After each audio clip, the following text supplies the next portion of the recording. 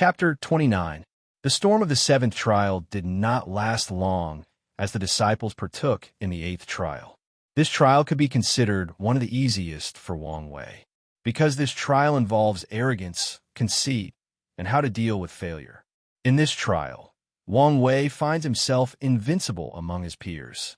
No matter what heaven-chosen he fights against, he will always end up the victor. As time passes, Wang Wei begins to grow a heart of invincibility. He has the confidence that no matter who he faces, he will win in the end. As his arrogance and conceit grow with time, his effort in cultivation starts to lag behind his peers. Then one day, he faces his first defeat, and it is against an opponent that he had previously won against numerous times. This defeat provides him with a severe blow to his self-esteem. If it were the other disciples, maybe they would be devastated, then proceed to enter a state of self-blame, lack of confidence, or even severe depression. But that did not apply to Wang Wei. To him, who have lived two lives, he had long learned that one failure does not define who he is as a person or what can he achieve in the future. In fact, most people spend the majority of their life experiencing one failure after another. However, as long as they succeed the one time that matters, then they can be set for life. Once someone succeeds, the people around him will not care about all his countless other failures, but focus on the one success. They magnify and glorify that one and only success. Of course, succeeding once does not mean that your path is over and you can enjoy life without an ounce of care from now on. No, it is the opposite. Once you succeed, you have to reanalyze all past failures and summarize the reason for the one success, then proceed to use the same or better method/formula to continue to succeed. With this mindset, Wang Wei soon realizes that the reason for his failure this time is due to the fact that he becomes conceited after succeeding so often. After being invincible, he did not put as much effort as he did before having such overwhelming strength. He has started to believe that no one would forever be his equal. As such, there is no need to put in so much effort. While the sin of sloth slowly devours him, his competitors did not slack off for even one day. They were not discouraged from the abundance of failures when facing Wang Wei. In fact, it was quite the opposite. They work harder than they did before. They put in 100 times more effort than previously. And eventually, they succeed in defeating a foe that at a certain point of time, they had deemed undefeatable. Wang Wei learns from the effort and spirit of his competitors. Although his heart of invincibility is shattered, he did not mind. He could slowly rebuild it and make it even stronger than before. Wang Wei did not take long to pass the test of the eighth trial after getting over his failure or defeat. The purpose of this trial is to teach disciples the values of constant hard work and the mindset needed when encountering major failures in life. In this world, cultivating is like a rapidly moving speed train on an endless track. If you slow down even a little bit, other trains might surpass you no matter how far ahead you think you are. Only by constantly moving forward that you have a slight chance of always keeping an advantage. What is even worse about this speeding train race is the fact that not everyone has the same starting line. As such, if you're not constantly improving and moving forward, no one knows the outcome of the race. After exiting the eighth pagoda trial, Wang Wei starts to ponder about the meaning of a heart of invincibility. In his opinion, no one can truly reach the state of invincibility. Some cultivators might spend their entire life without losing a single battle. Are they invincible? In Wang Wei's mind, the answer is no. The cultivation world is very hierarchical. So what if you are invincible in the supernatural realm?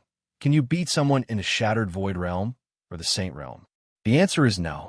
The only reason a person can claim to be invincible is if he spends his entire cultivating career without fighting someone of too much higher cultivation level than him. As such, the so-called heart of invincibility is nothing but the self-aggrandizing of some arrogant idiot who lives in a false reality. Wang Wei did not want such a heart of invincibility. In fact, despite Wang Wei's disdain, he knows that such a thing as heart of invincibility is actually very useful to cultivators. It can increase the confidence of a cultivator in battle creating a momentum that weakens enemies. Furthermore, anyone who cultivates a heart of invincibility will be acknowledged by heavenly Tao and increase their chi luck. If Tao heart increases a cultivator's chance of breaking through higher realm, then a heart of invincibility increases their combat power. To Wang Wei, the so-called heart of invincibility is too fragile. All it takes is one defeat or self-doubt, then it will shatter. Although Wang Wei has a great deal of confidence in himself, it is not to the point in which he believes that he will never lose a battle or experience failure. As such, he concludes that the path of invincibility is not for him. Despite all of this conclusion did not have any effect on him. The reason is because he has a strong belief, a belief that no matter what misfortune he encounters, no matter what battle he fights, he will have the last laugh. He will be the last man standing. He might not win the first few battles, but when it comes to the ones that truly matter, he will be the final victor. This belief is of a greater significance and value to him than any precarious heart of invincibility. After setting his mindset in the right direction, Wang Wei begins to prepare for the final trial. He knows that the final trial is actually quite horrible even according to his standard. As far as he is concerned, there is probably no actual way to pass this trial. Chapter 30. The Final Trial. Wang Wei spends a total of 10 days of rest to prepare for the 9th and final trial of the pagoda. With a strong and positive mindset, he sets out and enters the pagoda for the last trial. In this trial, Wang Wei lives a joyous, ordinary life. He had a family that loved him, an abundance of wealth that allowed him to enjoy life as much as possible, fulfilling a job as government official who is loved by the common people, and a healthy body without any major disease. He did not participate in things like drugs, alcohol, or prostitution. Wang Wei could be considered quite the responsible and filial son. The only major event expected to occur in his life is the day when he chooses a bride and gets married. Unfortunately for him, he did not live for that long. On a certain cloudy day, Wang Wei had the day off from the office. While taking a walk in the garden with his mother and father, suddenly the heaven trembles. Wang Wei and his family hold each other as a form of support. Then they raise their heads and look into the sky. What they say would leave an everlasting memory or trauma deep into their soul for as long as they exist. When Wang Wei looks in the sky, he sees a gigantic hand descending from the heavens heading toward him. His first reaction is that his idea is absurd, but as the massive hand starts to somehow enlarge itself, he realizes that his first assumption is actually quite right. In fact, the hand is not enlarging itself, but as it approaches him, all Wang Wei could see is the palm of the hand, which is quite massive in proportion to his size. As the hand approaches, Wang Wei finds himself incapable of talking, moving, or defending himself. Even his thinking process becomes increasingly slow and sluggish. The air or atmosphere around Wang Wei becomes solidified, which results in a heavy pressure both physically and spiritually to the people around. It is often said that when a person comes face to face with death, they will see all the memories or significant moments in their history flashing through their mind. However, this did not apply to Wang Wei at this moment. All he could think about before his untimely demise is how powerless he is, followed by insurmountable anger. Then he left the mortal coil with regret and endless fear. After his death, Wang Wei did not immediately exit the pagoda. This time, the setting of the trial is different.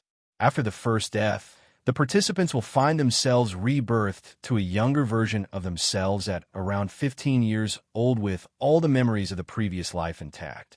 Their mission for this trial is to ensure their survival from that gigantic hand. On his second attempt, Wang Wei decides to follow the path of cultivation in order to fight the powerful being. In just a few decades, Wang Wei reaches the peak of cultivation and becomes one of the 9 giants of the cultivating world. On a fateful night, Wang Wei stands upright on top of a deserted mountain. He is waiting for the moment that will forever change his destiny. As expected, a gigantic hand tears apart the sky and heads toward him. Wang Wei awaits his enemy with a smile and endless fighting intent. Unfortunately, something out of his expectation happens. Two unexpected people appear next to him. They are his parents. It was at this moment that Wang Wei realizes that this powerful being did not only want to annihilate him, but wishes to emotionally torture him. It wants Wang Wei to watch with despair as the people he cares about die in front of him, while he remains absolutely helpless. Wang Wei screams in anger towards heaven. His scream is so loud and powerful that it echoes throughout the entire world. He rushes toward the still descending powerful hand to stop it. Unfortunately, things didn't go as he expected. Wang Wei soon discovers that he is not powerful enough to stop the almighty hand, or should say the wrath of heaven, as Wang Wei believes that no person or cultivator could be so powerful. Despite his fleeting thoughts, Wang Wei's situation is not looking good right about now. Despite the fact that he did not immediately disintegrate like his first life, his attempt at stopping the hand did not yield any result. All his attacks were literally useless as they disappeared before even touching the hand. As for Wang Wei himself, he manages to create a barrier around him with all his cultivation level. However, this method is only a stopgap measure. With the passing of time, the barrier around Wang Wei begins to crack. However, Wang Wei still insists on fighting even to his last breath. However, anguish soon envelopes him. Wang Wei watches as his parents, who were still located on the ground, slowly float in the air in front of the big hand. Then they slowly disintegrate into sand-sized particles and fly away with the wind. Then, Wang Wei screams aloud again, this time not out of anger, but absolute despair.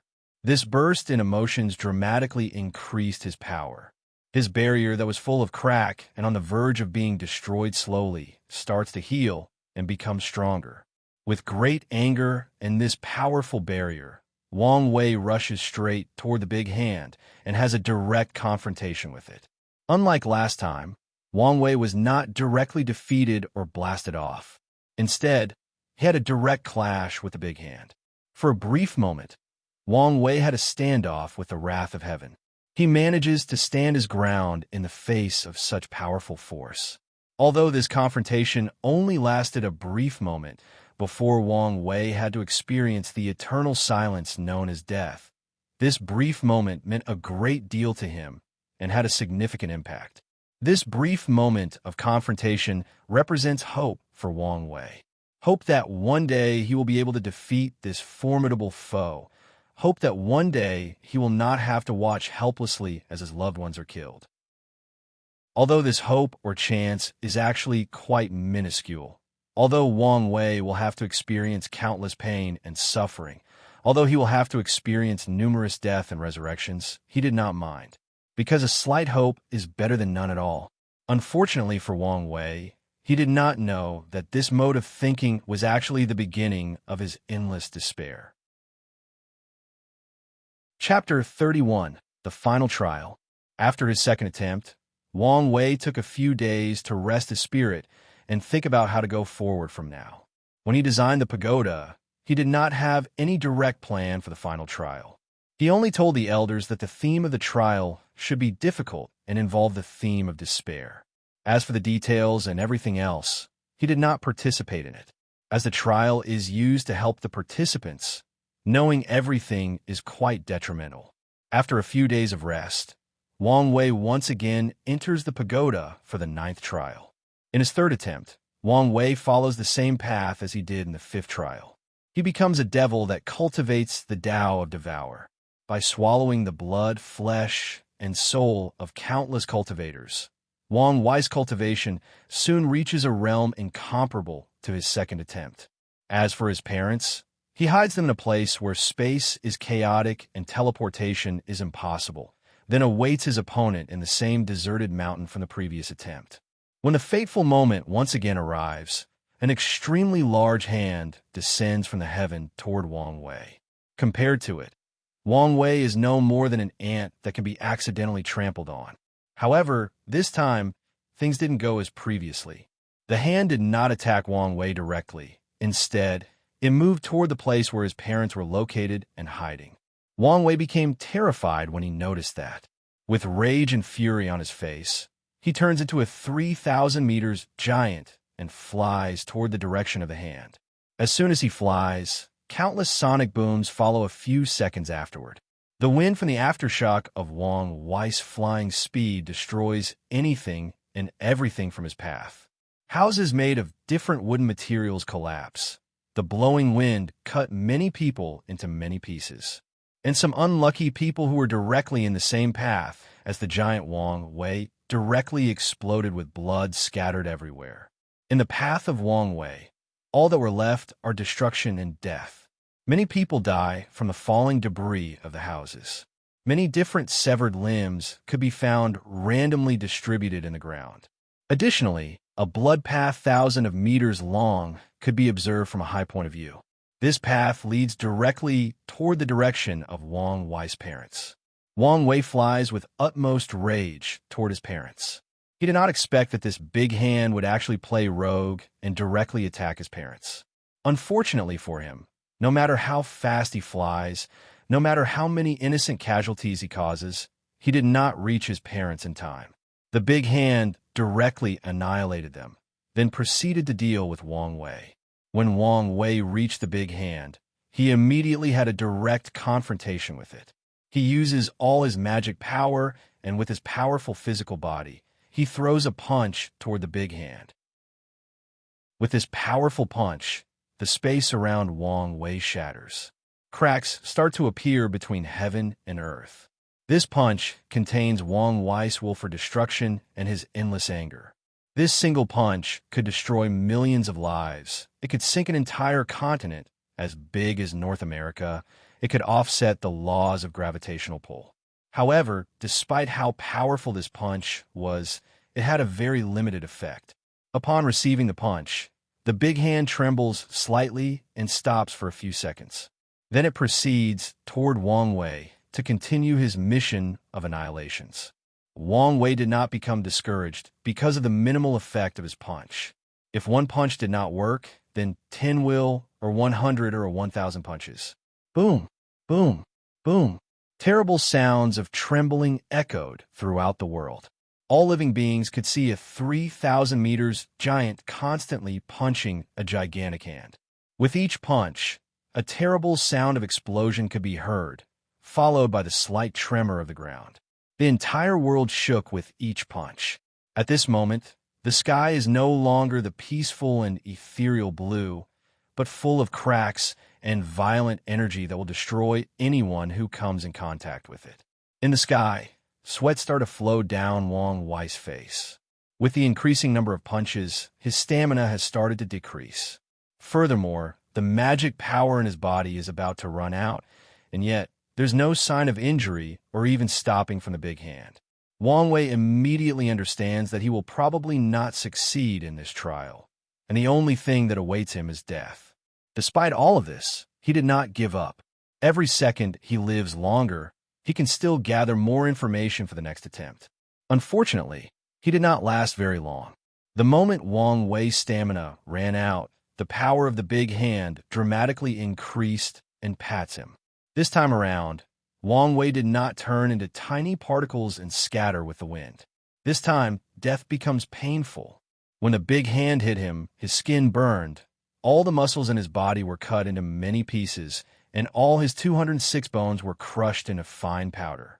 His internal organs, including his brain, were liquefied into smoothie.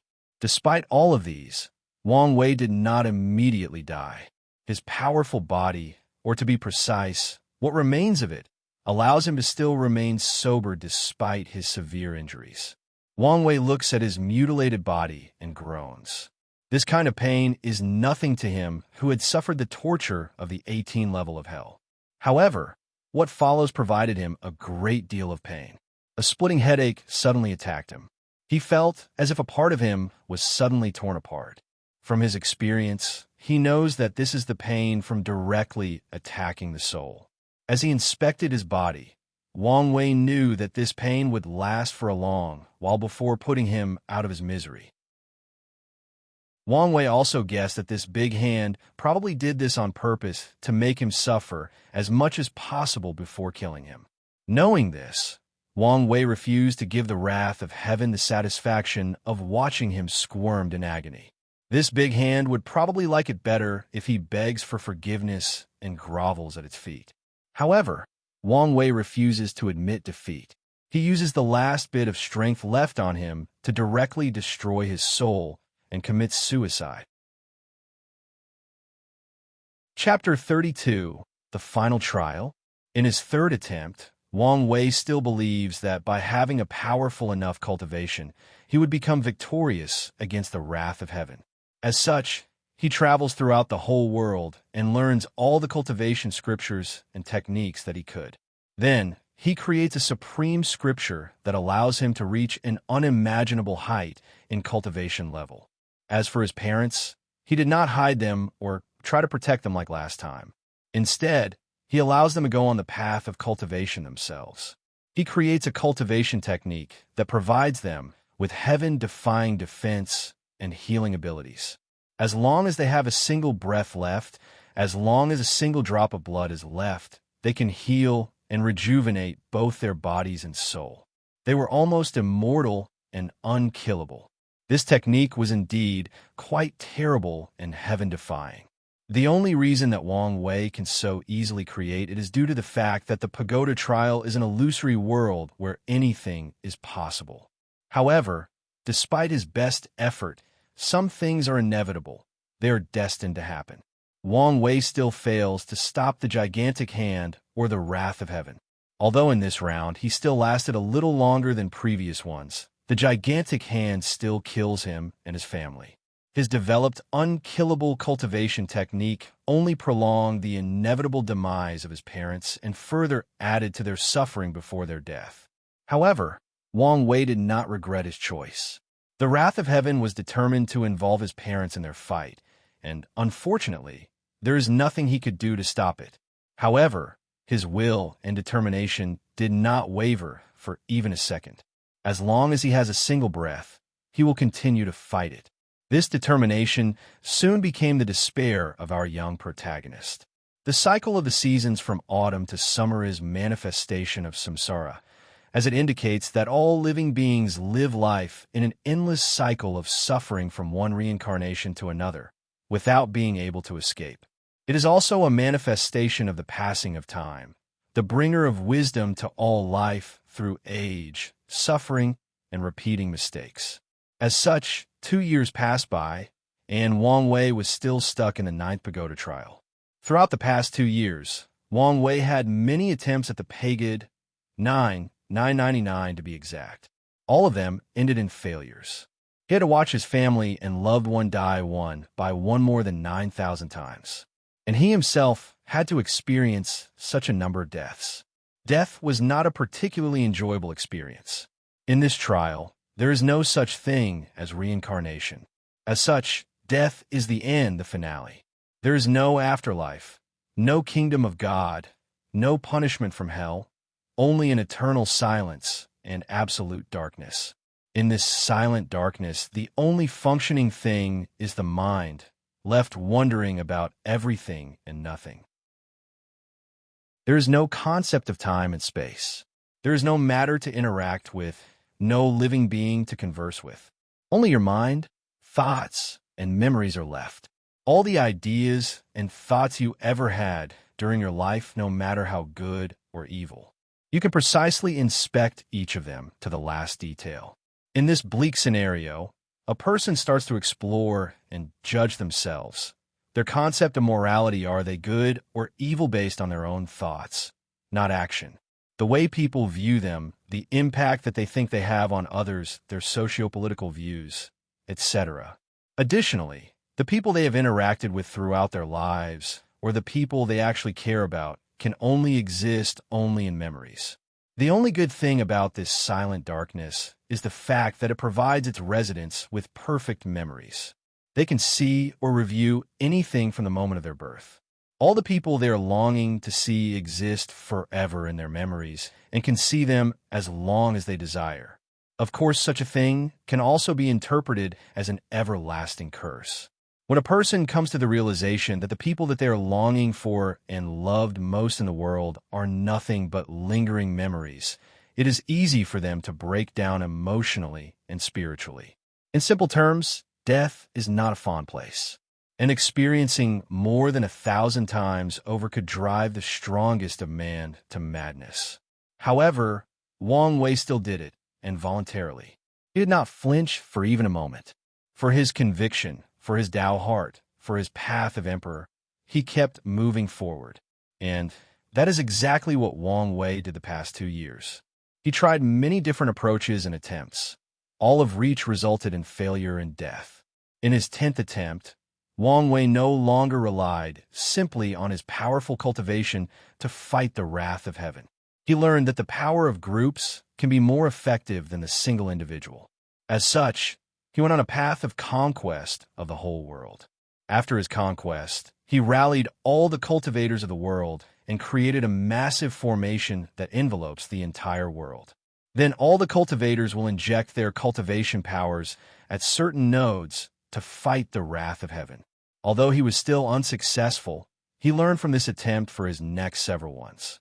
As such, he created a powerful weapon with the help of all the refiners in the world, then a powerful talisman in his next attempt, then a powerful pill.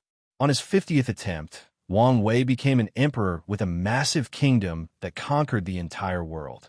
Then, he gathered the luck of all living beings and blessed himself to fight the wrath of heaven.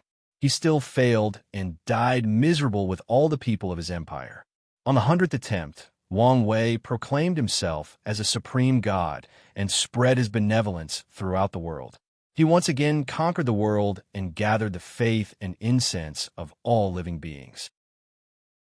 He turned the mortal world into his kingdom of God, where he turned all his most devout believers into light messengers or archangels. Gathering the power of the whole kingdoms, he went on an expedition against the gigantic hand. In the end, he still failed and his god kingdom was destroyed. All his believers perished, but they still did so with a smile on their face as they embraced death with their beloved god.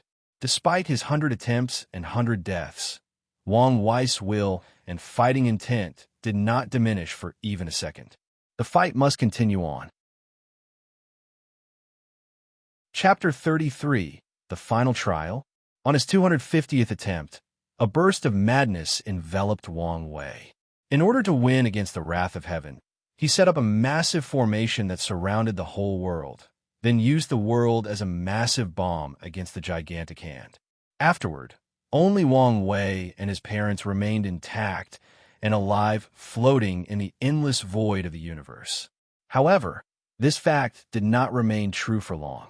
The world bomb did not stop the gigantic hand. Heck, it did not even hurt. Soon afterward, the wrath of heaven killed Wang Wei and his family. In his 587th attempt, Wang Wei once again established a supreme religion that engulfed the entire world. However, the god that the people worshipped was not him, but the supreme gigantic hand. In this attempt, Wang Wei placed himself in the role of servant and lauded the might and glory of the wrath of heaven. In desperation, Wang Wei had no choice but to humble himself in front of the big hand and see if he could spare him or at least spare his family. Unfortunately for him, his louche or shady action did not bring him the desired effect. The wrath of heaven still squashed him and his family into meat paste. Following this failure, Wang Wei became angry out of shame and fought more fiercely than ever against the big hand. On his 1,200th attempt, he used the blood, flesh, and soul of all the people in the world to cast a powerful curse on the gigantic hand. This attempt did provide him with some success. The powerful curse managed to dramatically weaken the wrath of heaven, which in turn allowed Wang Wei to put on a slightly decent fight. However, the result was still the same: death and destruction. In the 2,729th attempt, Wang Wei tried another drastic attempt. When the wrath of heaven came to him, he did not fight head-on. Instead, he kept dodging its attack. Their fight continued throughout the world, which resulted in the destruction of the world and extinction of all life. This was, of course, Wang Wei's plan. After the wrath of heaven destroyed the world and the people living in it, Wang Wei used a Tao of karma technique to initiate a karmic backlash against the gigantic hand. With the cause and effect of destroying the world, the grievances of billions of lives severely weaken the gigantic hand even more than the previous curse. Unfortunately, he still failed and died. In his 5,000th attempt, a deep despair overwhelmed Wang Wei when he realized that in all of his fights, he never managed to wound his opponent. He weakened it on many occasions. He fought with it to a standstill countless times for a long duration of time. However, he never managed to properly wound it. Wang Wei never saw the gigantic hand bleed, even once. With such lingering thoughts, Wang Wei considered stopping the trial. At this period of time, he was the only person who kept on persisting. Both the first contemporary sacred son and Li Jun had stopped after more than 2,000 attempts. Only he kept on going. At this point of time, Wang Wei realized that there might be no way to actually win this fight. The design of this trial is the despair of having an undefeatable enemy. The point that the elders were trying to teach them is to always insist and keep on fighting to the last breath. And during the process, temper the will and the heart as much as possible. So Wang Wei asked himself, was his will and heart tempered during this trial? The answer is of course yes. During the past 5,000 attempts, he had experienced countless suffering and deaths. Furthermore, he had learned a great deal of things and experienced many wonders of the world. Although this trial is a fantasy world, and many of the things he did were actually not feasible in the real world, many of his experiences and knowledge that he acquired were actually quite real and useful, especially those scriptures scattered all over the illusory world. In fact, the training of aristocratic families like him is actually quite rigid and severe. Do not look at novels in his previous life and see a bunch of young masters who are either unskilled or unlearned, yet they are the heir of their family with powerful cultivation. In fact, this is impossible, or at least in this world, it is impossible.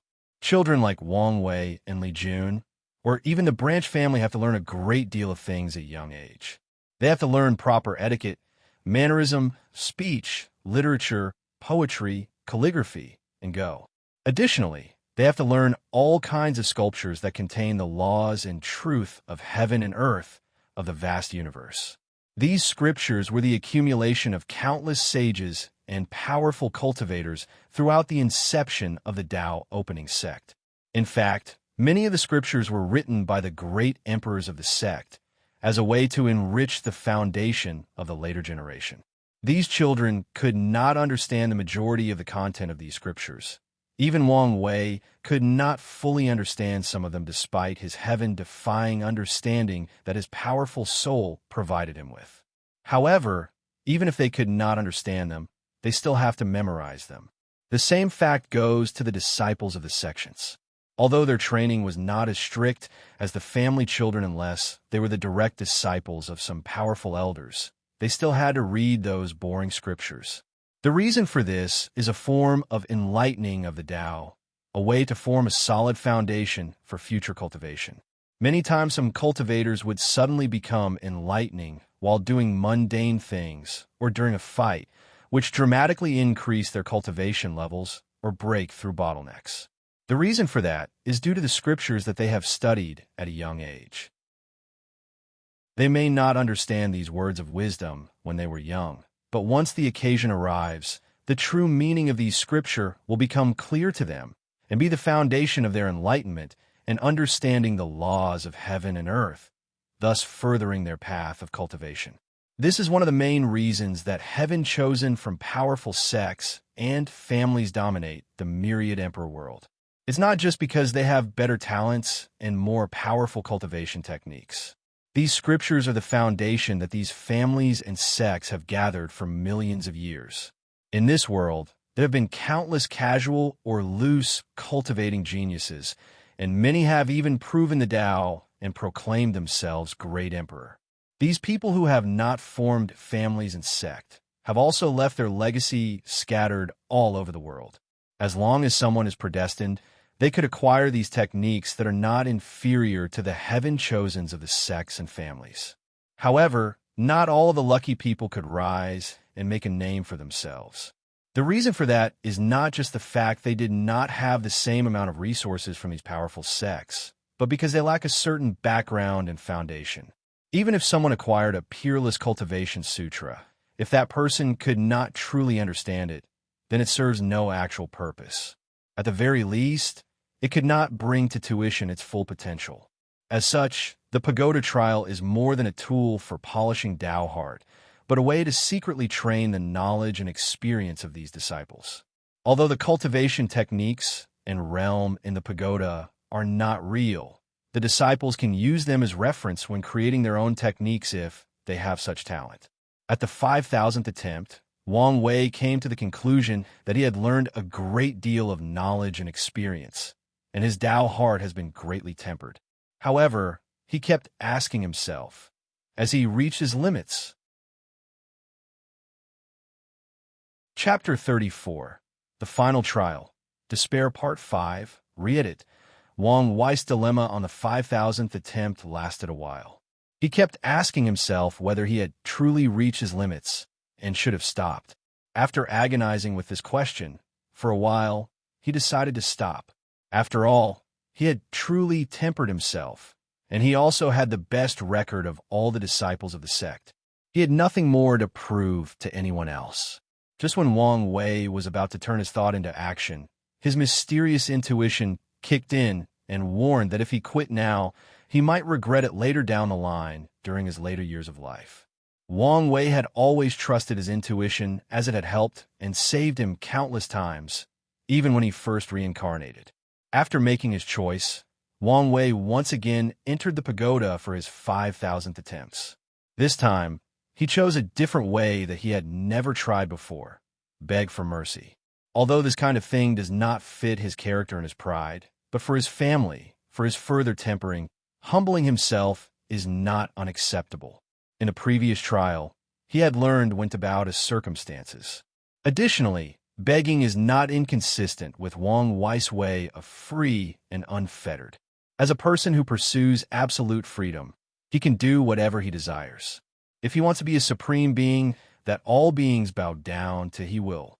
If one day he decides that the whole world is filthy and very disgusting to look at, he will cleanse it according to his standard, or he will gouge out his eyes and turn blind to it. If one day he suddenly wants to be a beggar or slave, he will be the humblest beggar and the lowliest slave. All things are according to his wish. After entering the pagoda for his new attempt, he went and lived in the deserted mountain, where he always had his destined confrontation with the wrath of heaven.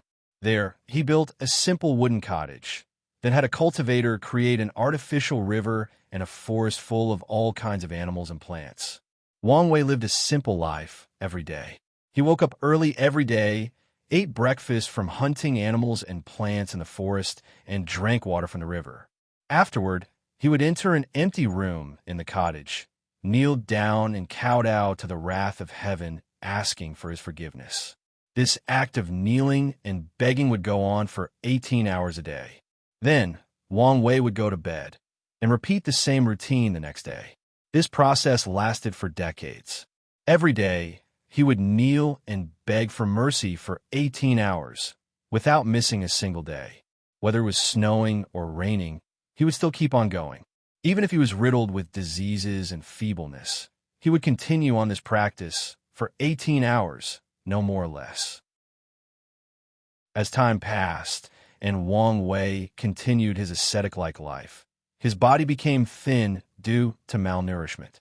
Although he ate every day, he had only had enough food to barely sustain him for the next day. Additionally, there were countless calluses on his knees due to the constant kneeling. In fact, his bones have in fact become somewhat deformed over the years. However, despite all these hardships, Wang Wei never stopped, not even for a single day. For Wang Wei, this excruciating process was not just a way to pass the trial, but a journey of penance and self-discovery. Wang Wei believed that only in the most painful times of someone's life that they can see themselves and discover what kind of person they are. Time soon passed, and the day of the fateful encounter soon arrived. The mighty hand of heaven descended toward Wang Wei as scheduled and proceeded to completely annihilate him. However, something different happened this time. One of which is the fact that the gigantic hand did not kill Wang Wei's parents this time, only him. The second thing was the fact that the wrath of heaven actually communicated with him this time. Before destroying Wang Wei, a powerful and mighty voice echoes throughout the world directed toward him and shouted, "Ant, are you worthy?" Then Wang Wei was killed and exited the pagoda. After his exit, Wang Wei did not become angry that all his decades of action were actually in vain. This was a choice that he personally made, and he had to live with the consequences. No one owed him anything, especially the wrath of heaven. Just because he put in all the work does not necessarily mean he will be rewarded. Life is unfair, and fate is the greatest impediment of life. Furthermore, he benefited a great deal throughout this trial. During his decades-long ascetic life, his state of mind had greatly sublimated. He had learned a great deal of things about himself. Although some of the things he realized about his nature were quite unpleasant, he had to live with the fact, or try to change. Instead of agonizing over his failed plan, Wang Wei was thinking about the word of the wrath of heaven. Is he worthy?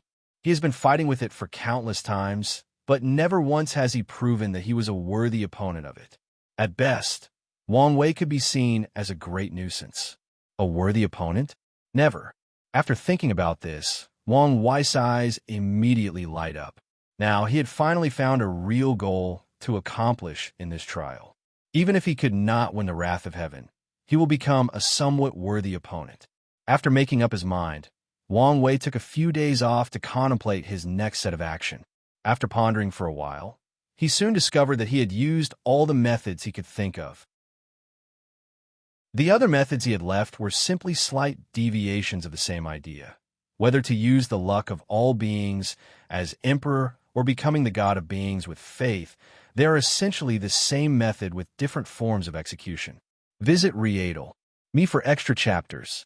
Although Wang Wei came to this sudden realization, he did not stop fighting.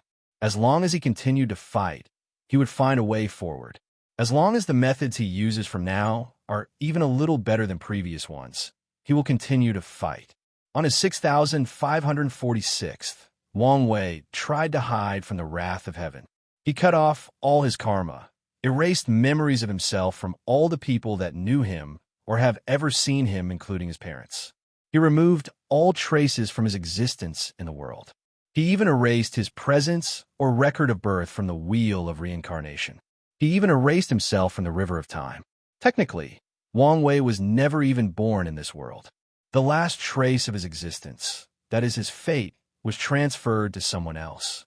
Wang Wei became a non-existent ghost of heaven and earth. It was as if he never appeared in this world. After doing all of this, he entered the endless void and left the whole world. On the fateful day, the wrath of heaven descended on the world. However, he could not find his little prey. In a burst of anger, it completely destroyed the whole world. After not finding his target, the gigantic hand became furious and destroyed the entire universe that Wang Wei was in. It was at this moment that Wang Wei truly realized the vast and mighty power of the wrath of heaven. All of his previous fights were probably child play. However, despite all of this, Wang Wei was not discouraged. The fight must continue on. On the 79-23th attempt, Wang Wei tried a different approach. He conquered the whole world as an emperor. Then, he enforced laws that encouraged the people to give birth to people at all cost. He provided all kinds of reward for families to give birth to more children. The more people a family has, the greater the status and wealth they have. In his madness, women throughout the world literally became birth machines, and men became stallions whose sole purpose was to impregnate women. In just a couple decades, the world population increased from a few billions to a few trillions. Then he encircles the whole world with a powerful formation that takes the sole power of all living beings and blesses it to his soul. During this fight with the wrath of heaven, Wang Wei did not fight him head-on, but on the soul level. Unfortunately, he still failed and died miserably with the world. How could a being of such proportional strength have a weak soul? A soul is probably a low-level thing for the wrath of heaven. Wang Wei's actions were doomed to fail from the beginning. On his 9,789th attempt, Wang Wei tried to parasitize the wrath of heaven. He believed that if he could acquire a few percent of the hand's power, then he could have a prolonged fight with it and eventually be the last winner. This attempt was somewhat successful. Wang Wei created a cultivation technique that could parasitize a host, then take over their power. With this powerful Dao art, Wang Wei did acquire some of the powers of the wrath of heaven. However, before he could control said power, the gigantic hand triggered the imprint he had on its power, and Wang Wei was backlashed and died. Today is a great and memorable day in the Dao opening sect. The young sect master is going to try his last attempt in the pagoda, the 10,000th attempt. Many disciples and elders of the sect gathered together to witness this momentous event. Discussions of this event are ubiquitous. From the lowest of servants to the highest echelons of the sects, all are discussing this event. Wang Wei, who is now 11 years old, stands in front of the pagoda with a calm look. In the past 2 years, he had changed a lot. He has become a lot taller, more handsome, and more mature. The biggest changes are his eyes and temperament. The edge it had on him before was gone, replaced by a soothing and ethereal calmness. His will and determination that were easily noticeable from his eyes are now gone, replaced by a profound vastness that could engulf anything and everything. After a brief pause of silence, under the eyes of countless disciples and elders, Wang Wei enters the pagoda for his last and final attempt. Chapter 34.1 Wang Wei's dilemma on the 5,000th attempt lasted a while. He kept asking himself whether he had truly reached his limits and should have stopped. After agonizing with this question for a while, he decided to stop. After all, he had truly tempered himself, and he also had the best record of all the disciples of the sect. He had nothing more to prove to anyone else. Just when Wang Wei was about to turn his thought into action, his mysterious intuition kicked in and warned that if he quit now, he might regret it later down the line during his later years of life. Wang Wei had always trusted his intuition as it had helped and saved him countless times, even when he first reincarnated. After making his choice, Wang Wei once again entered the pagoda for his 5,000th attempts. This time, he chose a different way that he had never tried before: beg for mercy. Although this kind of thing does not fit his character and his pride, but for his family, for his further tempering, humbling himself is not unacceptable. In the previous trial, he had learned when to bow to circumstances. Additionally, begging is not inconsistent with Wang Wei's way of free and unfettered. As a person who pursues absolute freedom, he can do whatever he desires. If he wants to be a supreme being that all beings bow down to, he will. If one day he decides that the whole world is filthy and very disgusting to look at, he will cleanse it according to his standard, or he will gouge out his eyes and turn blind to it. If one day he suddenly wants to be a beggar or slave, he will be the humblest beggar and the lowliest slave. All things are according to his wish. After entering the pagoda for his new attempt, he went and lived in the deserted mountain, where he always had his destined confrontation with the wrath of heaven.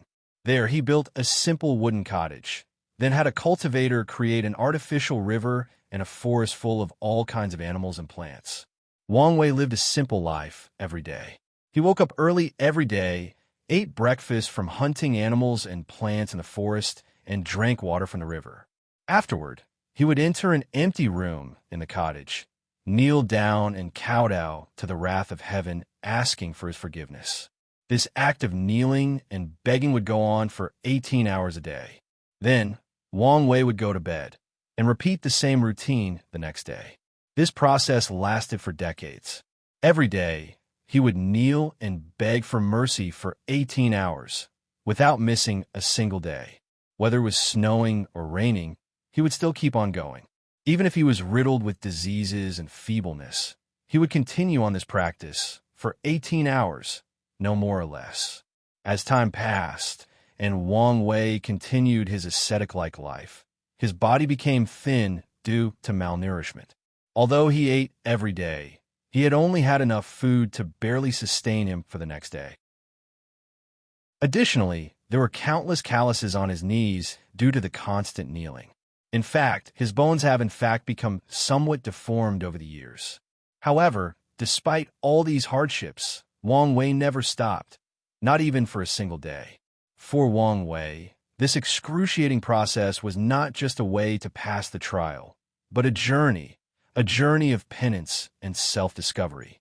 Wang Wei believed that only in the most painful times of someone's life that they can see themselves and discover what kind of person they are. Time soon passed, and the day of the fateful encounter soon arrived. The mighty hand of heaven descended toward Wang Wei as scheduled and proceeded to completely annihilate him. However, something different happened this time, one of which is the fact that the gigantic hand did not kill Wang Wei's parents this time, only him. The second thing was the fact that the wrath of heaven actually communicated with him this time. Before destroying Wang Wei, a powerful and mighty voice echoes throughout the world directed toward him and shouted, "Ant, are you worthy?" Then Wang Wei was killed and exited the pagoda. After his exit, Wang Wei did not become angry that all his decades of action were actually in vain. This was a choice that he personally made, and he had to live with the consequences. No one owed him anything, especially the wrath of heaven. Just because he put in all the work does not necessarily mean he will be rewarded. Life is unfair, and fate is the greatest impediment of life. Furthermore, he benefited a great deal throughout this trial. During his decades-long ascetic life, his state of mind had greatly sublimated. He had learned a great deal of things about himself. Although some of the things he realized about his nature were quite unpleasant, he had to live with the fact or try to change. Instead of agonizing over his failed plan, Wang Wei was thinking about the word of the wrath of heaven. Is he worthy? He has been fighting with it for countless times, but never once has he proven that he was a worthy opponent of it. At best, Wang Wei could be seen as a great nuisance. A worthy opponent? Never. After thinking about this, Wang Wei's eyes immediately light up. Now, he had finally found a real goal to accomplish in this trial. Even if he could not win the wrath of heaven, he will become a somewhat worthy opponent. After making up his mind, Wang Wei took a few days off to contemplate his next set of action. After pondering for a while, he soon discovered that he had used all the methods he could think of. The other methods he had left were simply slight deviations of the same idea. Whether to use the luck of all beings as emperor or becoming the god of beings with faith, they are essentially the same method with different forms of execution. Although Wang Wei came to this sudden realization, he did not stop fighting. As long as he continued to fight, he would find a way forward. As long as the methods he uses from now are even a little better than previous ones, he will continue to fight. On his 6,546th, Wang Wei tried to hide from the wrath of heaven. He cut off all his karma, erased memories of himself from all the people that knew him or have ever seen him, including his parents. He removed all traces from his existence in the world. He even erased his presence or record of birth from the wheel of reincarnation. He even erased himself from the river of time. Technically, Wang Wei was never even born in this world. The last trace of his existence, that is his fate, was transferred to someone else. Wang Wei became a non-existent ghost of heaven and earth. It was as if he never appeared in this world. After doing all of this, he entered the endless void and left the whole world. On the fateful day, the wrath of heaven descended on the world. However, he could not find his little prey. In a burst of anger, it completely destroyed the whole world. After not finding his target, the gigantic hand became furious and destroyed the entire universe that Wang Wei was in. It was at this moment that Wang Wei truly realized the vast and mighty power of the wrath of heaven. All of his previous fights were probably child play. However, despite all of this, Wang Wei was not discouraged. The fight must continue on. On the 79-23th attempt, Wang Wei tried a different approach. He conquered the whole world as an emperor.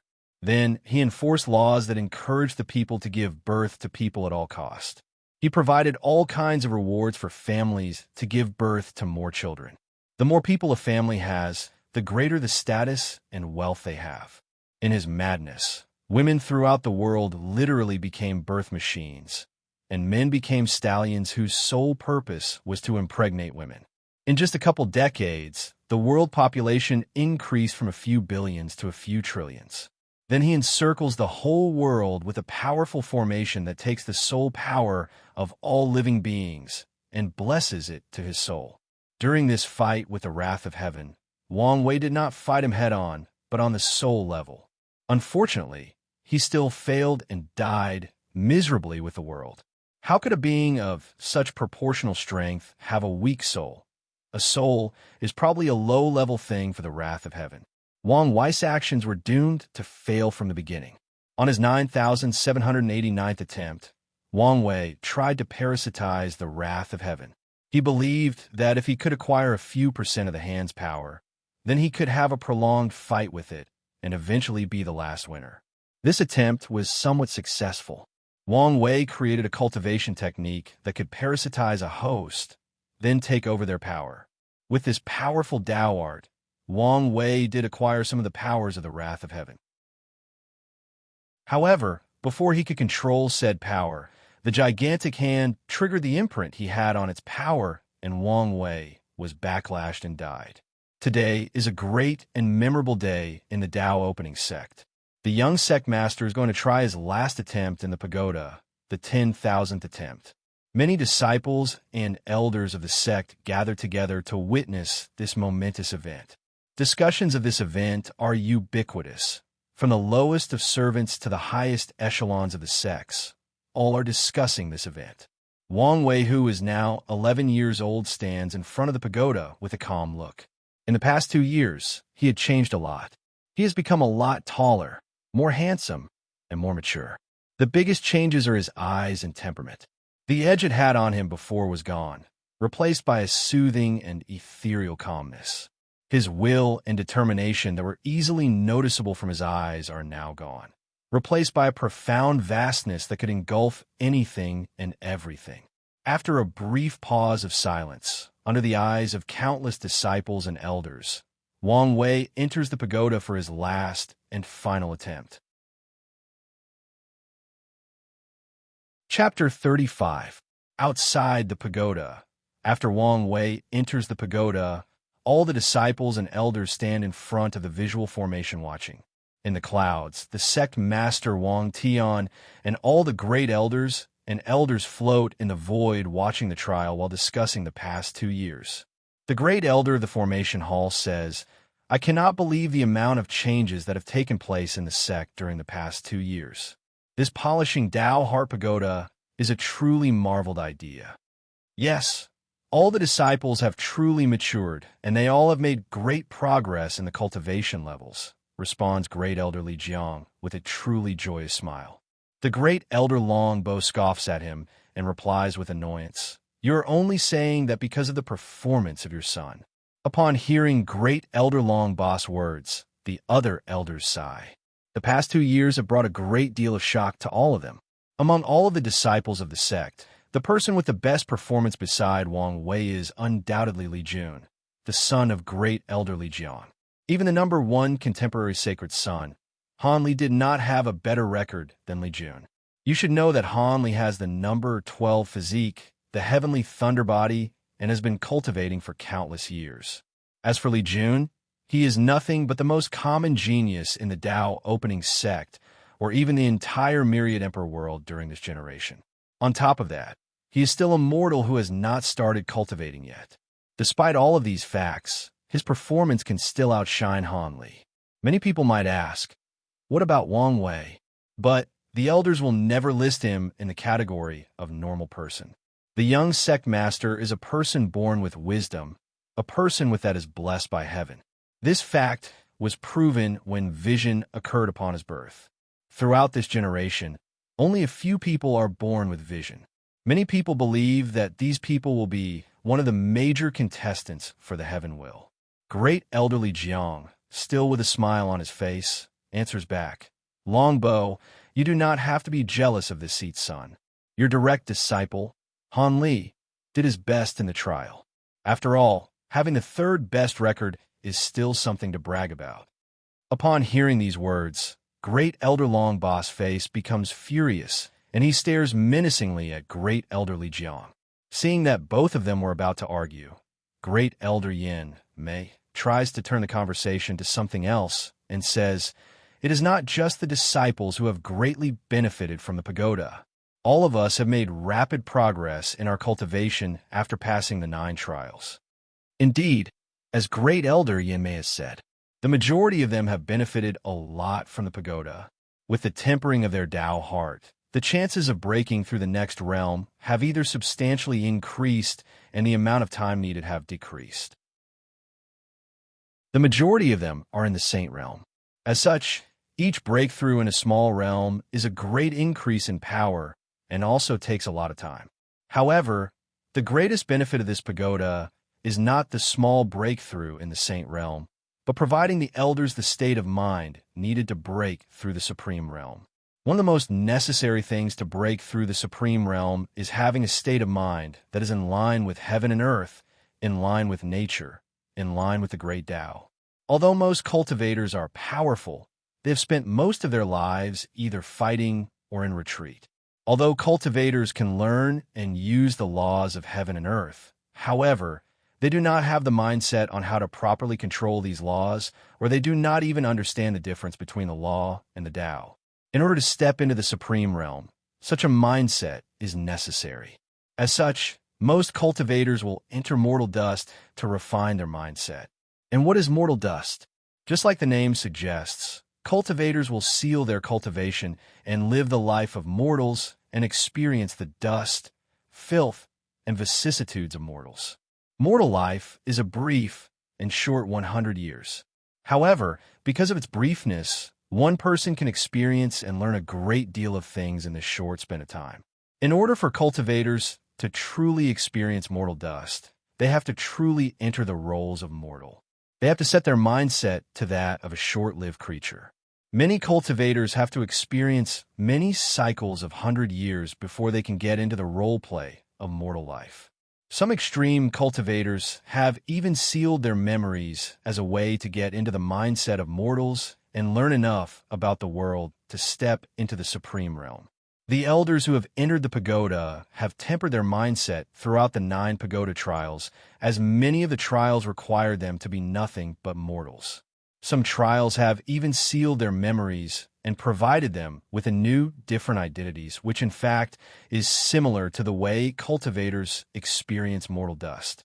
As such, when it is their turn to experience mortal dust, they have a great advantage ahead of many people. Just such pagoda have increased their chance to step into the Supreme realm by at least 5%, which is a high number given the fact that the Supreme realm is the highest cultivation level that a person can step to on their own. Back to the pagoda.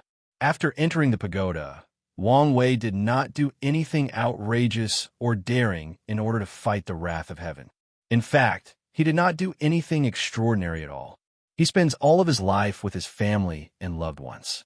He did not cultivate, conquer the world, or create some grandiose and elaborate plan. He lives all of this attempt as a normal person blessed with wealth, health, and a loving family. Many of the people watching outside became confused, but they did not stop watching. They know that things will never be as simple as seen, and they are right. When the fateful encounter arrived, Wang Wei set out to the place he always had his fight with the wrath of heaven. This place is where everything begins, and it is also the place where everything should end. Wang Wei stands on top of the mountain with a calm face, waiting for his predestined foe to arrive. He did not have to wait long. Soon, a gigantic hand descended from heaven, heading toward Wang Wei to squash him. Things proceed as they always did, with Wang Wei's utmost defeat and death. However, the process did not go as easy as the wrath of heaven anticipated. When the gigantic hand reached Wang Wei, he did not fight or struggle despairingly. Instead, he looked straight at the gigantic hand. A supreme and indomitable will flows out of Wang Wei's weak mortal body. The will resisted the mighty power of the wrath of heaven for a whole 10 minutes. In those 10 minutes, The gigantic hand manages to destroy the whole world and all of its billions of lives, then proceeds to destroy the entire universe just like he did previously. However, he still could not kill Wang Wei. He could not even slightly injure him. Despite the destruction of the world, despite the annihilation of the universe, despite being a mortal floating in the endless chaos, Wang Wei still looks at the gigantic hand with a calm look on his face for a whole 10 minutes. His look conveys his will that no matter how powerful the wrath of heaven is, no matter what heaven-defying action he takes, in these 10 minutes, his will is supreme. As long as his will is strong and firm enough, in all heaven and earth, he is almighty, he is transcendent. No one can kill him. Even if he was an actual ant right now, the gods, Buddhas, and immortals could do no harm to him. Not even the power of heaven could kill him right now. Chapter 36. During the 10 minutes fight against the wrath of heaven, Wang Wei did suffer some injuries, but it was not due to the power of the gigantic hand. It was due to himself, actually. 5 minutes into the fight, Wang Wei's body suddenly collapsed and disappeared, followed by the annihilation of his soul. However, he was still not dead yet. An illusory figure that looked exactly like Wang Wei appeared in the place where his body used to be. This illusory figure was not his soul, but a physical manifestation of his will. It turned out that Wang Wei's mortal body was too weak to bear his supreme and powerful will. As such, it was destroyed. However, his will still maintained a fight against the wrath of heaven. In fact, Wang Wei believed that even if he had cultivated to the highest cultivating realm possible, his body probably would not be able to support such will and determination.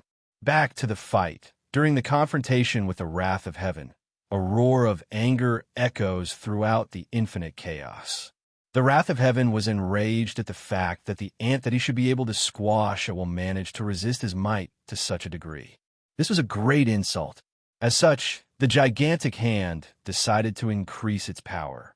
With the wave of its hand, all the 3,000 Tao that make up heaven and earth were completely obliterated. The infinite chaos was shattered, and the illusory world returned to its origin of nothingness.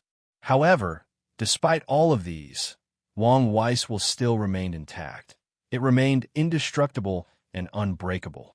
Meanwhile, outside of the pagoda, when the wrath of heaven used such a powerful method, a great change occurred. The pagoda started to tremble and shake wildly. Suddenly, the atmosphere of the entire Tao opening sect changed. A mysterious feeling enveloped the entire sect. Everything suddenly became bleak and somber. The upper echelons of the Tao opening sect were able to feel the atmosphere more seriously than the disciples. They suddenly felt that the confrontation between Wang Wei and the gigantic hand was more than a mere trial. They felt as if this confrontation involved the fate of all the people in the world. Although this mysterious feeling only lasted a few minutes and then disappeared, the upper echelons of the sect knew that their feelings were not wrong. They instinctively knew that something beyond their comprehension must have happened. They took notes of this change and planned to review the sect's record to see if they can find any precedent or information. In the 10th minute of Wang Wei's fight against the gigantic hand, right before he exited the pagoda, something unexpected happened again. A drop of blood suddenly dropped from the gigantic hand and fell into the nothingness of the universe. In the palm of the wrath of heaven, there was a slight opening, a slight wound in which a drop of blood flew out. The wrath of heaven was injured. For the first time in 10,000 battles, the gigantic hand suffered from an injury and actually bled. This was truly a miracle. Everyone watching this scene outside of the pagoda were shocked, even the elders. No one has managed to ever wound the gigantic hand, not even the great elders and sect master. In fact, the people most shocked were actually the great elders of the formation hall and refining hall. As they participated in the refining of the pagoda, they both knew that the setting of the 9th pagoda trial was designed as an almighty and powerful supreme being that brought absolute despair to the testers. According to the setting, it is impossible to wound the wrath of heaven. What the young sect master did was like someone finding a bug in real life. Life can be considered the most perfect program. It is smooth, absolute, and perfect. How can there be a bug in life, just like in games? However, that is exactly what Wang Wei did. He found, or should say created a bug in a perfect and absolute program. This is, in essence, a true miracle. Meanwhile, inside the pagoda, Wang Wei watched the blood of the wrath of heaven drop down and fall into emptiness. He smiles happily and mutters to himself and to the gigantic hand, "Now, I am more than worthy." Soon afterward, Wang Weiswell disappears and he exits the pagoda. After his exit, Wang Wei ponders the state he experienced in the pagoda. He tries to do it again. However, he fails. This is not a surprise. After all, this is the real world, not the pagoda. However, Wang Wei knows that a seed has been planted.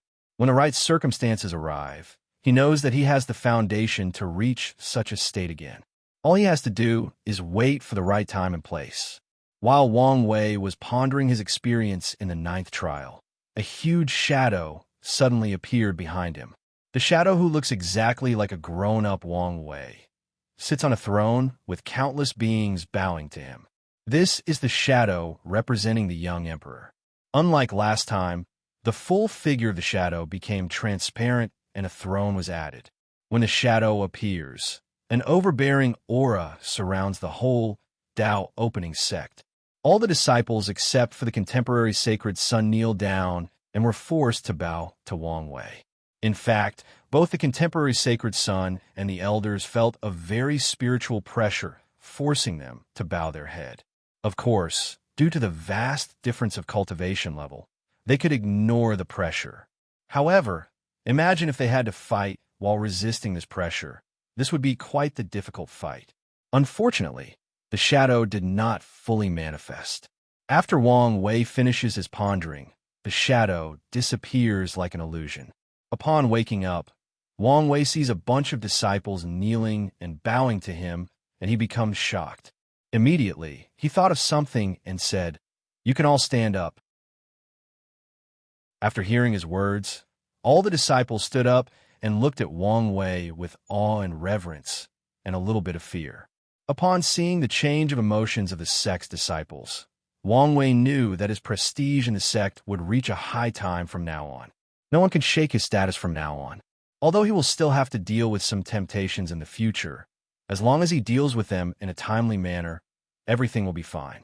Wang Wei then makes a gesture toward his headmaid, who then holds him and flies toward the Wang family mansion. Wang Wei knows that the first step of his rise in the path of the emperor has been taken. All he needs to do is to slowly walk the path he laid out and prepares for the future. As long as he prepares as much as possible, then no matter the outcome, he can accept it and calmly says that he had tried his best. Chapter 37. The impact of Wang Wei's 9th trial lasted for more than a month.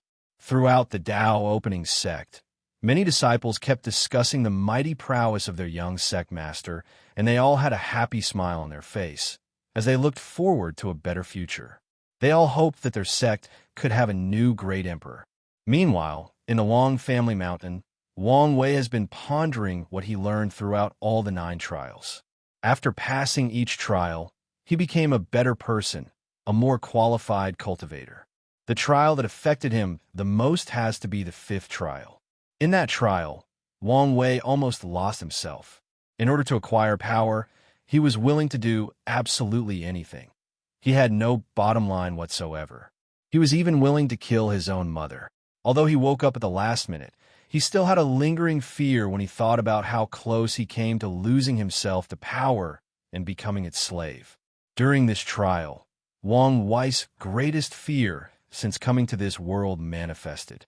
He truly feared that during his journey to the throne of emperor, the cultivating world would slowly change him and turn him into a greedy and heartless monster that lust for power.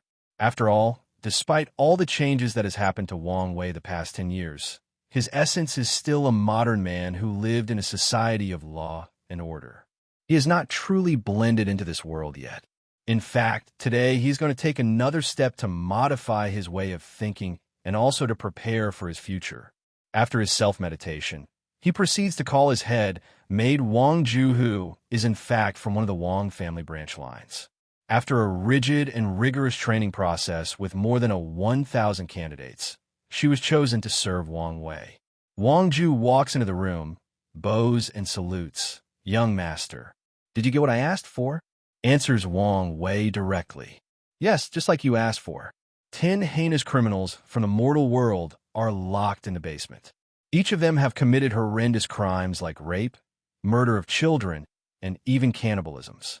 After hearing Wang's just words, Wang Wei nods in satisfaction and orders, "You can leave now."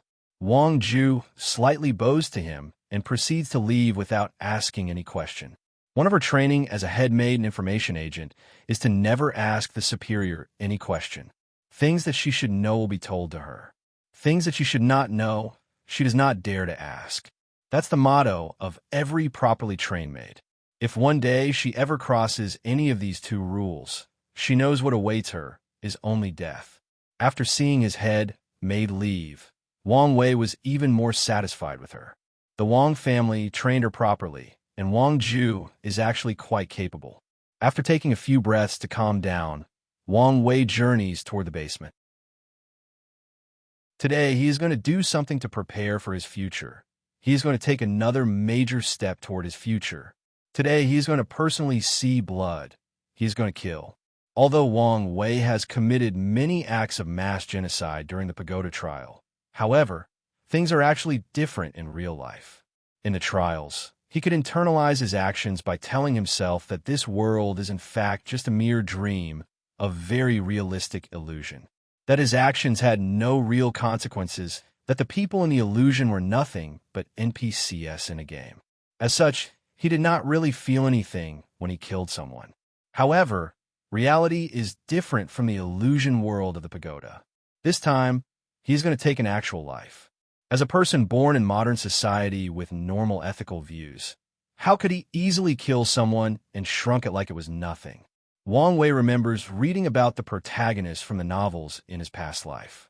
Every time they first kill someone, they act as if it was nothing. It was as if what they had just done is comparable to daily drinking of water. These protagonists usually defend themselves by saying that the world is the law of the jungle. Big fish preys on little fish. Although they're indeed right, the world of cultivation is indeed brutal. However, these protagonists just got into the world and they could immediately change their mindset like that. To Wang Wei, most of these protagonists were actually already mentally unstable. The world did not change them. Not it just reveals their already insane or problematic mentality. The law and order of modern society are just shackles to these protagonists. However, Wang Wei is different. He was a normal human being with normal ethical views. Although he always has been a person of great determination, in many ways, he is still a normal person. Wang Wei continues to walk steadily toward the basement. Today, he must kill these prisoners. And it is not because of his moral views that evil must be eradicated. No, it was because his mentality needs to change. After spending so much time in this world, Wang Wei has realized that he is different from the children of this world. All the children of the same age as him have the mindset that killing is not morally wrong, but a way to display might and heroism. They grew up hearing tales of their father and ancestors fighting and slaughtering countless cultivators. And these parents instilled the idea that one day they will do the same too. As a result of this, killing for these children is nothing at all.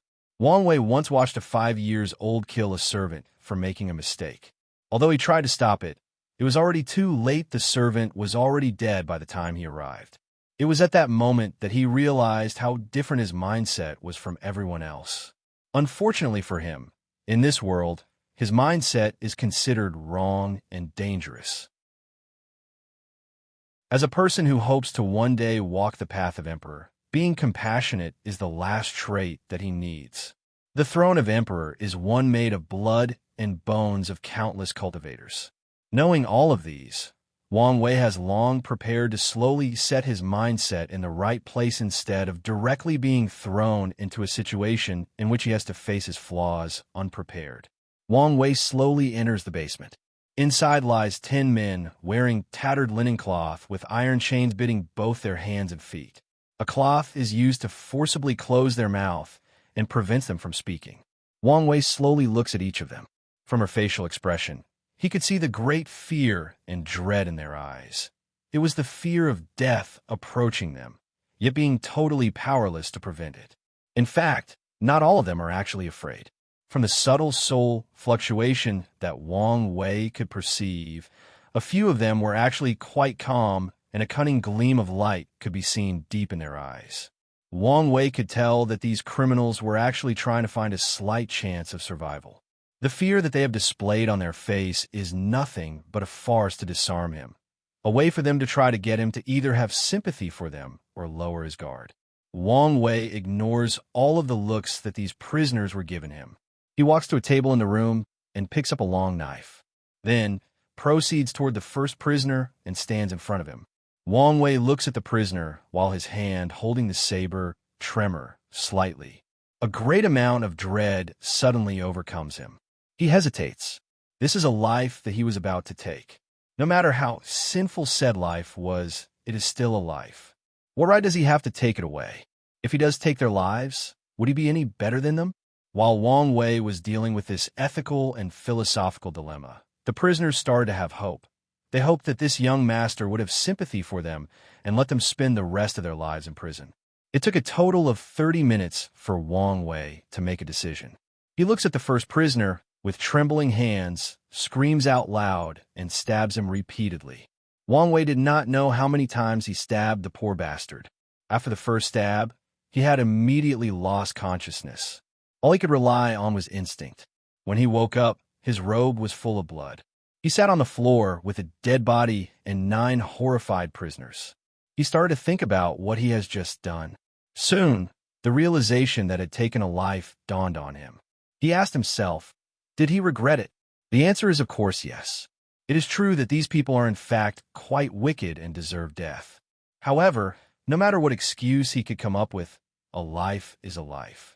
Afterward, Wang Wei asked himself, if he was given the chance to redo it again, would he still make the same choice? The answer he came up with is still yes. He is a person destined to walk the path of the Emperor. In the future, the amount of lives that will end on his own hand will be incalculable. What he had just done was just the first step in order to adapt. It is true that the act of killing someone is actually quite the horrible feeling. Unfortunately, he will have to get used to this feeling until he can completely ignore it or he becomes numb to it. After realizing all of this, Wang Wei had a feeling that something of great importance was taken away from, and he knew that he would never be able to take it back. Chapter 38. Soon after Wang Wei entered the basement, someone appeared in Tianwei, peaked to report to Sect Master Wang Tian. Wang Tian, who was reviewing a bunch of documents from different jade talismans, suddenly asks to the empty void without even raising his head, "Shadow, what are you reporting to me today?" The shadow answers in his hoarse and indifferent voice. A few minutes ago, the young master entered the basement with a bunch of prisoners, and he exited the basement with blood all over his clothes. After hearing the shadow's word, Wang Tian immediately understood what these words meant. He raised his head and looked in the direction of the Wang family mountain. His vision penetrated more than 1,000 miles of distance. It passed through countless formations and obstacles and saw his son. At this time, Wang Tian saw that his son's body was still full of blood, and he was waiting for the maids to prepare a bath for him. Wang Tian could also see that the state of his son was not good right now. After finishing checking on Wang Wei, Sect Master Wang Tian sighed in relief. Actually, throughout the years, Wang Tian had noticed that his son was quite different from ordinary people. According to his years of observing and analyzing, he came to the conclusion that the core values of his son were completely different from all the people of the world. His son's core values involve the idea that order and restraint is necessary for the development of society, that all people are created equal, and more importantly, killing and slaughtering is morally wrong. When Wang Tian noticed these core values from his son, he was completely worried. In this world where cultivators rule and dictate everything, these values or ideas are not only worth nothing, but are quite dangerous. How can cultivators who have 100,000 years of lifespan, can destroy rivers, move mountains, and pick up the stars, be equal to ordinary mortals?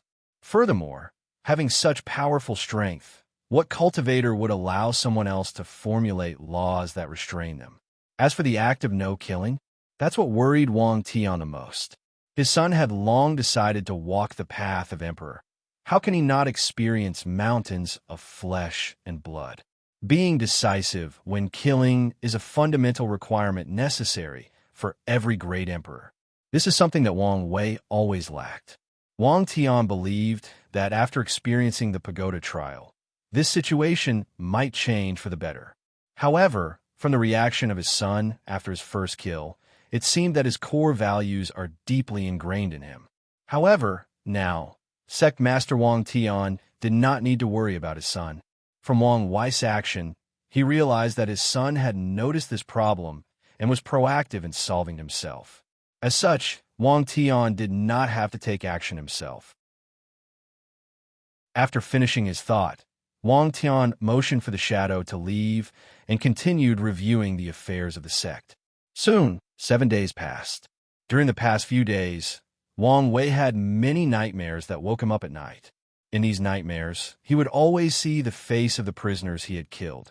They would hunt and torment him in every way possible. However, despite all of these, he always killed a few more prisoners the next day. No matter how bad his nightmares were, no matter how nauseous he was after each kill, he would continue to take a life at least once a day. Wang Wei knew that killing will become a common thing for him from now on. It is imperative that he learns how to get used to it. Today, Wang Wei was having dinner with his mother. He chatted with her while eating. However, Yin could tell that her son was not paying attention. She had already learned about what happened with her son through her husband. Additionally, she also noticed the recurring nightmares he had in the past 7 days. When it comes to this matter, there were only a few things that she could help in. She was already ready to do her part. Yu Yin lightly shook her son and asked him, "Wire, are you listening to what I'm saying?" Wang Wei woke up from his daze and answered apologetically, "I'm sorry, mother. I was a little distracted." "What were you saying?" "I was talking about the story about how me and your father met and fell in love." "That's right. So what happened between the two of you?" Yu Yin coughed lightly and started telling the story again in a strange and magnetic voice. As she spoke, each of her words contained a slight, unknown fluctuation. "Me and your father were one of the brightest heaven-chosen of our era. We defeated countless so-called geniuses all over the myriad emperor world. Even me and him have fought numerous times." "Oh, how come you guys fought? And who was the winner?" asked Wang Wei intriguingly. Yu Yin answered, "As you know, I'm from a Yu aristocrat family. Our family only has one great emperor. As such, I was trained as the next heir of the family and fought for the heaven mandates of our generation. Because of this, me and your father fought a lot in our times." As for who won and lost, after saying this, Yu Yin stopped for a while with a little bit of shame on her face. Then, she continued, "Your father was truly an impressive heaven-chosen back then. His created Absolute Cutsword Sutra was truly a magnificent technique with boundless prospect. I never beat him in a direct confrontation." Wang Wei immediately replied, "Direct confrontation? Does that mean you won against him using crooked methods?" Upon hearing, Yu Yin became angry out of shame and lightly slapped the back of Wang Wei's head and said, "What do you mean by crooked method? Boy, on the path of emperor, any victory accomplished by any means is still a victory." Upon hearing his mother scolding, Wang Wei laughed wryly and decided not to argue with her. So, he immediately changed the subject and asked, "If you guys were enemies, how did you fall in love?" Once Yu Yin heard her son's question, she secretly smiled. Wang Wei himself did not notice the fact that during this conversation, he was not once distracted or dozed off. He forgot the psychological torments that he had endured the past 7 days. The reason for that was that Yu Yin secretly used a hypnotic technique that distracted Wang Wei and focused entirely on her words. This technique is a simple application of the soul after entering the primordial spirit realm. Of course, cultivators in the supernatural and divine body realm can do it too, but it would not be so exquisite and subtle. Yu Yin continued her story. We fell in love while visiting one of the 6 forbidden land, the Blood Earth, located in the northern Black Tortoise continent. Mother, wait, I thought that the forbidden lands were a death place. Anyone who entered will die, even great emperors. Yu Yin slapped him again and said, Don't interrupt me. The forbidden lands are indeed dangerous even for great emperors, but that is only the core area. Every once in a while, these forbidden lands would open and countless cultivators would swarm there to find their own opportunities. Me and your father were the same. Unfortunately, even the outer areas are full of dangers, and few cultivators that entered could survive and make it out alive. I met your father there, and we were besieged by a bunch of blood Azuras. In order to get out there alive, we decided to cooperate.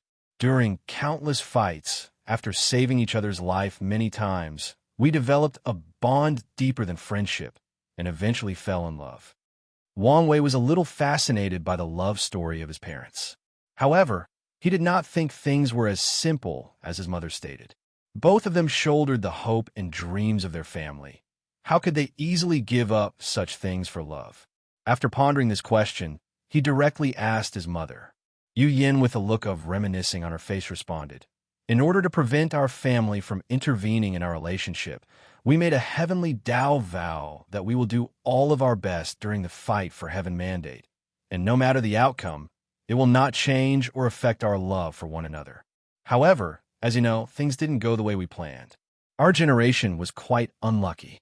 Well, maybe it was for the best. Our family is happily together now, and we still had the blessing of having you. After saying this, Yu Yin gently caressed the top of Wang Wei's head, which made him a little bit embarrassed. His mother always likes to caress the top of his head. While Wang Wei was distracted and tried to remove his mother's hand from his head, Yu Yin secretly crushed a pill in a powder and put it in Wang Wei's milk on the table. Following this, she said, Okay, there is no need to be embarrassed. I am your mother after all. I've changed your diaper countless times when you were a baby.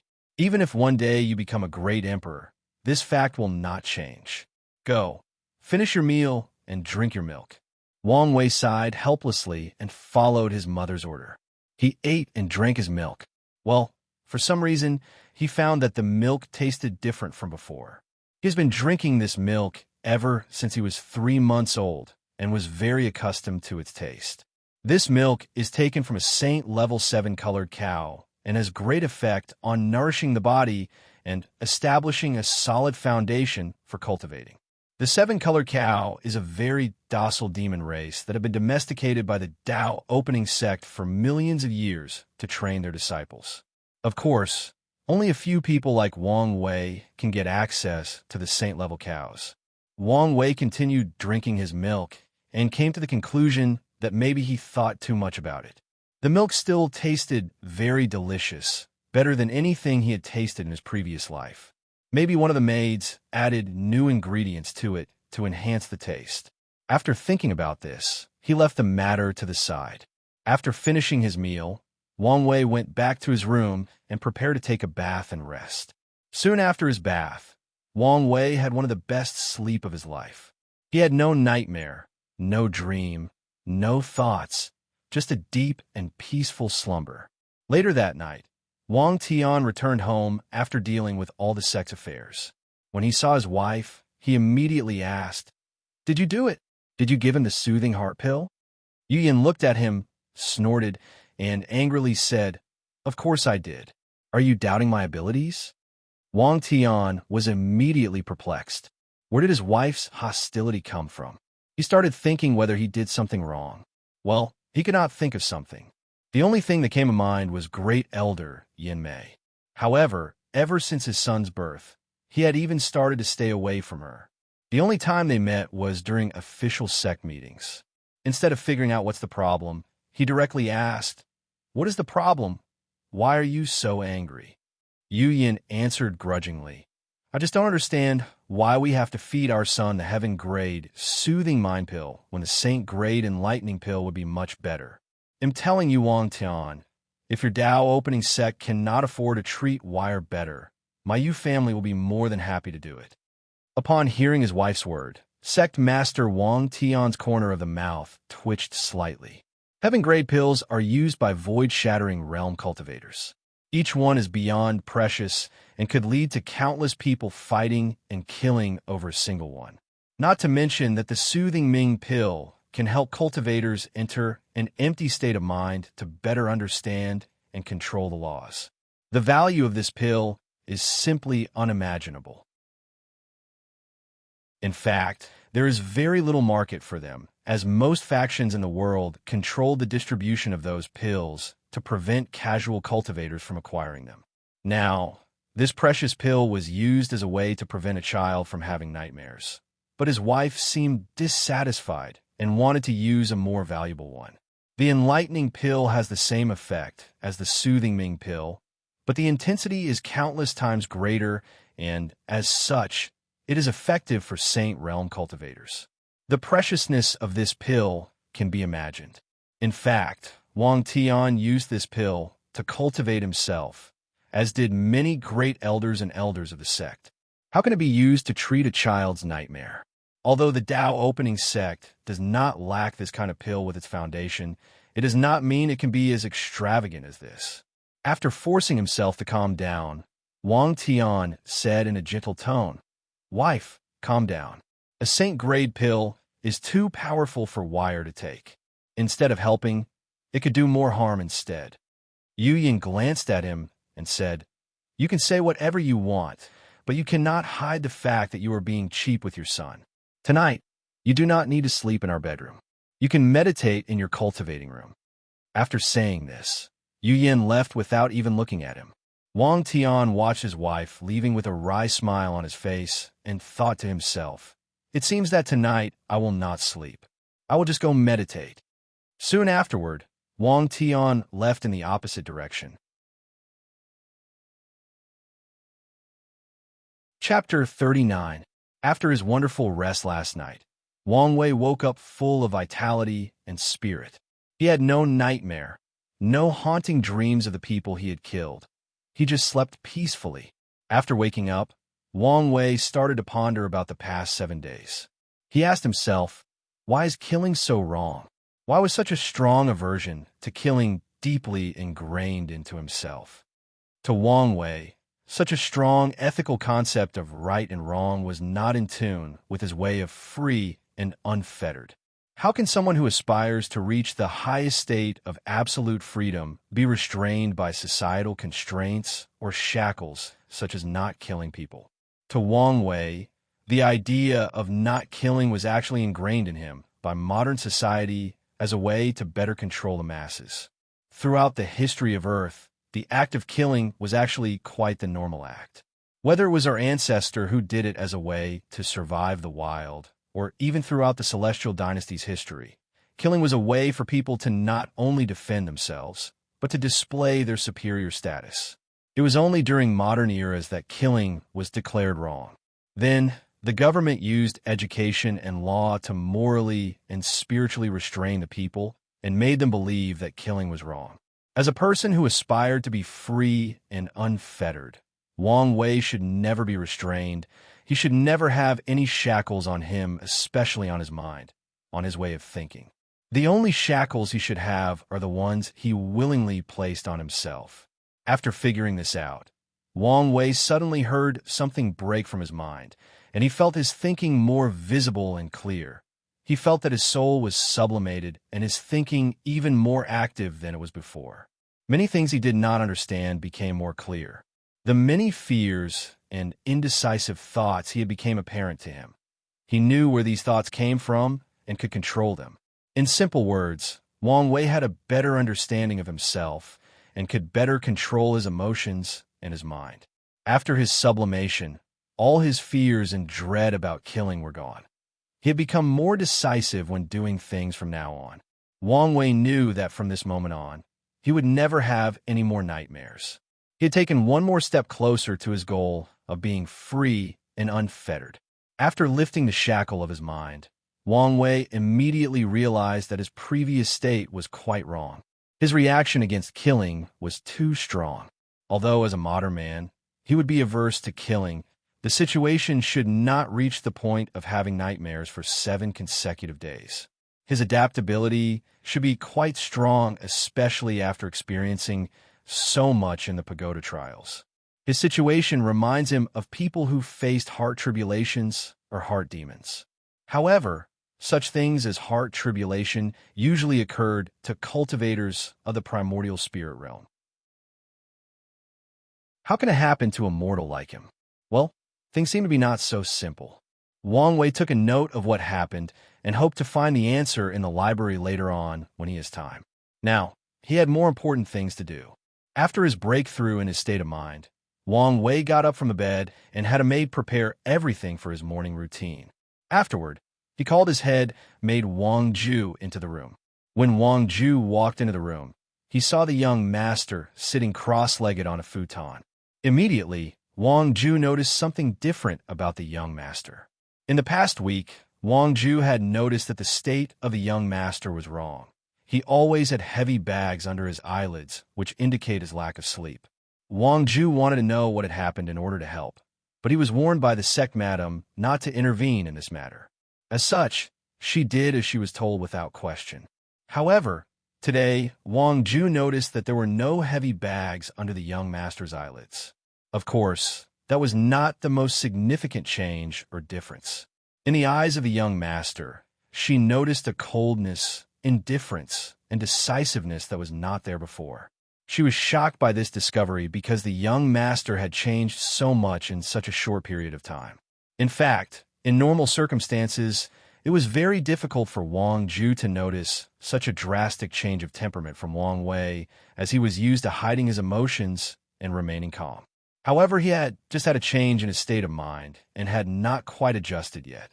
Furthermore, Wang Wei had decided not to always keep a poker face all the time and hide his emotion. This did not fit his philosophy of freedom. If he wants to show his emotion, then he will show it. There is no need to hide it unless he desired to. He had nothing to hide and nothing to prove to anyone.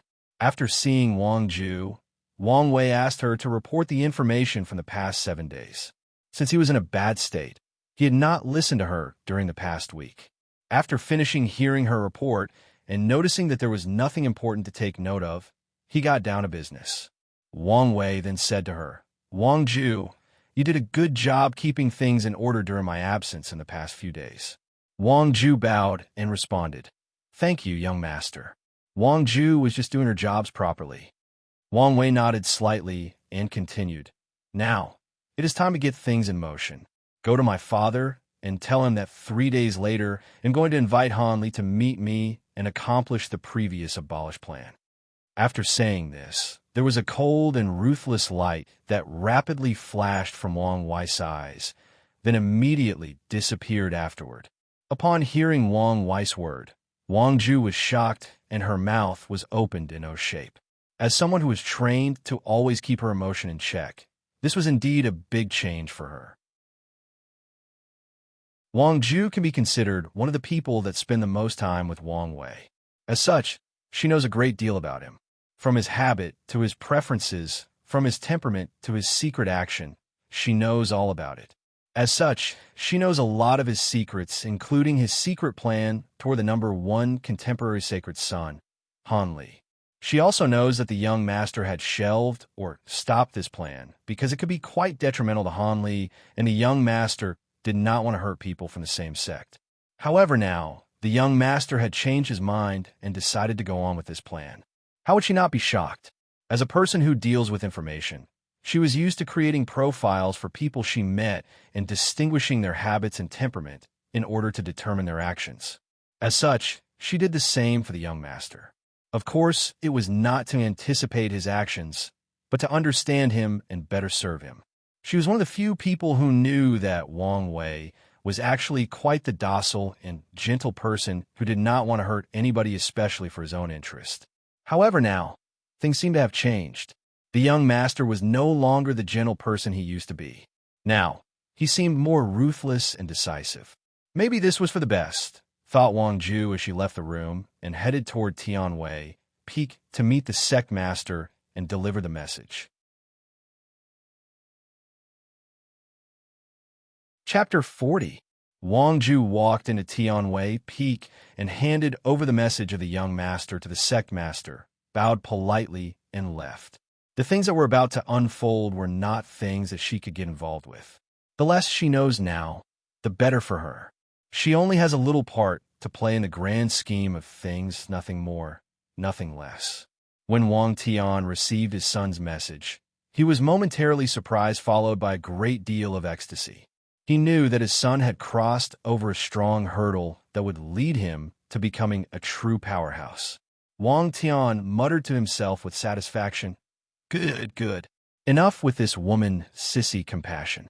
If you wish to one day reach the top, you have to step on the bones of countless people." Afterward, a secret message was sent through talisman from the sect master to many elders and great elders of the sect. However, not all of them received the message. Following the talisman, a meeting of the highest secret took place in the Tao opening sect. Even Wang Wei and a few supreme elders have attended this meeting. 3 days later, Wang Ju flew to the mountain occupied by Han Li, the #1 contemporary sacred son. In this mountain, the spiritual energy was extremely abundant. The vegetation grew wildly, yet had a strange beauty to them. Despite being at a high altitude, the weather was warm and sunny like the end of spring and the coming of summer. There were countless servants that took care of every aspect of the mountain and the daily life of Han Li. In the middle of the mountain, there lies an ancient manor made of some special wood. However, unlike the sunny atmosphere around most of the mountain, the manor had a gloomy or bad weathered vibe. There was a dark cloud hovering over it with thunder blasting in the back of the manor sporadically. The thunder was actually quite powerful, and, as such, only a few servants could approach that area. The center of the thunderstrike was actually the place that Han Li cultivated. As a person with the heavenly thunder physique, the power of thunder was like an intimate friend to him. It was also quite beneficial to his cultivation. Wang Ju entered the manor and was received by a male servant. He was the supervisor of the manor, a position similar to the headmaid. Wang Ju proceeded by mentioning her intention. Then the supervisor went to notify Han Li. When Han Li learned that the headmaid of the young sect master came to find him, he was a little shocked, as he did not have any interaction with Wang Wei. Follow which, he said to his supervisor, "Go invite her in. I want to know her purpose in coming all the way here." Soon afterward, Wang Ju entered the cultivation palace of Han Li and met him personally. The first impression that Wang Ju had of Han Li was that he was very aggressive. There was thunder flashing constantly in his eyes. He gave the feeling that you have done something wrong. As such, heaven will punish you. Wang Ju bowed politely and said, "Hello, young Master Han Li." Answered Han Li, then proceeded to directly ask, "What brought you to my manor?" "My young sect master has invited young Master Han Li to come drink tea and discuss some important matter." "Oh, what important matter could that be?" asked Han Li in surprise. "Sir, you are embarrassing me. How could this lowly maid know what important matter the young master wants to discuss?" answered Wang Ju with a calm face without any emotions on her face. Of course, Han Li did not believe her words. He knew that Wang Ju was in charge of the intelligence network of Wang Wei. Even if she did not know the exact details, she was bound to know a little information. Han Li knew that such an invitation was not a simple discussion. As a direct disciple of great Elder Long Bo, he belonged to the sectarian faction of the sect, while the young sect master belonged to the Wang family. The factions have been fighting and competing for countless years. Now, suddenly, he received an amiable invitation from his competitor. How can things be as simple as a discussion? After thinking about it for a few moments, Han Li decided to go and see what the young sect master was planning. He believed that with his superior cultivation level and the backing of his master, nothing will happen to him during this visit. Despite this, though, he decided to take certain precautions before heading there. As such, he said to Wang Ju, "Very well, I will attend the tea meeting. However, Please give me a few minutes to prepare first before heading there. Wang Ju nodded politely in acknowledgement of Han Li's preparation before departure, then waited quietly for him. Han Li entered a secret room. He took a deep breath to adjust his state, checked all his magic equipment in his space ring, then took out a talisman and informed his mentor Great Elder Longbow about the meeting. After doing all of his preparation, he followed Wang Ju to the Wang clan's exclusive mountain where Wang Wei waited for them with freshly brewed hot tea. Meanwhile, a few minutes after Han Li's departure from his mountain, his mentor, Great Elder Longbow, received a message talisman from his disciples. Longbow was meditating when he received the talisman from his disciples. At first, he was quite puzzled about why Wang Wei invited his disciple to meet him. Then he remembered the secret plan that was previously abandoned due to the kindness of a young sect master. He was one of the most prominent opposition to this plan, as it was very detrimental to his own disciple. After thinking about this, Longbow immediately opened the formation and left his cultivating hall and headed toward the Wang family mountain to stop his disciple. However, as soon as he exited the mountain, a few powerful aura immediately locked on him and prevented him from going further. Great Elder Longbow's face became angry, and he immediately appeared in the cloud where he saw Great Elder Yin Mei and Li Jiang leading a few other elders to surround and stop him. Longbow became more furious when he saw these people, as he knew that he could not stop the suffering of his disciples. Longbow asked them angrily, "Yin Mei, Li Jiang, I thought we have already decided to stop the previous plan. Why are you doing this now?"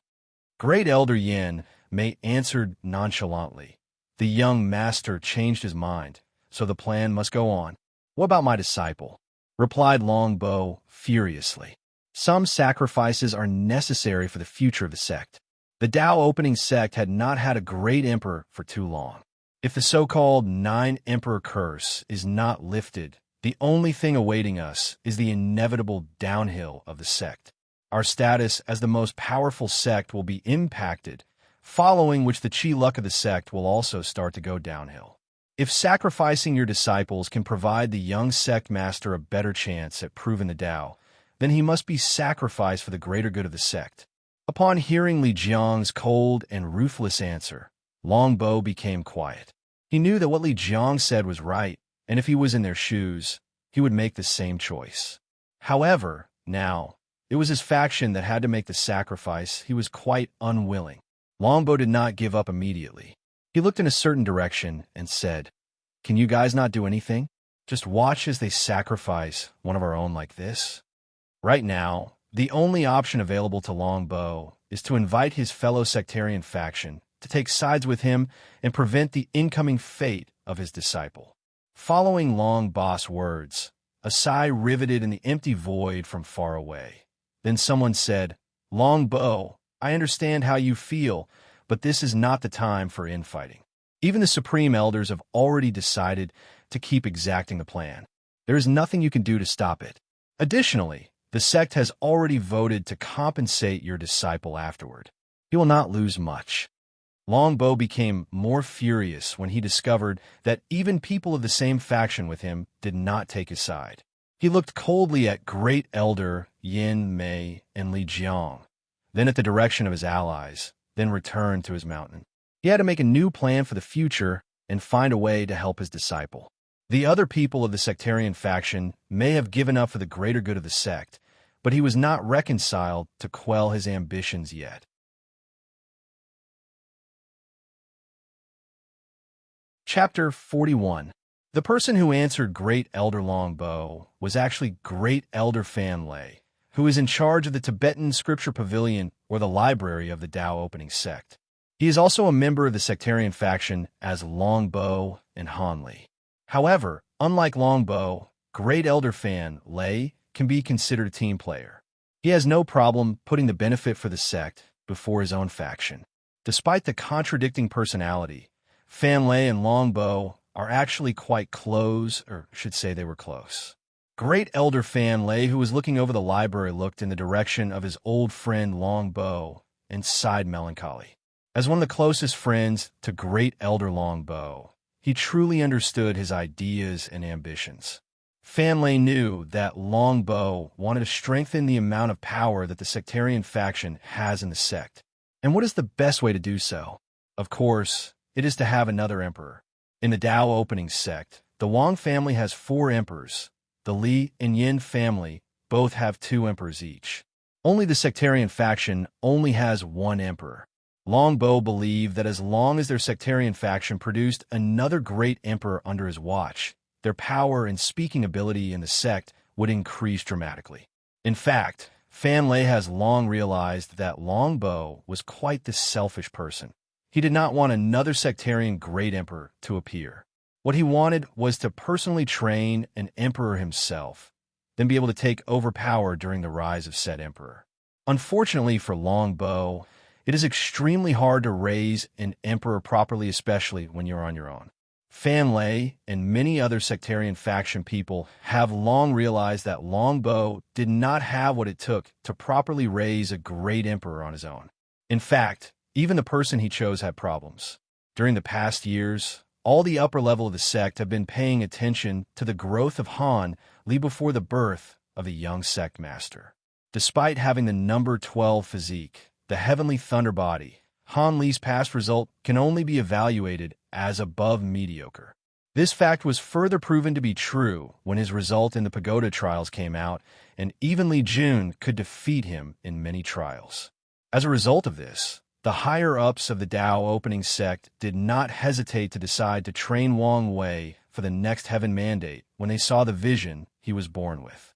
Luckily, Wang Wei's actions during the past decade have proven that they have made the right choice. The future of the Dao opening sect is looking quite bright and prosperous. Great Elder Fan Lei knew that his old friend Long Bo was in quite the dangerous situation, and he has not even realized it. The Dao opening sect has placed too much investment in this year's fight for the heaven mandate. If one day they decide that Long Bo is a danger or instability for the sect's future, then the only thing that awaits Great Elder Long Bo is his untimely death by the hands of his own sect. If Long Bo keeps going on like this, that day will not be far off. Fan Lei sighed again when he thought about the possible future fate of his old friend.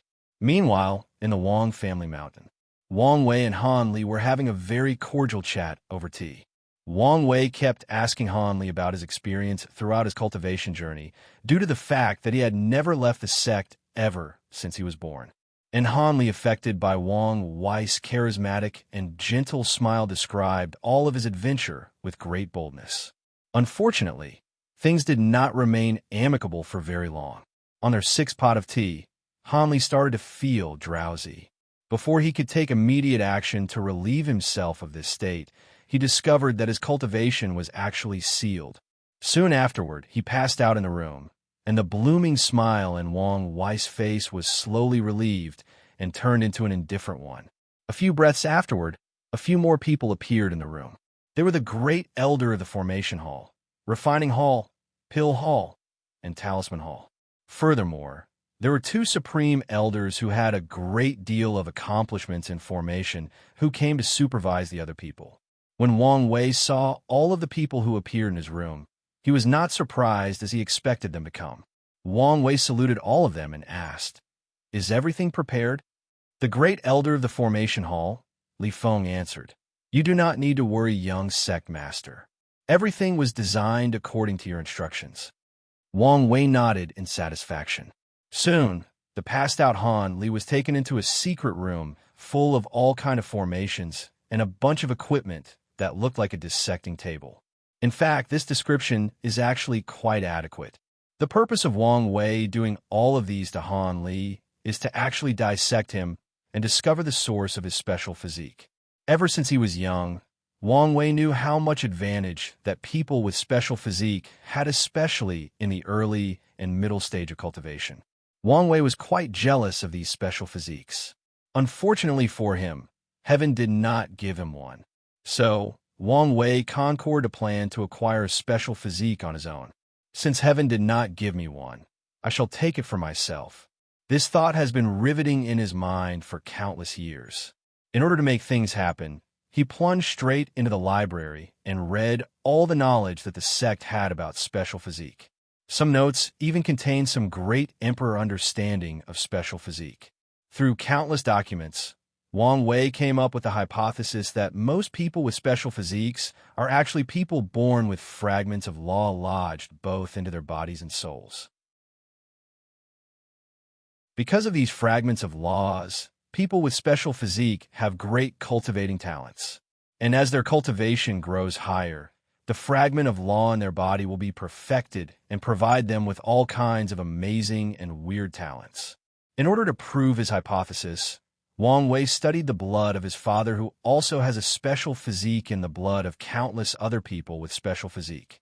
In order to get these bloods, the Dao opening sect had to activate many of the sleeping spies they had all over the world.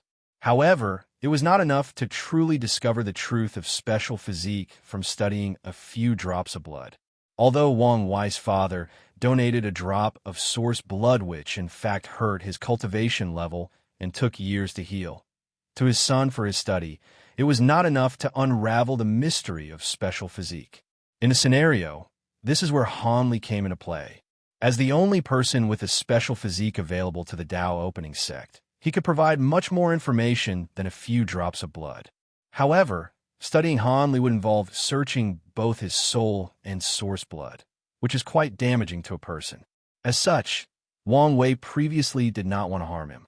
But now he changed his mind, and a terrible fate might await him.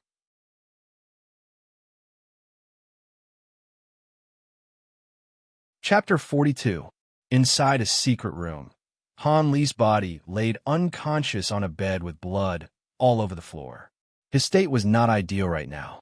His skin was opened vertically from his skull all the way to his feet. All of his internal organs and exoskeletons were visually exposed to the outside world. The only thing that indicated that he was still alive was the slight expansion of his lungs, like two balloons filled with oxygen at a carnival fair. There were countless formations made of countless runes that shined on Han Li every few breaths.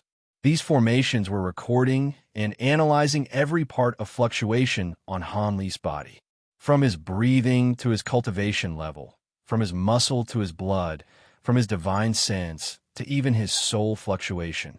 There was no part left unchecked, no stone left unturned. In a bed beside Han Li, there were 3 drops of blood that glowed brighter than the summer sun at its peak. These 3 drops of blood were actually the source blood of Han Li. Each of them contained a great amount of energy and could be used to create powerful pills. Right now, Great Elder of the Formation Hall Yanzhu was observing these 3 drops of blood with great ecstasy. He proclaimed to Wang Fu, the Great Elder of the Refining Hall, "I have found the fragment of law from the source blood." The young master was right. "What about you guys? Did you discover anything?" Great Elder Wang Fu responded, "Me and Great Elder Li Jian have also discovered the fragment of law in his soul." Great Elder Li Jian, who was responsible for the Alchemy Hall, said in reverie, "Han Li is only in the peak of divine body realm, yet he already has access to some power of law that only Void Shattered Realm Powerhouse can have. No wonder the people with special physique are so abnormal in the early stage of cultivation." Great Elder Qin Hua of the Talisman Hall is a beautiful middle-aged woman. She asked the 2 supervising Supreme Elders, "Supreme Elders, did we miss something during our observation?" One of the Supreme Elders answered, "Everything has been recorded and reviewed by the 2 of us. All you need to do is relay the information to the young master." "What should we do with Han Li?" asked Great Elder Wang Fu. The young master was considered his own nephew. As such, he did not want to have an enemy of his lying around the sect. He would have preferred that Han Li be dead. Great Elder Qin, who belonged to the sectarian faction, immediately replied, "According to the order of the young master, we just need to put Han Li's body back the way he was. Although from now on, Han Li will only have less than 80% of his previous strength." Furthermore, the young master said to reward him with a heart demon pill to allow him to break through the primordial spirit realm. Why would the young master leave him alive? Does he still have so much compassion? Asked Great Elder Li Jian. Great Elder Qin Huan answered back, "No, According to the young master, Hanli still has certain values in the future. As for what values he was referring to, I have no idea. Very well, answered Great Elder Yenji. Since the young master has orders to spare him, then do so. However, someone should be sent to monitor him and Longbow at all times. Everyone agreed with Great Elder Yenji, especially the two Supreme Elders. Seeing the different factions of the sect working together for the better future of the Tao opening sect, they knew that their generation had excellent successors. The future of the sect is going in the right direction. A few hours later, Hanli was sent back to his mountain with a weakened body and a few memories missing. Although he immediately felt something was wrong with him when he woke up, he did not know the direct cause. Even his mentor did not dare tell him the real reason, even if he wanted to. Great Elder Longbow knew that one of the main reasons that his direct disciple was still alive right now was due to his ignorance. If he ever discovered the real cause of his Bodhi's abnormality and became resentful, then only death will follow him. As such, he lied and told his disciple that he might have done something wrong during his cultivation and he will find a way to fix him. Meanwhile, in the Wang family's mountain, Wang Wei was reading the result of the analysis of special physique from the Great Elders and the Supreme Elders. It turned out that his hypothesis was right. People born with special physique were granted fragments of law by heaven upon their birth. The number 1 absolute chaos physique was granted a fragment of the law of chaos. The number 2 heavy axe physique was granted a fragment of the law of power. And the number 3 7 emotion, 6 desire physique was granted the law of 7 emotion and 6 desires. Wang Wei believed that as long as he can get the source of a law and baptize both his body and soul with it and survive, then he will acquire a special physique. However, the process will not be as simple as stated. Fortunately, Wang Wei was long prepared and made sufficient preparation for this endeavor. To make sure that everything goes as planned, enough preparation is always needed. Suddenly, Wang Wei thought of something. If he had enough data from one of the top 3 physiques, his plans would not only be much safer, but also have a higher chance of success. However, the problem lied in the fact that he could not get access to any of the top 3 physiques to properly dissect. The number 1 physique is hiding somewhere in a lower realm. The number 3 physique is also hiding somewhere in the Eastern Azure Dragon continent. The only available physique left is the number 2 physique, who is the crown prince of the Great Zhou Imperial Dynasty, located in the same central continent as the Tao opening sect. However, even if Wang Wei knew where he was, there is nothing he could do. As a person born with such powerful physique, the Crown Prince will definitely be a great contestant for this generation Heaven Mandate. Such Heaven Chosen will definitely have a supreme realm powerhouse protecting him 24/7, just like Wang Wei did. Additionally, the Great Zhou Imperial Dynasty is a powerful dynasty that has nurtured a total of 3 great emperors. As such, they are not easy to mess with. Although Wang Wei is the young sect master of the Tao opening sect, he did not want to abuse his powers and create powerful enemies for the sect all over the world. Despite all of these circumstances, Wang Wei did not immediately give up the idea of dissecting the number 2 physique. All he needed was the right time, place, or circumstance for his action to succeed.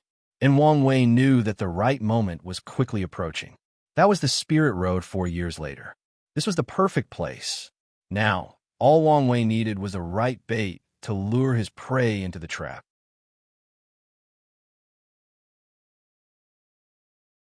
Chapter 43. The Spirit Road is in fact a trial created by Heavenly Tao to not only properly train Heaven Chosen of the Myriad Emperor world, but also a way to entice geniuses from the lower plane to enter the Myriad Emperor world. According to knowledge that Wang Wei learned from the library, in the Endless Void, there are hundreds of Heaven Mandate worlds like the Myriad Emperor plane. Each Heaven Mandate plane, which is a plane who has the power to give birth to a great emperor, is made up of a community of countless worlds that takes said Heaven Mandate plane as its center. In each community, there are countless Great Thousand Worlds, Middle Thousand World, and Lower Thousand World. All these worlds combined together can be called the lower plane. Of course, it does not mean that the myriad emperor world is in charge of these worlds. No, there's so many worlds out there, some have not even been discovered. However, the myriad emperor world can be considered the ruler of the community it is currently located in. In the myriad emperor world, mortals usually start to cultivate between the age of 15 to 18 years. These years are the optimal age when both the mind and the body have matured enough to start cultivating without leaving any hidden dark injuries. Before each generation starts to cultivate, there's an event that usually takes place, the Spirit Road. The Spirit Road is a secret realm organized by Heavenly Tao itself, where Heaven-Chosen are left to fight, survive, and kill each other alone for a whole year without any cultivation level or any help from the outside. As long as you enter the Spirit Road, your cultivation will be completely stripped or sealed, and you will not be able to cultivate for a whole year. Participants cannot use any kind of weapons or help from the outside. The purpose of the Spirit Road trial is in fact to hone the killing and survival instinct of every geniuses. More importantly, during the year-long slaughter, these Heaven-Chosen can actually plunder the chi luck of each other.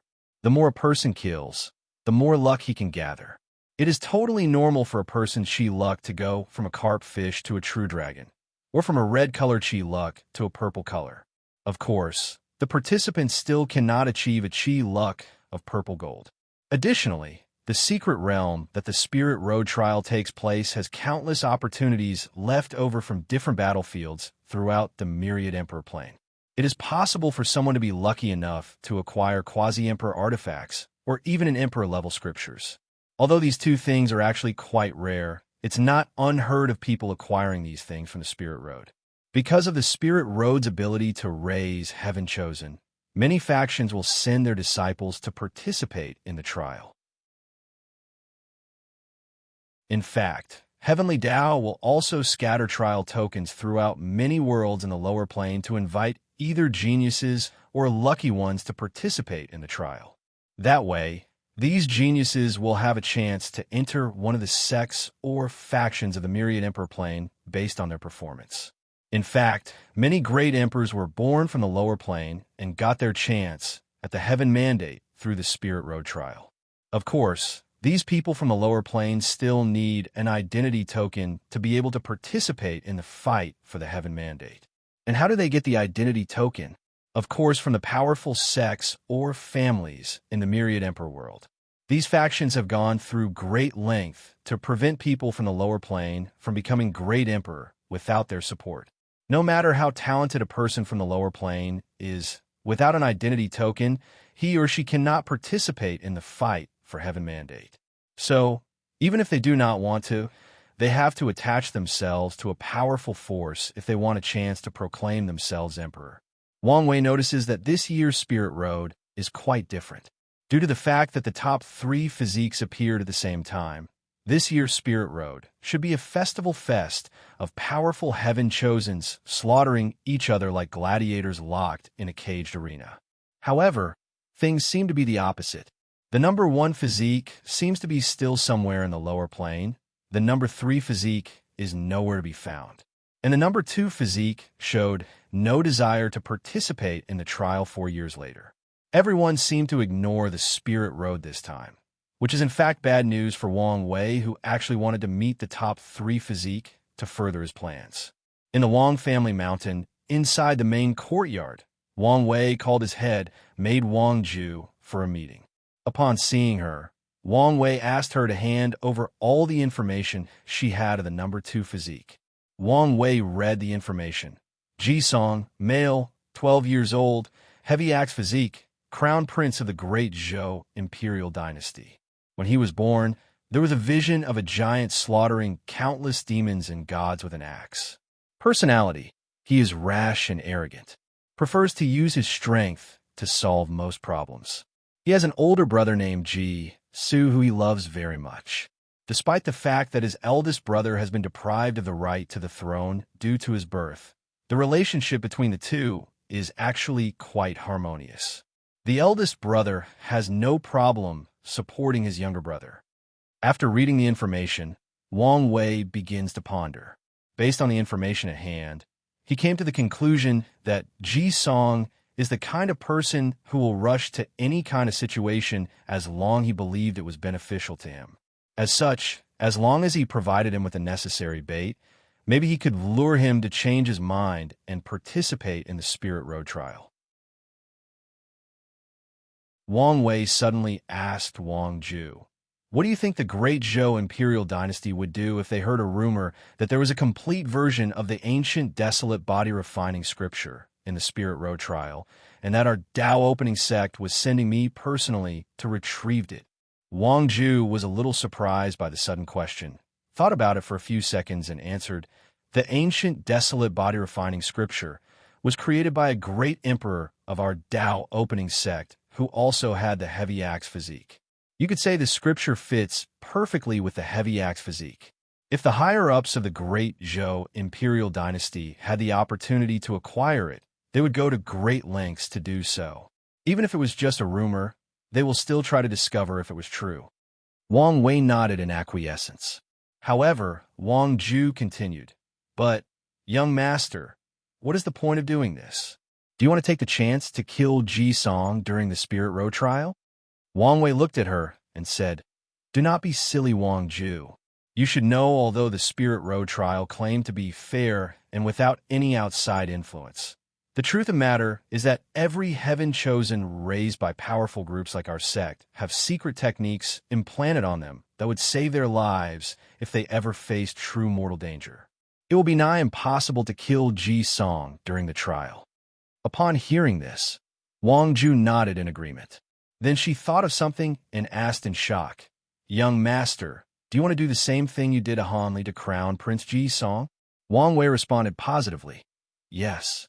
The top 3 physiques are actually quite special in nature compared to the others.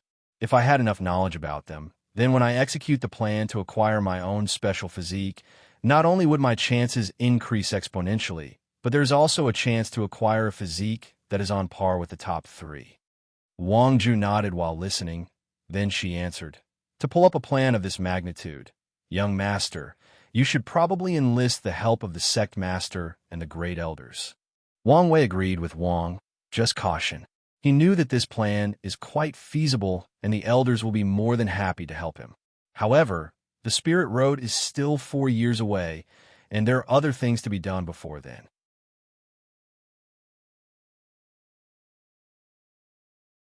Chapter 44. Wang Wei waved to Wang Ju to leave and start to put his plans into action with the help of the elders, while he had other things to prepare beforehand. Acquiring a special physique is not an easy thing. Just knowing that people with special physique have fragments of laws into their body will not magically turn someone into a person with special physique. How to turn this knowledge into practical action? Can you just place a fragment of law into someone else's body? No, the power of law is unimaginably powerful. Even a fragment of it is enough to blast any cultivator below the void, shattered realm into smithereens, let alone a mortal.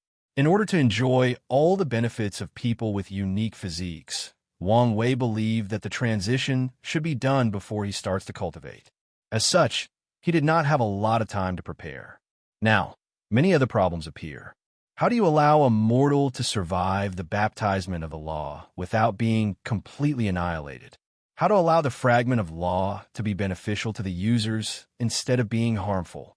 How to ensure that the fragment of law will not directly destroy the person's soul, but evolve to make it more powerful? Wang Wei came up with a variety of methods, including the use of pills, formations, and other auxiliary items, but the core of which is a cultivation technique that his father and grandfather took years to help him create. This technique is called by him as the 10,000 things adapt to one sutra. This technique, or Tao art, was inspired by the concept of evolution from his last life. Evolution can be simplified into the idea that among a group of individuals, they have certain traits that allow them to survive or adapt to a drastic change in the external environment. The surviving individuals then reproduce and pass on the trait that allowed them to survive the change in environment to the next generation. This process is slow and could take from thousands to millions of years. The idea that Wang Wei had when creating this cultivation technique was to take the concept of adaptation in natural evolution and turn it from a passive evolution to an active evolution. What that means is that by cultivating the 10,000 things adapt to one sutra, Wang Wei will endow his body with the ability to adapt to extreme circumstance, such as fragments of laws embedded in his body then survive and evolve into a better or higher state of life. This process will not take as long as natural evolution. As a matter of fact, the process will be almost instantaneous. Of course, as a price, an enormous amount of energy will be needed. Luckily for Wang Wei, this world does not lack energy, as it is filled with boundless spiritual energy all over heaven and earth, or in the form of minerals such as spirit stone or source. Additionally, spiritual qi is actually a wonderful type of energy that allows people to evolve into higher beings with powerful strength and unlimited lifespan. It is the best catalyst for Wang Wei's technique. Although the prospect of the 10,000 things adapt to one sutra seems quite appealing, the process is in fact quite arduous and tortuous. In order to cultivate this technique, Wang Wei will have to place himself in countless kinds of harsh environments and force his mortal body to adapt and survive these environments before he could take on the power of Lano, a fragment of it. First, Wang Wei will be placed in both high and low temperature. Then he has to cultivate the 10,000 things adapt to one sutra, to the point where his body can generate heat on his own and control it to survive. His body has to be able to generate enough heat to keep him warm in extreme cold and lower the temperature during extreme heat. Furthermore, his body has to adapt to be able to generate enough moisture to keep him hydrated during extreme heat. Another step in cultivating the 10,000 things adapt to one sutra is that Wang Wei has to place himself in a vacuum environment similar to space from his past life without any oxygen to breath. During this process, Wang Wei's body has to evolve to be able to breathe internally without outside interference, and to be able to use other kinds of energy in the environment to produce enough glucose for the body to function properly. After that, Wang Wei has to ingest all kinds of different poison, then allow his body to evolve to be able to analyze any poison and develop the necessary antibodies for them. In fact, every cultivator will have these qualities as long as they reach a certain cultivation level. What Wang Wei has to do is to acquire them beforehand, before he starts to cultivate. When all of these conditions are met, then Wang Wei will be ready to integrate some fragments of law into his body, then evolve into someone with special physique. This process will take some time, at least 4 to 5 years, and numerous precious resources are needed to ensure the safety of Wang Wei. Of course, Wang Wei will not be alone during these suffering times. Li Jun will also cultivate the 10,000 things adapt to one sutra in order to try to get a special physique too. Wang Wei needs a powerful general that he trusts during his fight for the emperor throne, and he chose Li Jun after much consideration. Him and Li Jun grew up together and had established a high level of intimacy.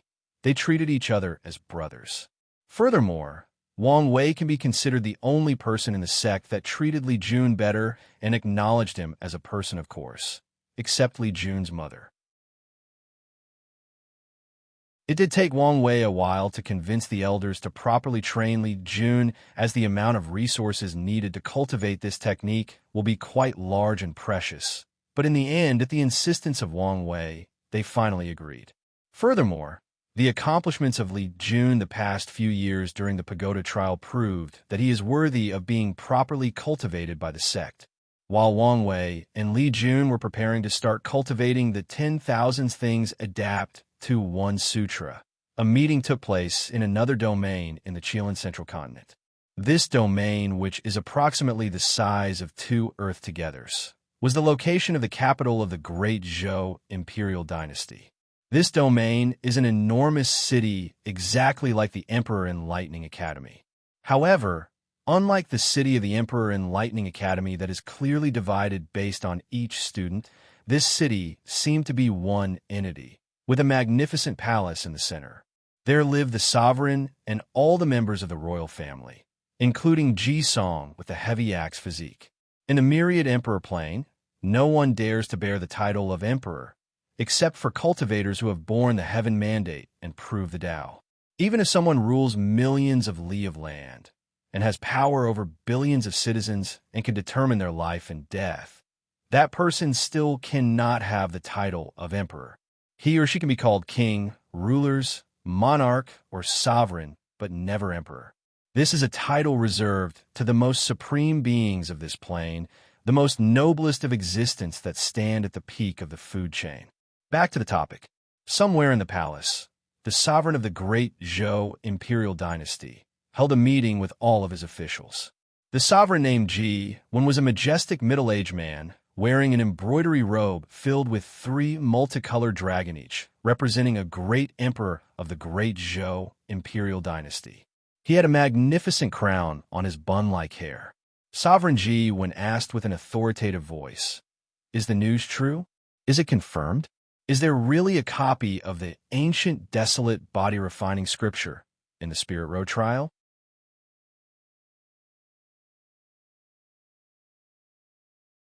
Chapter 45. Inside the royal palace. Many ministers of the great Zhou imperial dynasty started discussing the information that their spy agency just received. After hearing the question asked by His Majesty G1, the room immediately became quiet. Everyone started to think about the issue and the proper response to the situation at hand. A few minutes afterward, a high-level minister indicated by the fact that he stood in the front row of all the people present took a step forward and answered, "Your Majesty, given the source of the information, the news is likely true. We should take immediate action to try to take possession of the ancient desolate body-refining scripture." While this minister was talking, his head was looking at a person a few feet from him. This person was the head of the dynasty's brocade guard, which was in charge of intelligence, gathering both internally and externally. After hearing his minister's word, Sovereign Ji looked at the head of the brocade guard, who nodded his head in acknowledgement of the fact that the news was in fact reliable.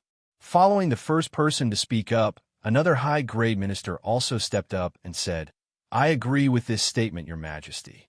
The ancient desolate body-refining scripture is of great importance to crown Prince Ji-song's rise to becoming a great emperor. Although our great Zhou imperial dynasty has 3 great emperor-level cultivating scriptures, none fit the crown prince as perfectly as the ancient desolate body-refining scripture. If there is a slight chance of acquiring it, we must not let it go." Following this minister's statement, many people spoke in agreement with him. This generation, their empire has the opportunity to groom a 4th great emperor. No matter the cost, they have to try it.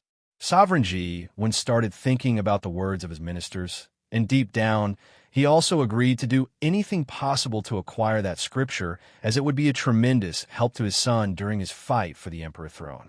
However, as a ruler and Saint Realm powerhouse, his vision was much broader than most of his ministers. As such, he did not immediately agree with them. Instead, he asked someone's opinion, someone he has trusted and relied on for countless years during his reign. Sovereign Ji looked at the person standing closest to him and asked, "Prime Minister Zhao Yan, what do you think about this topic?" Upon hearing his name being called, Prime Minister Zhao Yan, who had his eyes closed for most of the meeting, suddenly opened his eyes and answered in a calm manner, "Your Majesty, this lowly minister does not think that things are that simple." "Oh, what makes you say that?" "Speak freely," answered Sovereign G1.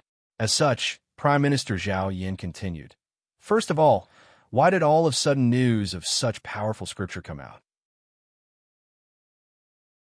Is our Zhou dynasty the only faction that has received the news, or are there any other people?" Upon hearing these questions, the face of the leader of the brocade guard changed immediately and became gloomy. He answered in a harsh tone, "From the information we received, I believe that only our Zhou dynasty had received this news." When the people in the room heard his answers, their faces also changed and became more solemn. It seems that things are not that simple. Prime Minister Zhao Yan continued to ask, "If that is the case, then there are more problems to solve. For example, who released the news and for what purpose?" Based on the fact that the information we received directly involved the ancient, desolate body-refining scripture, we can assume that their target is undoubtedly the Crown Prince, but what is their purpose? If the Tao opening sect released the news themselves, what motive did they have? Another minister pondered for a moment and answered, maybe they want to lure the Crown Prince into the Spirit Road trial and kill him to eliminate a future competitor. Many people have similar thoughts. This is the most likely reason they can figure out. However, the Prime Minister disagreed with the other people. As such, he replied, I do not think that things are that simple. The Spirit Road trial is under the jurisdiction of Heavenly Tao itself. As such, it is not easy for an outsider to interfere. With the background of our Great Zhou imperial dynasty, it is easy to have countless backhands to ensure the safety of the Crown Prince. Additionally, there is an unspoken agreement between the emperor lineage of the world not to secretly assassinate each other's heaven-chosen and allow them to freely compete with each other. If the Tao opening sect dare to secretly kill the Crown Prince, we can easily do the same thing to their young sect master. The room became silent after the Prime Minister's speech. The people in the room knew that Prime Minister Zhao Yin was right, but they still felt a little unwilling to pass such a chance to acquire a powerful cultivation technique as the ancient desolate body-refining scripture. As such, another minister asked, so, are we just leaving things like this and not do anything? Of course not, answered the Prime Minister. What we have to do is remain calm and take things slowly. We can slowly investigate the source of the news and the purpose of the Tao opening sect. Furthermore, in 1 to 2 years, right before the start of the Spirit Road trial, we can send a team of delegates to officially visit the Tao opening sect. When they arrive there, we can snoop some more news. Upon hearing the Prime Minister's plan, the eyes of the other officials lit up like stars in the winter's night. Then, they started discussing and fine-tuning the plan. To them cultivators, 1 to 2 years is nothing but a short nap. They can be patient and plan better. Meanwhile, in the Tao opening sect, Wang Wei and Li Jun had just started their difficult cultivation in the extreme cold and heat environment. Wang Wei had just finished today's session and was drinking tonic that prevents dark injuries in his body. This tonic was made of at least a 1,000 years old ginseng. If it was not for the fact that his body is too weak to bear the medicinal properties, the age of this ginseng would be much higher. It was during these moments that Wang Wei realized the importance of status and how lucky he was to be born in such a powerful sect. While Wang Wei was enjoying this rare piece of quiet, Wang Ju walked in to report to him. Without being polite with her, he directly asked, "What is it?" Wang Ju bowed politely and answered, "Young master, according to the information we received, there has been no further movement from the Great Zhou imperial dynasty. Do you think that they have noticed something? Did our bait fail?" Wang Wei was not surprised or panicked by this news. Instead, he asked calmly, "Wang Ju, do you know what a good bait is?" "A good bait?"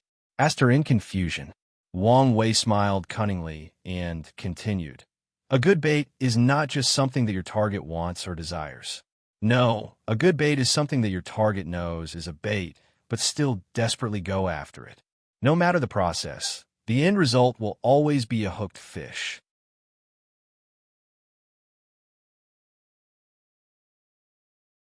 Chapter 46. Suddenly 2 years of quiet passed by, and Wang Wei turned 13 years old. In the past 2 years, the Tao opening sect seemed calm and quiet on the surface. And the same can be said for the Great Zhou imperial dynasty. It was as if the shocking news about the whereabouts of a powerful cultivation technique, such as the ancient desolate body-refining scripture, was nothing but a stone sinking into a river without creating any ripples whatsoever. The situation seemed that it would remain stale for quite some time. However, today was destined to be different, to be more exciting, at least for the people of the Tao opening sect, that is. Wang Wei was enjoying a rare relaxing day by drinking his ginseng tonic. When his head maid, Wang Ju, walked in with some fresh information. Wang Ju walked into the Wang family's manor, bowed as usual, and reported the information that she had just received. While Wang Wei was concentrating on the information at hand, Wang Ju looked at the young sect master. He had changed greatly the past 2 years. His figure became more thin, his complexion more pale. There were many heavy bags under his eyes. In general, he had the demeanor of a sick and dying man. However, Wang Ju knew that these were just external changes. As a cultivator in the supernatural realm, she could easily notice the internal difference of the young sect master. His single breaths were deep and long, signifying the ability to internal breathing and conserving energy. There was a large amount of medicinal energy embedded in the young sect master's body. Despite not having started cultivating, there was a large amount of blood qi scattered all over his body. These blood qi will make it a lot easier and faster for the young master to cultivate in the body-refining realm and lay a powerful foundation for the future. A few minutes passed by before Wang Wei finished reading the information. Then he said, "So, they are finally making a move?" "Yes, young master. A delegate composed of both Crown Prince Ji Song and First Prince Ji Su is currently on the way to the sect right now. They will arrive in about 2 days. What excuse did they use for this so-called visit? We received a diplomatic invitation concerning the dispute over a certain origin source mine. They also emphasized that it is necessary for the younger generation to get to know each other properly." Wang Wei sneered and continued, "So, they can both investigate the news about the ancient desolate body-refining scripture and also try to find my information and determine my level of threat for the Heaven Mandate battle." Wang Wei then kept on looking at the window, looking like nothing in this world mattered to him. Then, he said, "Continue with the plan we had already prepared. As for the challenge, let the Crown Prince enter the first trial of the pagoda." 2 days soon passed. The delegation of the Great Zhou Imperial Dynasty, composed of the two princes, Ji Song and Ji Su, the Prime Minister Zhao Yan, a retired prince of the Ji royal family, which is the equivalent of a true monarch supreme elder of the Dao opening sect, and a bunch of servants and bodyguards. Sect Master Wang Tian and many of the great elders of different halls received the guest, accompanied by some noteworthy disciples. Upon arriving, Ji Su was the first to notice something odd. He did not see the young sect master of the Dao opening sect. In formal occasions such as this, only people with similar status and the same generation can receive each other. As the son of the sect master, only Wang Wei is truly worthy of receiving them, and yet he was not here.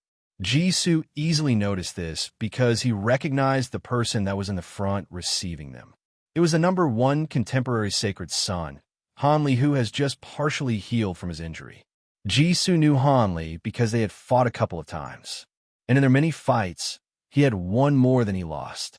Ji Su walked in the front, put his 2 hands together, and slightly bowed. "It is a pleasure to meet you all." Han Li also stepped forward and returned the courtesy. However, a sudden voice rang behind Ji Su. "It seemed that we are not worthy to be received by the young sect master of the Dao opening sect. After all, your sect is one of the most powerful sects in the world." The person who spoke was a very burly man with bulging muscles all over his body. He is the very definition of the back of a tiger, the waist of a bear. He had an intimidating air about him, a calm face, but also a very condescending look in his eyes. He exudes the arrogance of a person of superior status. Sect Master Wang Tian stepped forward and said, "This younger generation should be Crown Prince Ji Song, worthy of the famous heavy axe physique. Despite not having cultivated, still having innate divine strength compared to body-refining first or second layer. The reason that my son did not attend this meeting today is due to the fact that he is currently visiting his maternal grandfather." Hearing this, retired Prince Ji Xiang also stepped forward and asked, "Is true monarch Yu Zhuang recovered from his injury?" "He is fine now," said the sect master, then went on to say, "Please come in. We have prepared adequate accommodation for all of you. If you have any other requirement, please notify the elder in charge, and we will try our best to meet your needs." While a somewhat diplomatic meeting was taking place in the Dao opening sect, a very serious one was also taking place in the Heaven Mystery Pavilion. Old Chu took more than 10 years to heal from the backlash he received from calculating the fate of Wang Wei when he was just born. Even still, his lifespan was greatly affected. Unless he could find some precious medicine, he would still have to live with a severely reduced lifespan. The current pavilion master asked during the meeting, "Master, why did you call all of us for this meeting?" Including Old Chu, there were currently less than 10 people in the room, each of which were the core members of the Heaven Mystery Pavilion. The Heaven Mystery Pavilion was different from other sects or factions of this world, since they were mainly focused on divination or calculating the secrets of heaven. As divination requires very special talents, there are few people who can cultivate their technique, let alone join the core membership of the pavilion. However, there are still many outer disciples of the Heaven Mystery Pavilion. These disciples are mainly there to procure resources for the core members or to protect them. Due to the fact that people who peep at heaven's secrets often receive all kinds of backlash, they're almost always in a weakened state. So no matter what the level of their cultivation, they are extremely weak when facing people of the same realm. Even the genius of lower cultivating realms can easily beat them. As such, the core members of the Heaven Mystery Pavilion require protection from powerful people. As for how they manage to keep the loyalty of the outer members, well, that is a secret privy to only the pavilion master and his master. I called all of you to this meeting because I foresaw a catastrophe strong enough to eradicate our entire Heaven Mystery Pavilion. Upon hearing this news, the pavilion master's heart started to beat rapidly. He started to perspire profusely, then cold sweat dripped down his back. "Master, we did not offend anyone. Where did this sect-destroying catastrophe come from?" "The Tao opening sect."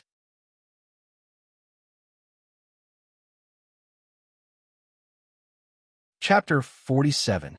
Inside the meeting place of the Heaven Mystery Pavilion, only the sound of the swaying wind could be heard. The room started to heat up due to the vapor of untouched hot tea slowly evaporating inside the small courtyard. Pavilion Master Zhu Tai rapidly swallowed his cold tea with trembling hands, then proceeded to take many deep and long breaths. "Inhale, exhale, inhale, exhale," he asked. "Master, did you calculate the reason? And what should our next step of action be?" "Supreme Elder, we did not offend the Tao opening sect and had no enmity with them. Why did they want to destroy us?" "I did not manage to calculate their reason for taking action against us," said Old Chu. "As for our plan of action, we only have two variable options. First is to ask help from our allies and see if they are willing to help or at least put pressure on the Tao opening sect. The second option is, when the time arrives, try to be as submissive as possible. The Tao opening sect must want something from our pavilion. As long as we give it to them, we might have a chance to survive." "Master, how long do we have to prepare?" "About 2 to 3 years at the very least. So, until after the Spirit Road trial." A few days passed on quickly. The delegates of the Great Zhou Imperial Dynasty have long settled into their accommodation, and the talks over the origin source mine have officially begun. Wang Wei never showed up in front of the people of the Great Zhou Imperial Dynasty, a fact which was very upsetting to Crown Prince Ji-song, as he kept subtly reminding the people around him of the lack of etiquette on the side of the Tao opening sect. Of course, Wang Wei was aware of his presence. With the special power of his eyes, he could easily notice the Qi Luck Dragon of Crown Prince Ji-song.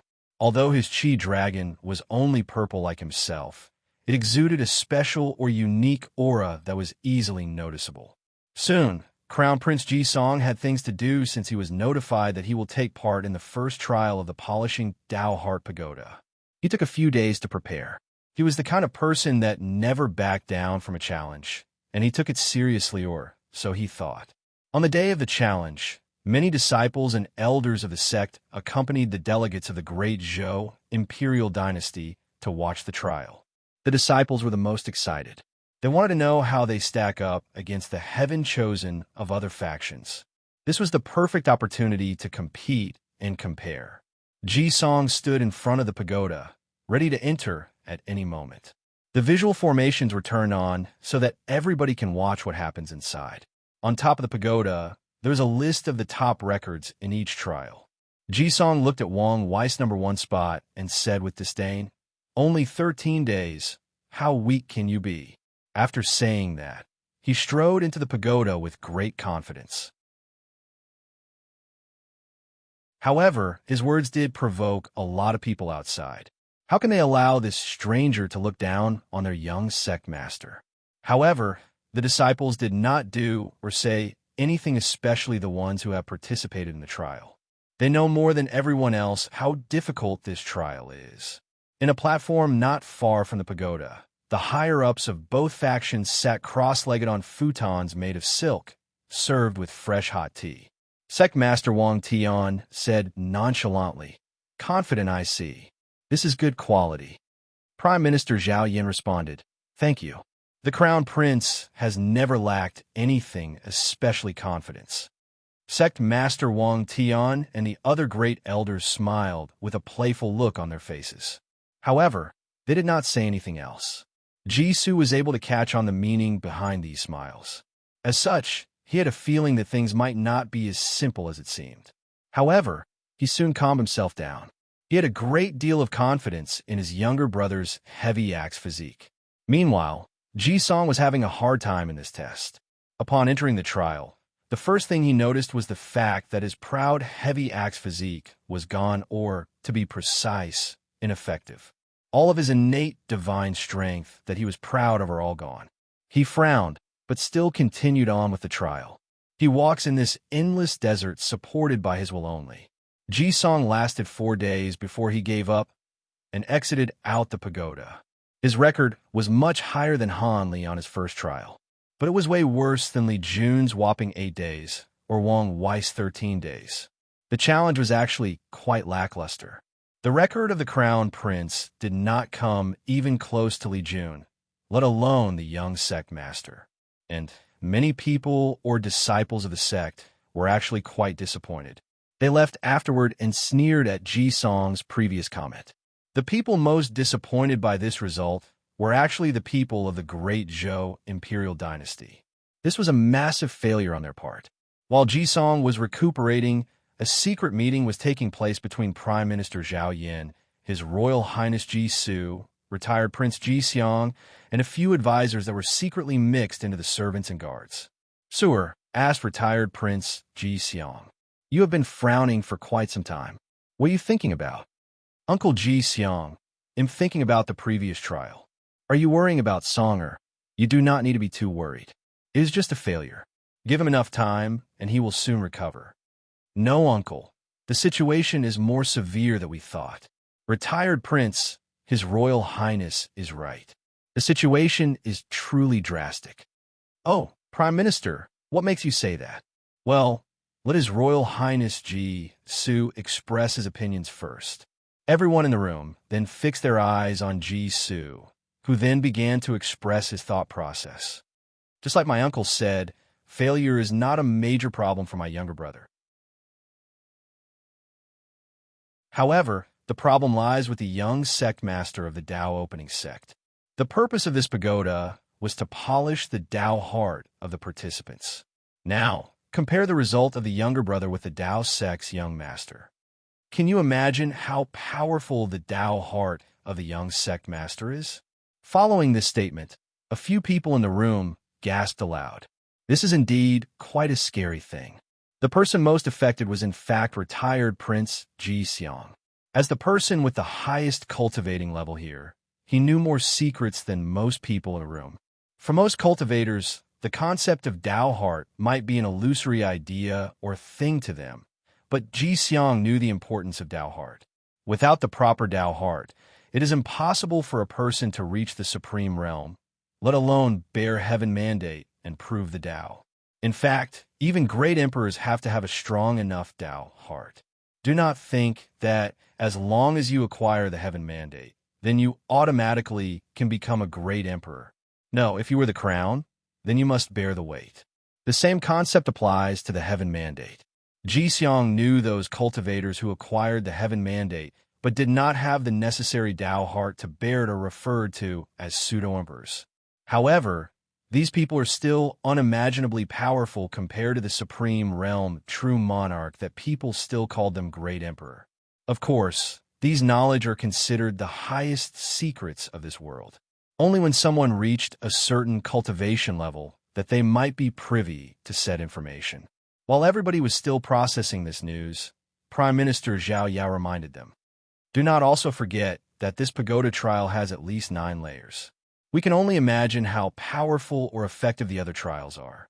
Prime Minister Zhao Yan, you should notify His Majesty of the situation here." A few days passed after the secret meeting. Prime Minister Zhao Yan was standing in front of a formation while seemingly talking to somebody else on the other side.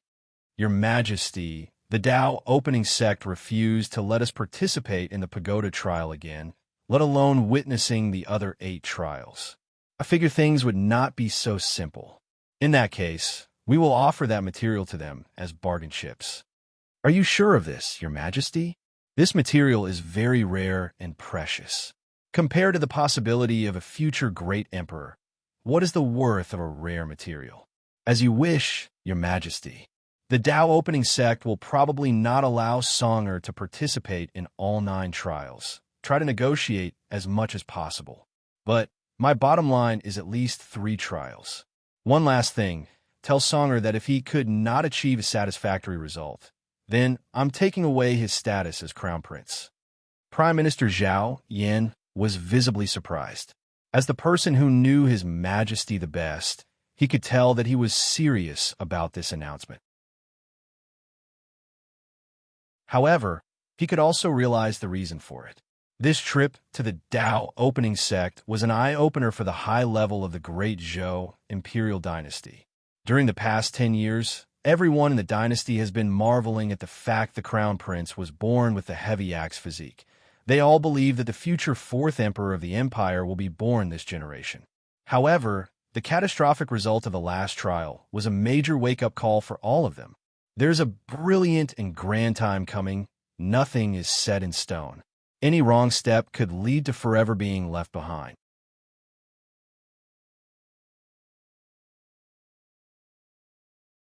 Chapter 48. The truth of the matter was that Wang Wei was still in the Dao opening sect and was controlling everything behind the scene. His grandfather, true monarch Yu Zhuang, is indeed injured and still healing. As a result, Wang Wei rarely interacted with him and only saw a projection clone of him on his 5th birthday. However, he often saw his grandmother from his mother's side, while the one from his father's side had long passed away before his birth. The reason that Wang Wei did not show up to meet the people of the Great Zhou Imperial Dynasty was due to the fact that his situation is not ideal at the moment. After cultivating the 10,000 things adapt to one sutra for more than 2 years, he was always in a weakened state. Wang Wei and the upper echelon feared that something might be discovered if he was to meet a powerful cultivator like retired Prince Ji Xiang. They worried that the people of Great Zhou might be able to infer their plan based on the condition of Wang Wei. So, they made up a plausible excuse to explain his absence. Wang Zhu walked in the Wang family courtyard as usual to report the latest development of the situation with Crown Prince Ji Xiang. As soon as she entered, Wang Zhu saw the young sect master wiping out a dark green liquid from the corner of his mouth. At the same time, there was another puddle of dark green blood or bile on the floor, emanating a foul odor, looking quite dangerous. "Damn poisons," muttered Wang Wei. "What brings you out so early in the morning?" "Young master, there are new developments in the situation with the Crown Prince." "Oh, I thought I already explained not to allow him to enter the trial again." According to the elders, the Great Zhou Imperial Dynasty offered a price that is hard to refuse. As such, they wanted to know your opinion on the matter. Wang Wei was intrigued. The Dao opening sect is very powerful and full of resources. If there is something that can actually tempt, it must be extraordinary. Wang Wei took the jade talisman that explained the price that the people of Great Zhou were willing to offer. According to this information, when Wang Wei cultivates the ancient desolate body refining scripture to a certain level, he will need material based on the 5 elements to further refine his powerful body. As such, the sect's upper echelons made a list of the 5 most powerful materials in the entire myriad emperor world that represent the 5 elements of wood, fire, metal, earth, and water. They believed that only by providing Wang Wei with the best, so he can have a higher chance of being victorious during the heavenly battle. However, despite the deep foundation of the Tao opening sect, they could only gather 2 of the 5 materials. The other 3 are either too rare to be found, in the hands of another powerful sect or faction, or even might be already extinct in the long river of time. However, to their surprise, lo and below, the Great Zhou Imperial Dynasty offered one of the missing materials as an offer to allow their crown prince to participate in the pagoda trials again. After reading the material again, Wang Wei knew the gist of things. He pondered for a moment before replying. Tell the elders that they can accept the offer, but the highest level of trial he can participate in is the 4th. No more than this. If they insist, tell the elders that they can just refuse the material. After saying all of this in a single breath, Wang Wei coughed again and spewed out a few more puddles of black blood. Also, at a time limit, Wang Wei was not too worried about this precious material. Since he knew where it was bound to be his. Even if he was not strong enough to take it by force, he could still take it by other means. From what he learned about Crown Prince Ji-song, he is a very rash and arrogant person. When the time comes, just use the material as the prize for a competition, then arouse him by reminding him of his defeat in the pagoda trial. Then he can legally or openly acquire it. Wang Wei has this level of confidence in himself.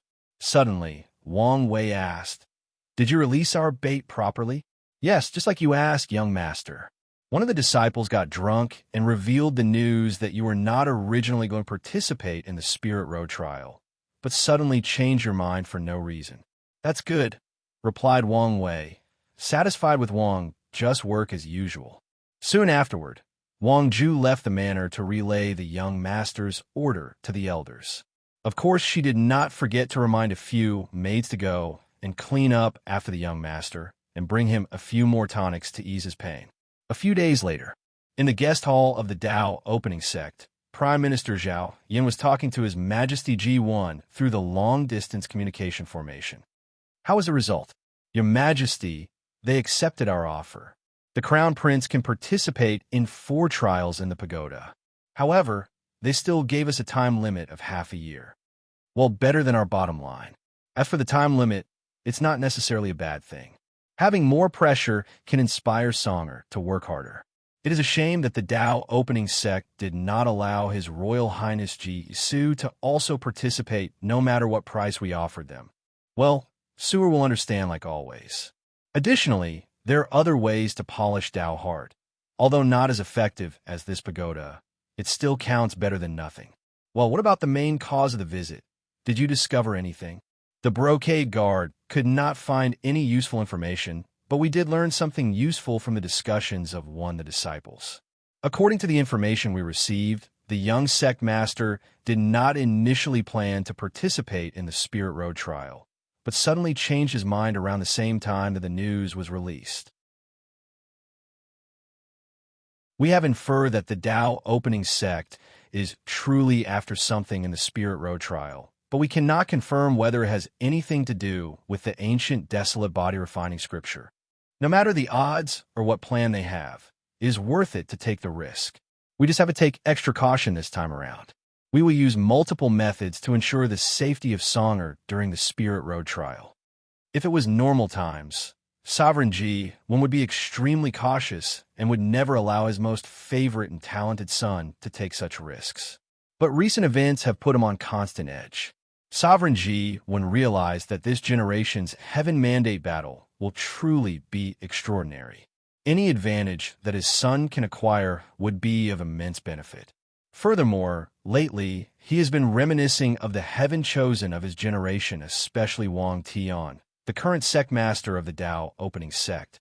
This man's swordsmanship was truly unique and unparalleled.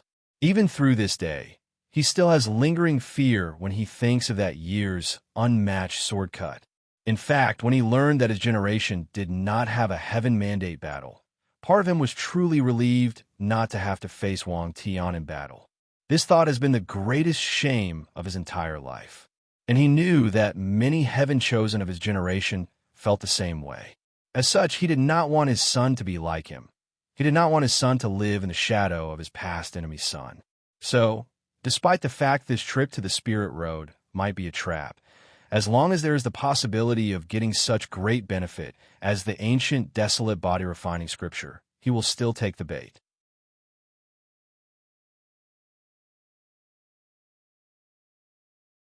Chapter 49.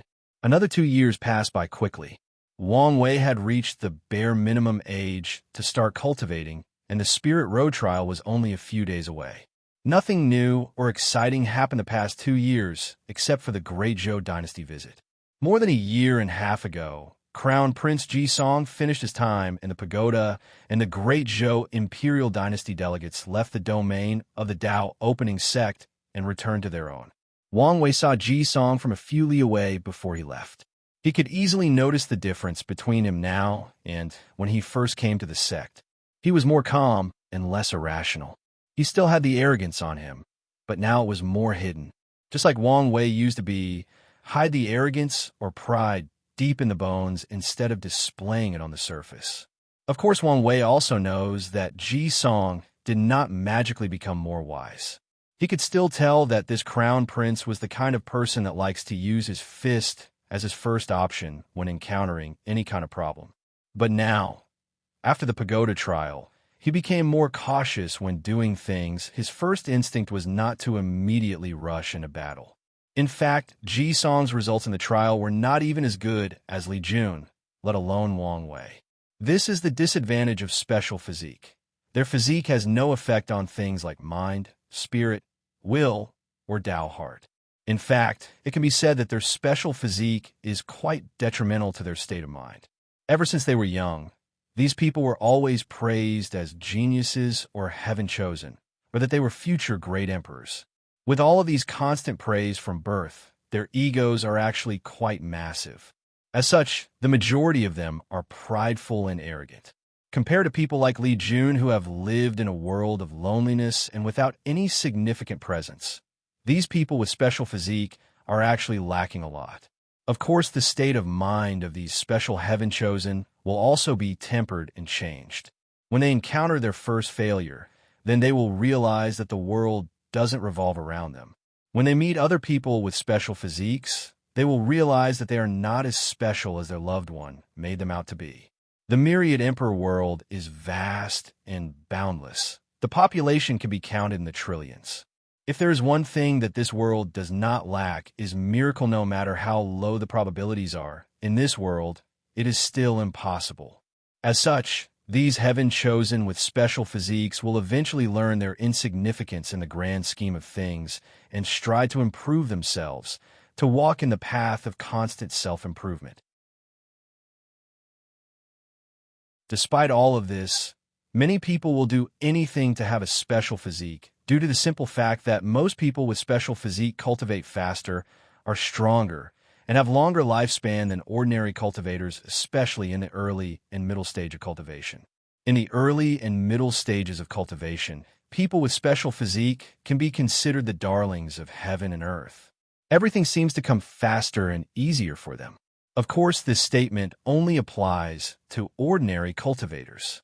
This world has cultivated countless terrifying geniuses that having a special physique is mainly providing in individuals a higher starting line than ordinary people. A good example of this is Han Li. Despite having such a powerful physique as the Heavenly Thunder physique, he cannot be considered a top-level heaven-chosen. Throughout his cultivation journey, he has lost countless fights. From the information that Wang Wei has gathered on him, he could determine that Han Li did not use his full potential. As a person with a thunder-prone physique, the best approach would be to absorb thunder tribulation to refine his body into a supremely powerful one. Then, when strong enough, try to absorb divine punishment, thunder, one of the highest level of thunder that is said to be powerful enough to even kill great emperors. In Wang Wei's eyes, the heavenly thunder physique is a total waste in the hands of someone like Han Li. At the end of the day, it is the person that determines the height that a special physique can reach. Wang Wei was standing in the Wang family mountain, waiting for the arrival of the elders and the other participants. Now that he is 15 years old, he has become a tall young man with a height of one. 85 meters. He is quite handsome, inheriting the good genes of both his parents. However, the most noticeable part about him was his temperament. He gives people the feeling that nothing in this world could bother him, that he could do whatever he wants and nothing or no one could stop him, whether it was gods, demons, immortals, and heaven and earth, not even a great emperor itself. His blasphemous attitude is actually quite appealing to women. Another person was standing next to Wang Wei chatting with him. It was his childhood friend and best brother, Li Jun. If there was an award for the person who changed the most in the past few years, it would have to go to Li Jun without any worthy contestant. Due to the fact that he also cultivated the 10,000 things adapt to one sutra, he lost all of his baby fat and also became a handsome guy. Unlike Wang Wei's defiant temperament, Li Jun is more of a chill, relax, or laid-back person. But behind that relaxed look, there is a terrifying fighting will that convey the idea that no matter what happens, no matter the circumstance, I will fight to my dying breath. You want me to stop fighting? You want to beat me? Then kill me. Only death can stop me. In fact, Li Jun has lived by this creed, or oath, in the past few years. In Li Jun's eyes, there are only two things that can stop him from fighting. One is death, and the other is the order of his big brother Wang Wei. In the past 7 years, Li Jun has created a reign of terror for the children of his generation. After the 9th Pagoda trial, Li Jun has fought with all of the children of the Wang, Li, and Yin family every day from both the main and branch family. No matter what day it was, no matter the circumstances, he will fight with them. Even when he started cultivating the 10,000 things adapt to one sutra and was in a constant state of weakening and poisoning, he still fought with them. Of course, he suffered a lot because of this. You would think that he was doing this as a form of revenge for his former bullying. No, he was simply doing it to hone his fighting will, and more importantly, to prepare for his special physique. Wang Wei was waiting while talking with Li Jun. So, which girl did you get this time? Big brother Wang Wei, I was nervous all night. Where would I have the time to pick up girls? Wang Wei smiled wryly when he saw a few of his maids sneaking a peep at Li Jun, and then blushed red like an apple. He and Li Jun can be considered best buddies and have known each other for years. Li Jun can be considered one of the few young generations of the sect that is officially approved by Wang Wei. However, if there is one thing that gives Wang Wei a headache, it's the fact that this guy is actually a womanizer. Ever since he turned 14 and lost all of his fat, he started to mingle with all kinds of disciples. The amount of disciples that he had secretly had relationships with the past 2 years are countless. It seems that he could not keep things in his pants. As polygamy is a normal thing in this world, he had no major problem whatsoever. After hearing this news, Wang Wei had him investigated as he feared that Li Jun had changed and was using his new status and power to force female disciples to have relationships with him. But it turns out that he was worried about nothing. According to the information he received, this guy is apparently very charming, and many female disciples are simply obsessed with him. It was also during this time that Wang Wei learned that there were many secret lists distributed in the sect. Li Jun ranked number 3 in the most handsome man, while he ranked number 2. Li Jun ranked number 3 in the most charming, while he ranked number 1. He also ranked number 2 in the person that girls most want to be married to, while Li Jun ranked number 1. Wang Wei was, of course, not convinced. Who could be more handsome than him? After investigating, it turned out to be the contemporary sacred son ranked 5th. Well, he had to admit that this guy deserved his ranking. Wang Wei was most puzzled by the last list. As the young sect master, the future sacred son, future sect master, and future great emperor, should he not be the man that most girls in the sect want to marry? After investigating, he discovered that most female disciples believe that they are not worthy to be his main wife, but many have expressed their willingness to be his consort, concubine, or even serving maid. A funny little incident happened during that time. After hearing the description of the female disciples, Wang Wei released a statement to all the girls in his sect that they are in fact worthy of him as long as they can get into his heart. After releasing this statement, Wang Wei's popularity in the sect increased greatly, but also brought him a great deal of problems. Every time he left the Wang family mountain, he would always accidentally encounter a bunch of beautiful female disciples that struck up a casual discussion with him. He talked to them all, no matter who they were. As long as they approached him, he would get to know them. With his powerful memory brought by his soul, he could remember each one and call them by their names, which brought a lot of favor to him.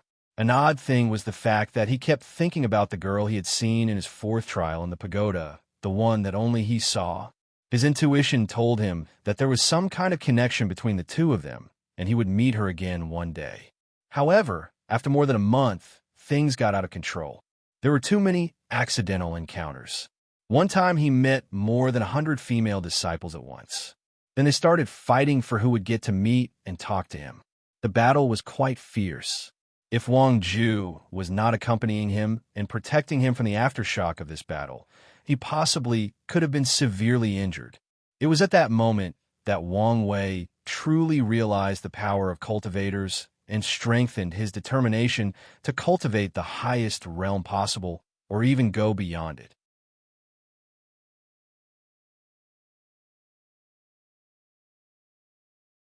Chapter 50. Soon someone walked over toward Wang Wei while he was talking to Li Jun. To be precise, it was two people. One being Sect Master Wang Tian, and an old man full of white hair dressed in very plain and ordinary clothes.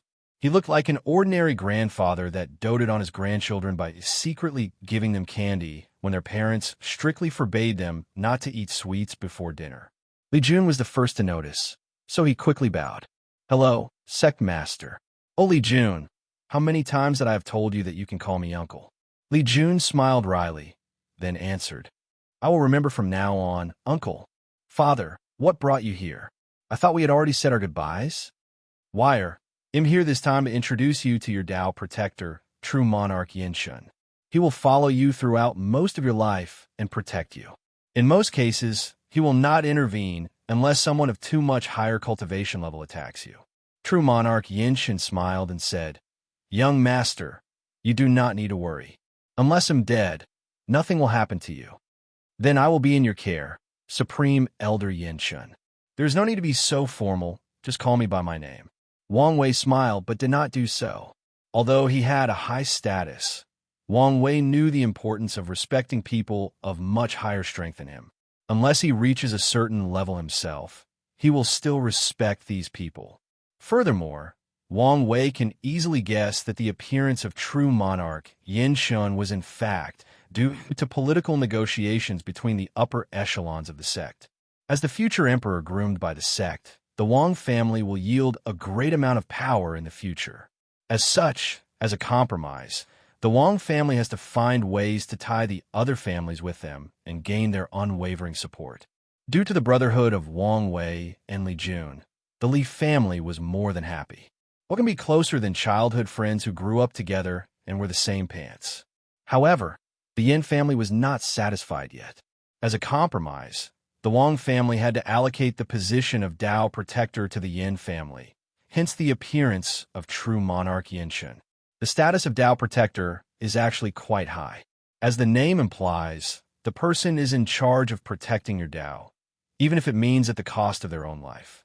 Being a Tao protector means taking an oath to put the safety of someone else above everything else, even yourself. This is the reason that the Wang family allowed someone else to protect Wang Wei instead of doing it themselves. After finishing introducing himself to Wang Wei, Yinshan then looked at Li Jun and said, "You must be Li Jun. Not bad, not bad.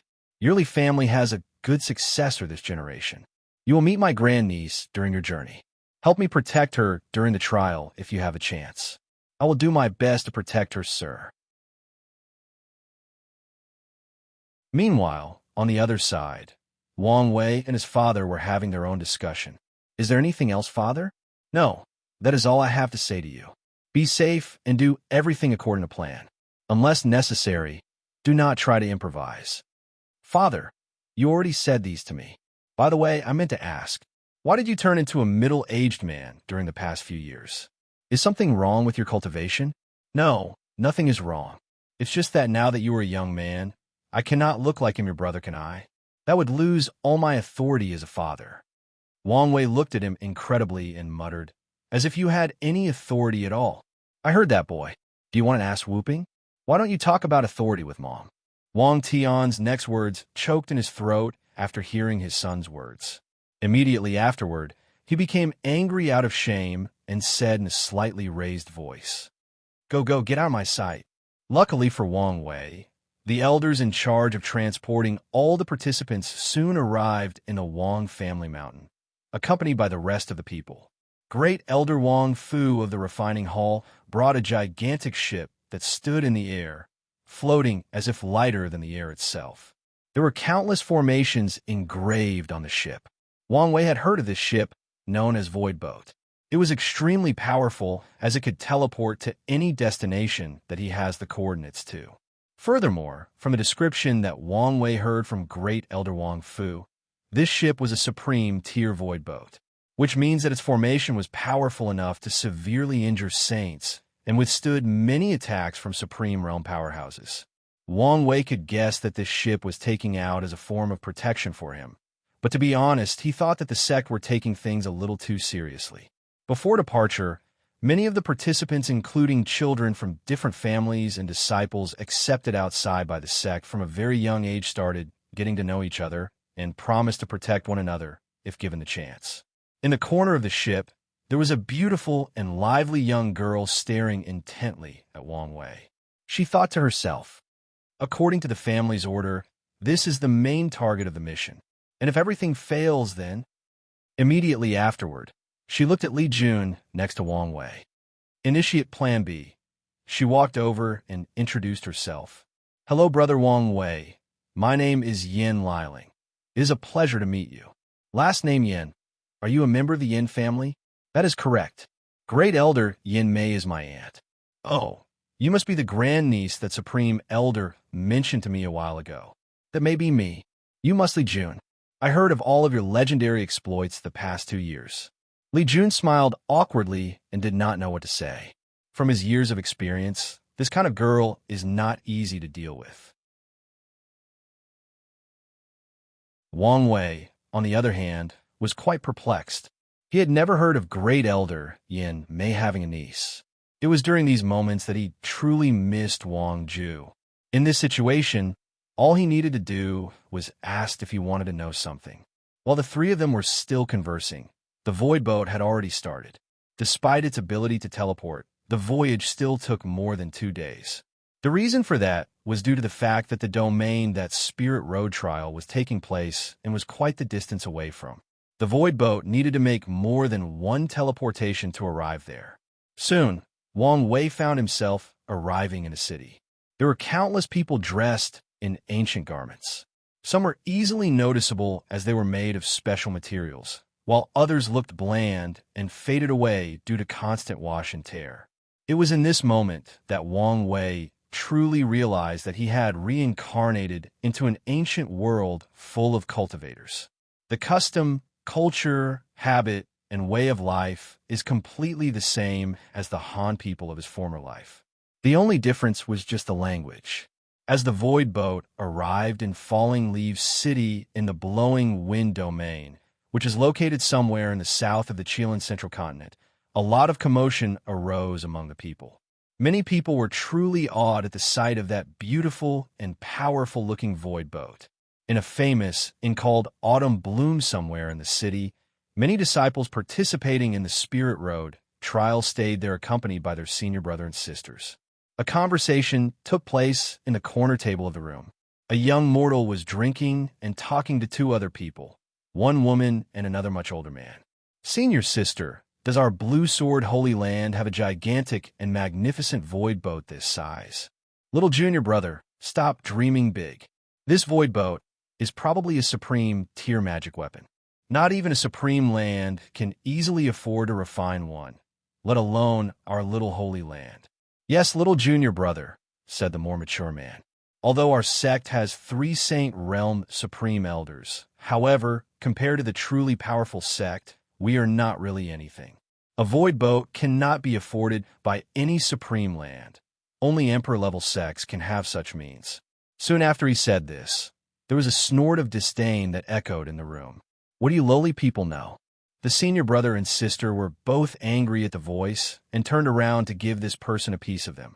However, when they saw the sect emblem on the person's uniform, they calmed down and took their little junior brother and left immediately. It was because they recognized this person is from the illusory Supreme Land A sect, ranked a tier higher than theirs. They knew that they could not afford to offend him. The person who said these words noticed that these people did not take any action, and his mood became much worse. He provoked these people on purpose in order to have his senior brother and sister teach them a lesson. In the past few years, he had been under a lot of pressure. Due to the fact that the path of Supreme was cut off in the last generation, there have been no new Supreme Realm powerhouse in the illusory Supreme Land for quite some time. The ones left are from 2 generations ago. As such, they are either severely injured or their lifespan does not have much left. As the son of the sect master, he was always taught that reaching the Supreme Realm was his only goal. As for things like Heaven Mandate Battle, there were not things that he could get involved with unless he wanted to be cannon fodder. Meanwhile, in the Dao opening sect side, since arriving in this city, Wang Wei has been touring around with the utmost delight. Ever since he was born, his father and mother would not let him out of the sect.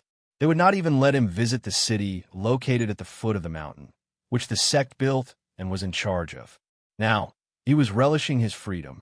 For some reason, Wang Wei felt that his mind was more open or clearer than ever before.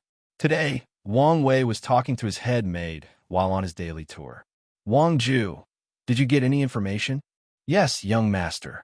In this city, there are only 3 Emperor tier factions, 146 Supreme Lands, 567 Holy Land, and countless other factions below that. Who are the other 2? One is the Great Zhou Imperial Dynasty. They have taken the bait, as the young master predicted. Crown Prince Ji Song is among the participants. The other is the Beating Heart Cult, a devil cultivator faction who had cultivated one great emperor long ago. Devil cultivators, Do you know their objectives? Will their presence affect our plans? Not likely. They should know how difficult it is to kill people of emperor factions in the Spirit Road trial. As for their purpose, it is easy to guess. The Beating Heart Cult has an initiation ceremony in which their cultivators must carve out and eat the beating heart of their enemies in order to cultivate their techniques. In order not to outrage other factions, they usually use the Spirit Road trial as a way to openly do it as long as they do not target the right people. Wang Wei frowned. He realized that the cultivating world is not as peaceful as he imagined. If he was not born into a powerful sect, who knows what fate would await him? While Wang Wei was walking and pondering, suddenly there was a riot and many people were rushing in different directions. As such, he bumped into many people. However, after bumping into one person, he felt something was wrong. He looked in every direction, but he could not find that person. He checked his body and found nothing. Wang Wei thought that maybe he was too distracted. However, as soon as that thought came to his mind, his instinct kicked in and reminded him not to take things lightly. As such, he immediately ordered Wang Ju to bring him back to his room in the inn and consult True Monarch Yin Shun and see if he can discover what is wrong with him. His life may be in the line here.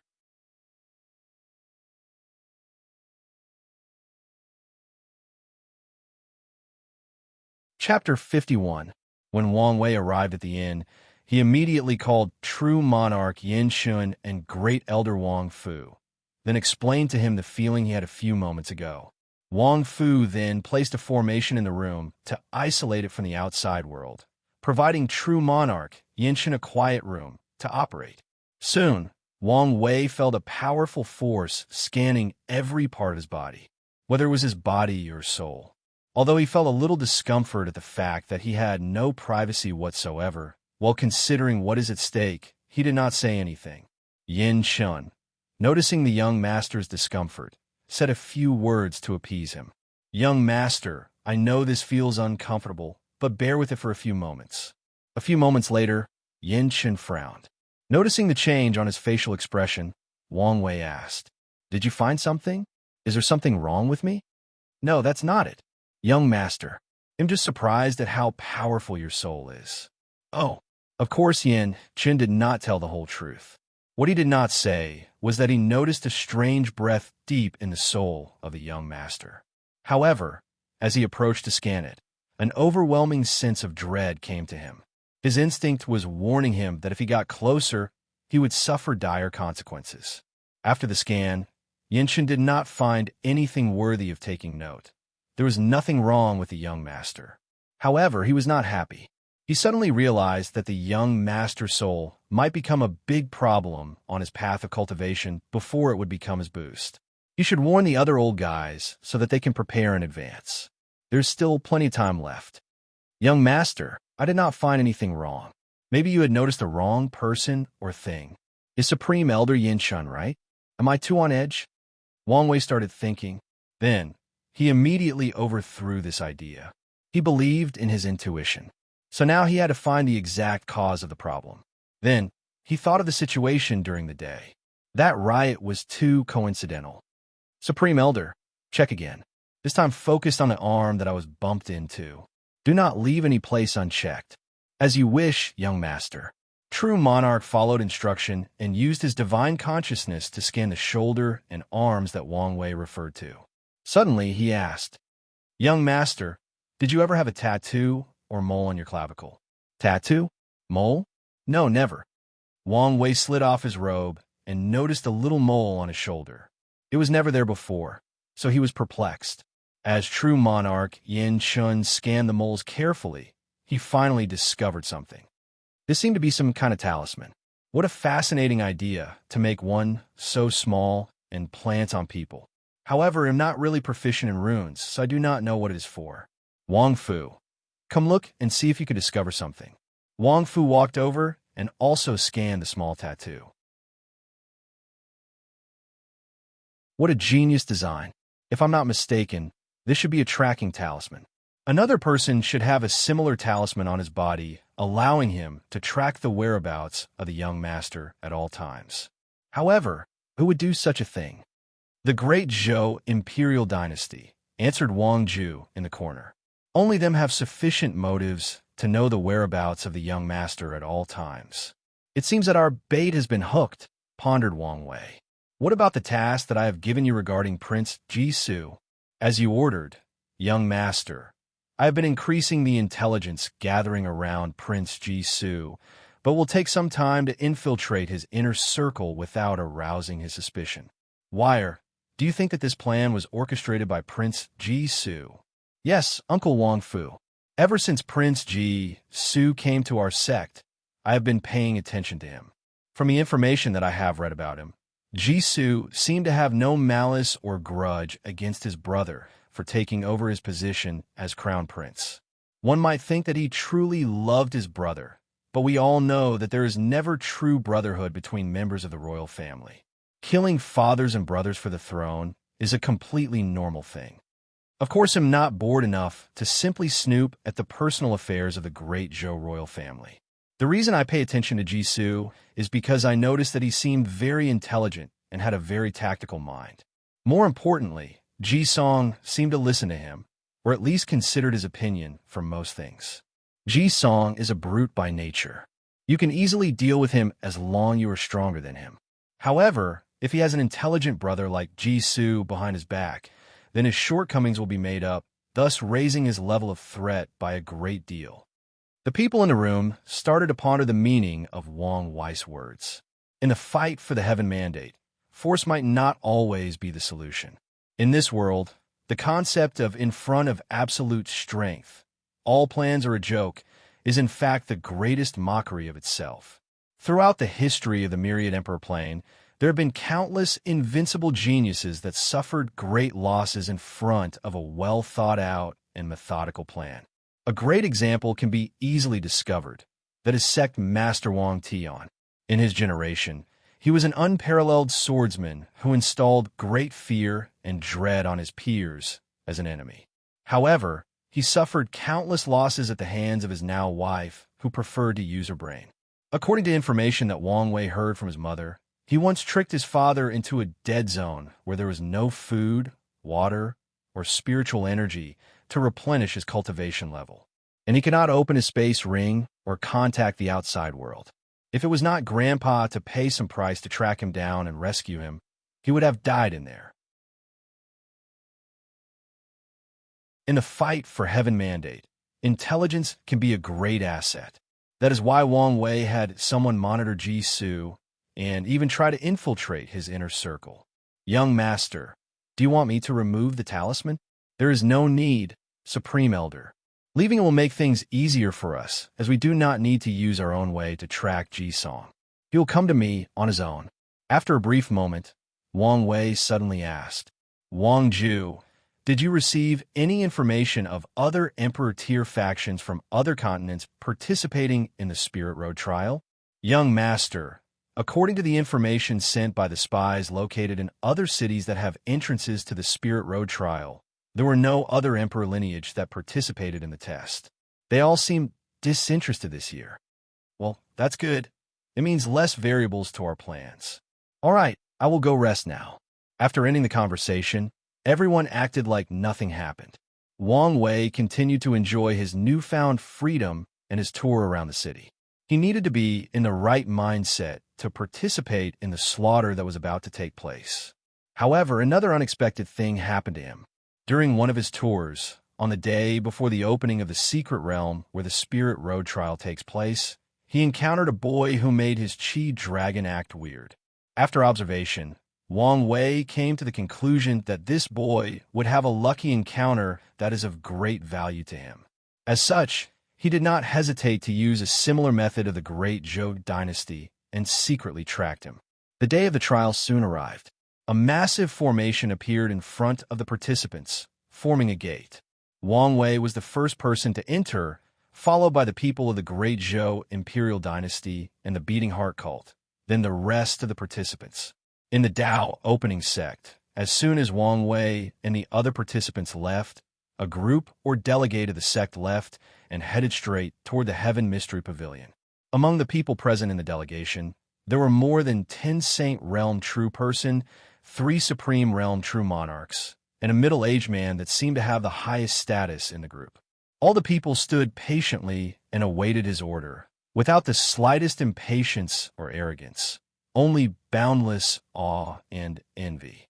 As soon as that person appeared, all the powerful people in the world felt a unique pressure that emanated from his presence alone.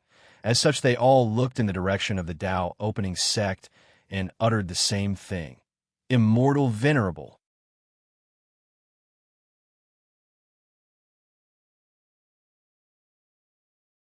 Chapter 52. As soon as Wang Wei entered the formation, he found himself on an open road, surrounded by rivers, lakes, mountains, and forests. There was no one in sight except him. Wang Wei knew that each participant would be separated into different regions. Wang Wei looked down on his arm and noticed the number 0. This was the number of people he had killed. In essence, the Spirit Road trial is essentially a massacre between geniuses or heaven chosen that allowed them to hone their skills, mind, survival instinct, and plunder each other's luck. Furthermore, this trial is also used by many factions to select disciples. As such, the person with the highest result will often be awarded by these factions. Wang Wei was not interested in the reward of these factions, so he did not really care about getting the number 1 spot. Wang Wei was here for 3 reasons: hone his skills, plunder Chi luck, and Ji Song. This trial was the place for him to truly witness slaughter and get used to it.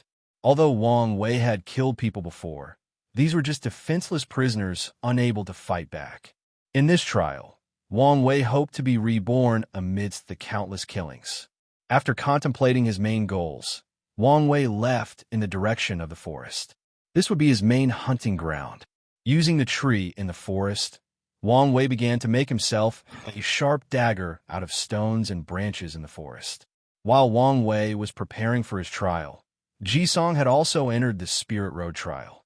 Unfortunately, he was separated from Wang Wei by a few regions. However, he was not discouraged as the talisman in his arm told him the direction of his target. Ji Song started heading in the direction of Wang Wei when he remembered the warning of his big brother and stopped. According to his big brother, there is a high chance that the Dao opening sect is laying a trap to ambush him, so he must be prepared and take things slowly. Although Ji Song did not think that the young master of the Tao opening sect could do anything to him with his strength, he knew that his big brother was way smarter than him, and it is better to listen to him. As such, he did not immediately go after him and decided to take the necessary precautions that his big brother told him to do. After Ji Song, the devil cultivator named Du Bo entered the trial. Immediately, he became excited about the prey he was about to kill. His imagination of how delicious their beating hearts will be almost made him soil himself. Too bad I could not touch these two guys from emperor lineage, Du Bo thought to himself. Nonetheless, there were still many preys to enjoy here. Following these two, countless other participants entered the Spirit Road trial from all 5 continents and from the lower plane. Meanwhile, in just a few hours, Wang Wei has managed to create a stone knife as a weapon. In fact, Wang Wei does not really like to use weapons. He prefers to use his first. However, given the fact that his body is quite weak now, a weapon is much more safe and efficient. After making a weapon, Wang Wei did not immediately start killing, but started scouting the environment and becoming familiar with it. Then, he found the perfect shelter that can prevent sneak attack at night and was close to a water source. After resting for more than an hour, Wang Wei started his hunting. The Spirit Road trial is divided into 2 segments. In the first half year, the participants must slowly adapt to surviving in the wild, and they must track their opponents using their own method if they want to know their whereabouts. In the second segment, the location of each person will be displayed once they reach a certain distance. Furthermore, the locations of the top 10 will always be displayed to all contestants. Another important part of the second half is the fact that many secret realms will be opened and many people can have lucky encounters. In the first half, it is quite difficult for other participants to track other people, but it is different for Wang Wei. With his true vision ability, he can see the Chi dragons above the heads of any participants. As such, he can easily track them. Wang Wei soon located the nearest target near him. It was a beautiful girl dressed in clean and beautiful clothes. Wang Wei could tell that she was a pampered rich girl and had no experience, as she was cleaning the dirt in her clothes and left herself wide open for an attack. Wang Wei heard the girl mutter something about her bodyguards. From this information, Wang Wei can guess that this girl was sent by her parents to experience life and tempered her. Thus they send powerful bodyguards to protect her. Unfortunately, the girl was separated from her protection service and became alone. Wang Wei wondered what her parents were thinking. Didn't they know that everyone will be transported to different places in the trial?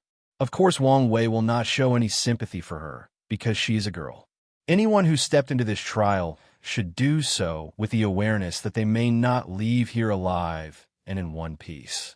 As such, Wang Wei sneaked behind the girl, tripped her into the ground with her face upward facing the blue sky, pinned her down with his knee, and then stabbed her into her throat.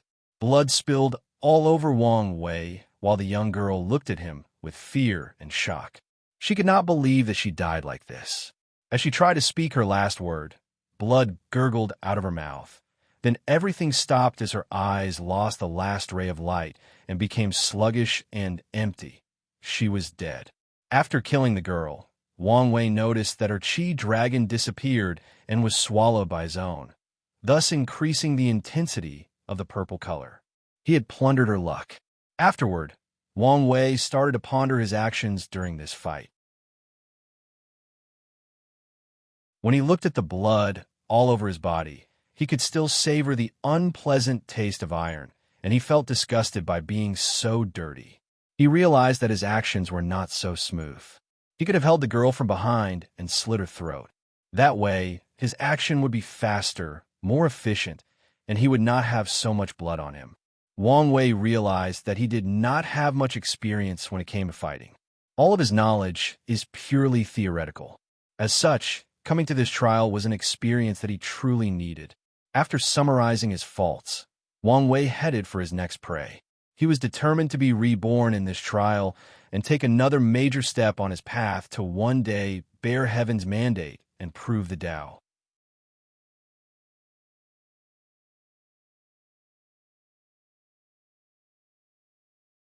Chapter 53. After the first battle, Wang Wei had to find a new outfit as his old one was unusable.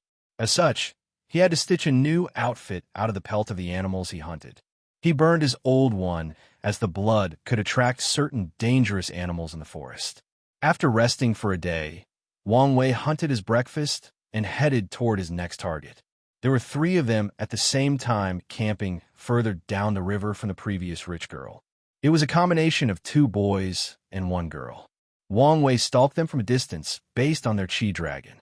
Wang Wei pondered his next course of action and came up with the idea of assassinating each of them at night while they were sleeping. However, he soon gave up this plan as he realized that his purpose in this trial was to experience combat, not just to kill people and reach the number 1 spot to receive the rewards at the end. Only by fighting in direct confrontation can he learn something and increase his fighting experience. Although he did a lot of training with Li Jun before he came here, it was not as effective as true experience in life or death battles. However, there was still a problem. There is 1 Wang Wei, while the enemy has 3 people. Wang Wei knew his limits. He was not yet ready to fight more than 1 person at once. So, he waited for one of them to be separated from the group.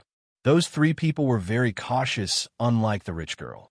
They spent most of the time in a group, and they took turns as watch guard to provide the other 2 with enough rest to fight when necessary. Wang Wei was very patient and observed the 3 of them for more than 4 days without any rest. Unlike ordinary people, Wang Wei's body was already inhuman. He did not need food every day to survive. Due to the fact that he cultivated the 10,000 things adapt to 1 sutra, Wang Wei only needed a bit of sunlight every day, and his body could function normally for a whole 7 days without problem. Soon, Wang Wei's patience was rewarded. The female companion complained that she was tired of eating fish from the river for 4 consecutive days, and she wanted to go hunting for other animals for food. The other 2 agreed with her, and one of them left with her, while the others stayed and guarded their home base made of cozy tents. As soon as they were separated, Wang Wei approached the guy left behind. However, things did not go as easy as last time. The other guy was always on guard and immediately noticed someone approaching him. Wang Wei watched as his opponent took out a knife similar to his. He was not flustered at the fact that his enemy was alerted to his presence. In fact, his objective was never to be subtle. Wang Wei watched this guy carefully. He was slightly shorter than him, but more robust. He noticed the calluses in his hand, signifying that this man was either trained or used to do hard labor as a living. The 2 people stared at each other in order to find the right opening to attack, testing each other's patience. Ordinarily, Wang Wei would be more than happy to wait for the right time to attack. However, time was not in his favor. He knew that this guy had companions that would eventually return. The longer Wang Wei waits, the less favorable the situation will become for him. As such, he no longer waited and attacked directly. If there was no opening, then he would make one. Wang Wei launched toward the guy and stabbed him. This time he went directly for a vital organ, the lung. The other guy dodged the knife by slightly twisting his upper torso, then retaliated by stabbing Wang Wei in his eyes. Wang Wei moved his whole body to dodge, then followed his first attack with a kick directly in the back of the person's kneecap to stop his opponent from moving. The other guy slightly moved legs so that Wang Wei's kick will hit his knee instead. When Wang Wei noticed this change, he had to lower his kick to hit the guy's shin, otherwise the bones on his feet would crack if he directly hit the person's knee. After this attack failed, Wang Wei did not stop and continued to stab his opponent in different parts of his body: eyes, heart, lungs, and brain. However, this guy managed to dodge all of his attacks and retaliated against him. They both fought for more than 5 minutes, each person trying to stab the other without saying a word to one another. Wang Wei knew that time was of the essence. The longer he fought, the more of a dangerous situation he was in. As Wang Wei painted in exhaustion and began to plan his exit strategy, he suddenly realized something. His opponent was not fatigued at all by the previous fight. He was not painting like him. His breath was regular. His foot was steady in the ground. What frightened Wang Wei the most was the fact that his opponent barely moved from his spot the whole fight. Puzzled and intrigued, Wang Wei began to use his powerful memory brought by his soul to recount every detail of the fight. It was then that he realized that this guy was actually using a superb dodging method. Every time Wang Wei attacked him, he would use the least amount of movement to dodge the attack. His movements were quick, efficient, and subtle. He did not waste any energy unless necessary. This was the reason that Wang Wei was tired after the fight, but this guy was not. After reviewing this guy's movement over and over again in just a few seconds, Wang Wei took a deep breath to adjust his state. Then he attacked again. Wang Wei stabbed this guy again with rapid movement. This time, he went for the lungs again. The guy repeated the same dodging technique and stabbed Wang Wei in his eyes. Wang Wei slightly bent his head to avoid the knife, then continued to uppercut the guy on his chin with his left hand. The guy tilted his head slightly to the left to dodge the uppercut, then kicked Wang Wei's waist with his right leg. Right when his leg was about to hit, Wang Wei lifted his left leg and allowed the kick to directly hit his knee. The guy groaned in pain. The timing was so perfect that he did not have time to redirect his kick. Wang Wei immediately took advantage of his enemy's distraction due to physical pain and stabbed him on his right leg. The guy tried to pivot his leg to dodge again. Unfortunately, his nerve response was decreased due to the pain and a deep cut was left on his leg. Wang Wei managed to draw his first drop of blood during this fight. Of course, he did not let his guard down. He continued to attack the guy nonstop. The fight continued for another 5 minutes. They stab and dodge each other's attack using the least movement necessary. Suddenly, the guy said, "You copied my dodging technique." "So what?" responded Wang Wei. "Is there any rule that says you cannot learn from your enemy?" After saying that, Wang Wei attacked him again, this time heading straight for his eyes. The guy tilted his head to dodge again. However, Wang Wei's attack was actually just a feint. The moment his head moved, Wang Wei changed the upward grip on his knife to a downward one and stabbed the man's shoulder. The man screamed loudly and involuntarily held his bleeding shoulder with his other hand. Wang Wei took this opportunity to take the knife from the guy's hand and stabbed it directly in his heart, dealing a fatal blow to him. Afterward, the man dropped to his knees, then said, "The world is truly unfair. I have spent more than 8 years as a gladiator, forced to kill every day in order to buy my freedom. It took me 8 long and painful years to summarize that dodging method, yet you learned it in less than 5 minutes. I'm not willing." After saying his last word, the guy fell to the ground. He had no breath left before he even hit the floor. "Yes, you are right. Fate is the greatest mockery to us all," muttered Wang Wei. Then, he turned the guy over, closed his eyes, and buried him as a way to honor the first true opponent he encountered on his cultivation path. After doing all of this, Wang Wei left the camp. Unfortunately for him, as soon as he left, he encountered the 2 people who went out hunting earlier. As soon as these 2 noticed the direction that Wang Wei came from, they felt that something was wrong and immediately surrounded him to prevent him from escaping. Wang Wei, who had just finished a hard fight, was exhausted both physically and spiritually. He knew that he was in for a hard battle.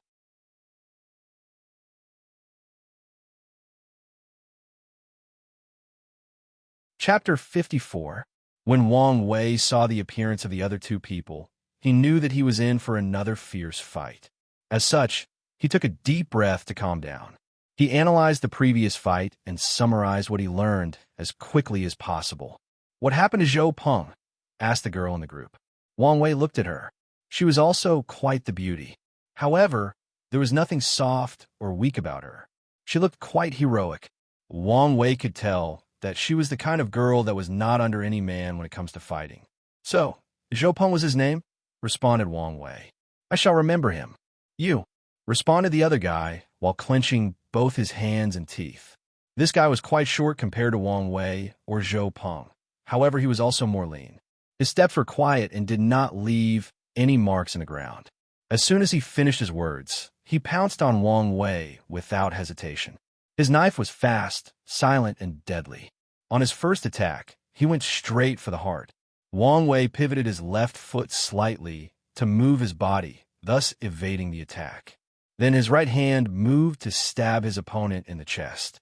However, as soon as he moved, he received another attack from the heroic girl. So he had to use his dagger as a defensive move to stop her attack. As soon as he placed his attention on her, the short guy attacked again. This time the attack was directed towards Wang Wei's head.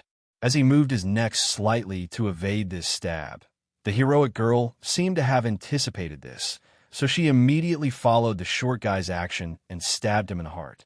Wang Wei did not have much space or time to properly evade this knife. As such, he moved his body to allow the knife to penetrate the space between his ribs and avoiding a major organ. Thus, Wang Wei evaded a fatal attack, but he was still injured.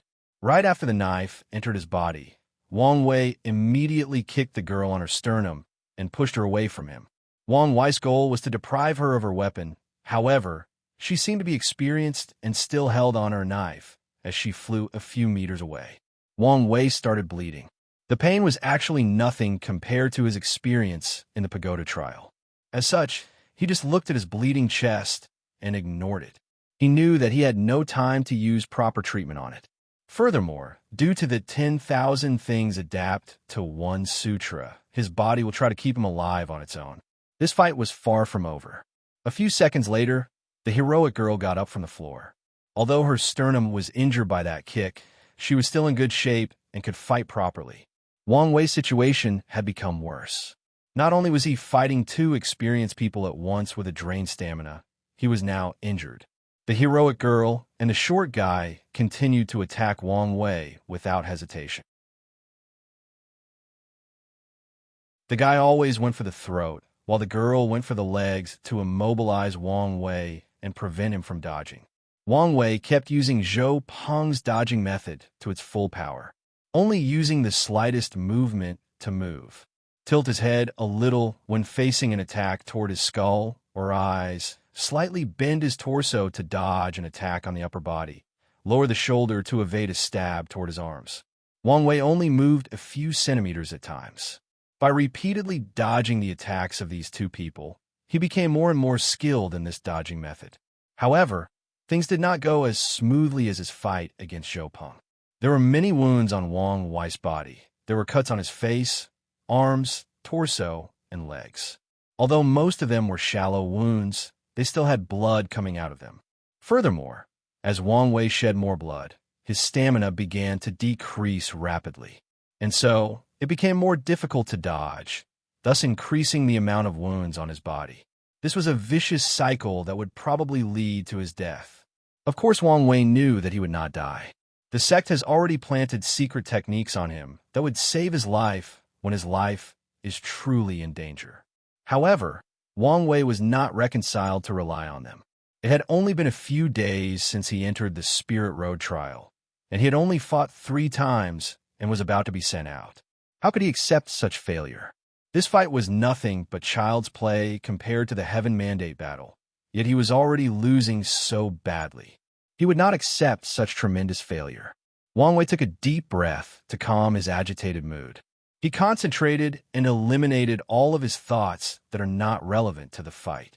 He found himself entering a mysterious state in which he became extremely calm, indifferent, and focused. He had no distracting thoughts whatsoever. Then, everything around him slowed down and became extremely clear. Wang Wei found himself able to predict his opponent's every move and action. From the trembling of their muscles, he could tell which body part they would use to attack. He could predict an upcoming kick, punch, or knife stab. From their facial expression or the direction that their eyes looked at, he could predict where they would attack him. He could tell if they would attack his eyes, throat, heart, or lungs. Wang Wei could even feel their killing intent. With this newfound ability, Wang Wei knew that he would be the final victor in this battle.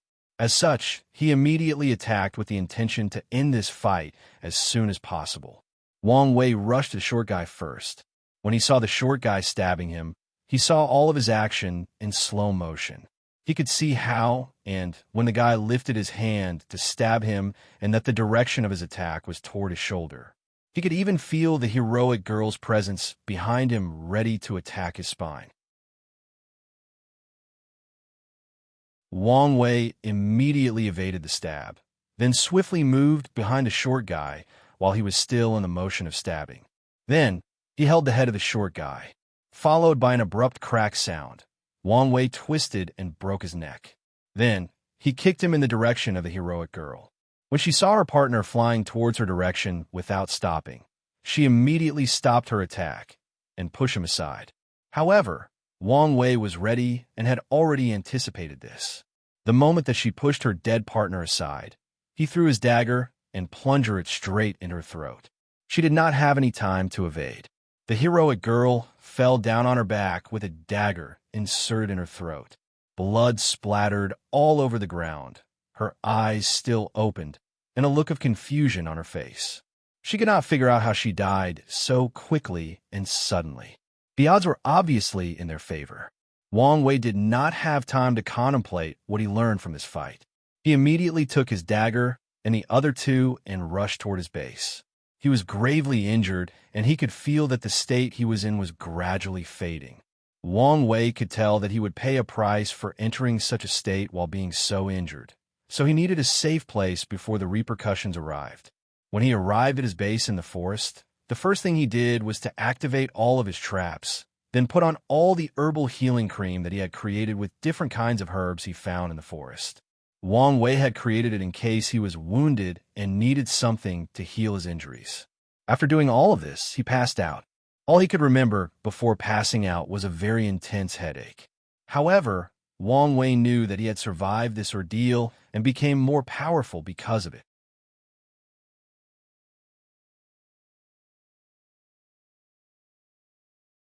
Chapter 55. After Wang Wei woke up, he still had a massive headache. He felt like his head was constantly ringing like the bronze bells in a Taoist temple. He became confused and could not remember much. He knew his name, but forgot everything else for a moment. He forgot the date, the place he was, and what reason he was there. It wasn't until the next day that Wang Wei returned to normal, after which he started thinking about the state he previously was in and the reason for it. More importantly, how can he re-enter it again and minimize the side effects? After contemplating for a while, Wang Wei came up with the explanation that this was the result of his powerful soul. When he concentrates or focuses on one task, he can enter a state similar to bullet time, in which everything will slow down and his reaction time will dramatically increase, and his brain computing power will also exponentially increase. Wang Wei knew that this state was excellent for ordinary fights like the ones in the Spirit Road trial, but when it comes to fighting between cultivators, it will have a minimal effect. However, this state was what Wang Wei needed the most right now. Wang Wei was planning to train himself to the point that he can actually fight body refining realm first and second layer as a mortal. This was a great task, as there was a great difference between mortals and cultivators. Even the 9 layers of body refining realm, the first 2 layers are completely different from ordinary people. An example is that Wang Wei currently can lift close to 1,000 jin or 500 kilograms due to bathing in spiritual qi for countless years and drinking and eating nutritious food every day. However, a person in the body refining 1 layer will have at least 2,000 jin or 1,000 kilograms of strength. As such, this task is very difficult. As for the reason for doing this, it is of course in order to fight with Ji Song. Most special physiques do not provide the people who possess them with any benefit without starting to cultivate. In fact, without cultivating, people with special physique might not even discover their uniqueness and spend all of their life as ordinary people. However, there are exceptions, especially with the top 5 physiques. The number 1 absolute chaos physique is actually quite arrogant. Without a cultivation technique, at least at the level of saint, you can never cultivate with this physique. Any energy cultivated that is not the level of saint will be swallowed by the user's body itself. The majority of people with this physique will be labeled as waste that cannot cultivate, unless someone who knows about the characteristics of the absolute chaos physique notices the difference. The number 37 emotions 6 desires physique will provide its owner with an overwhelming amount of beauty and charm. Even without cultivating, the owner will have some slight charming abilities and all of them are usually extremely beautiful, both men and women.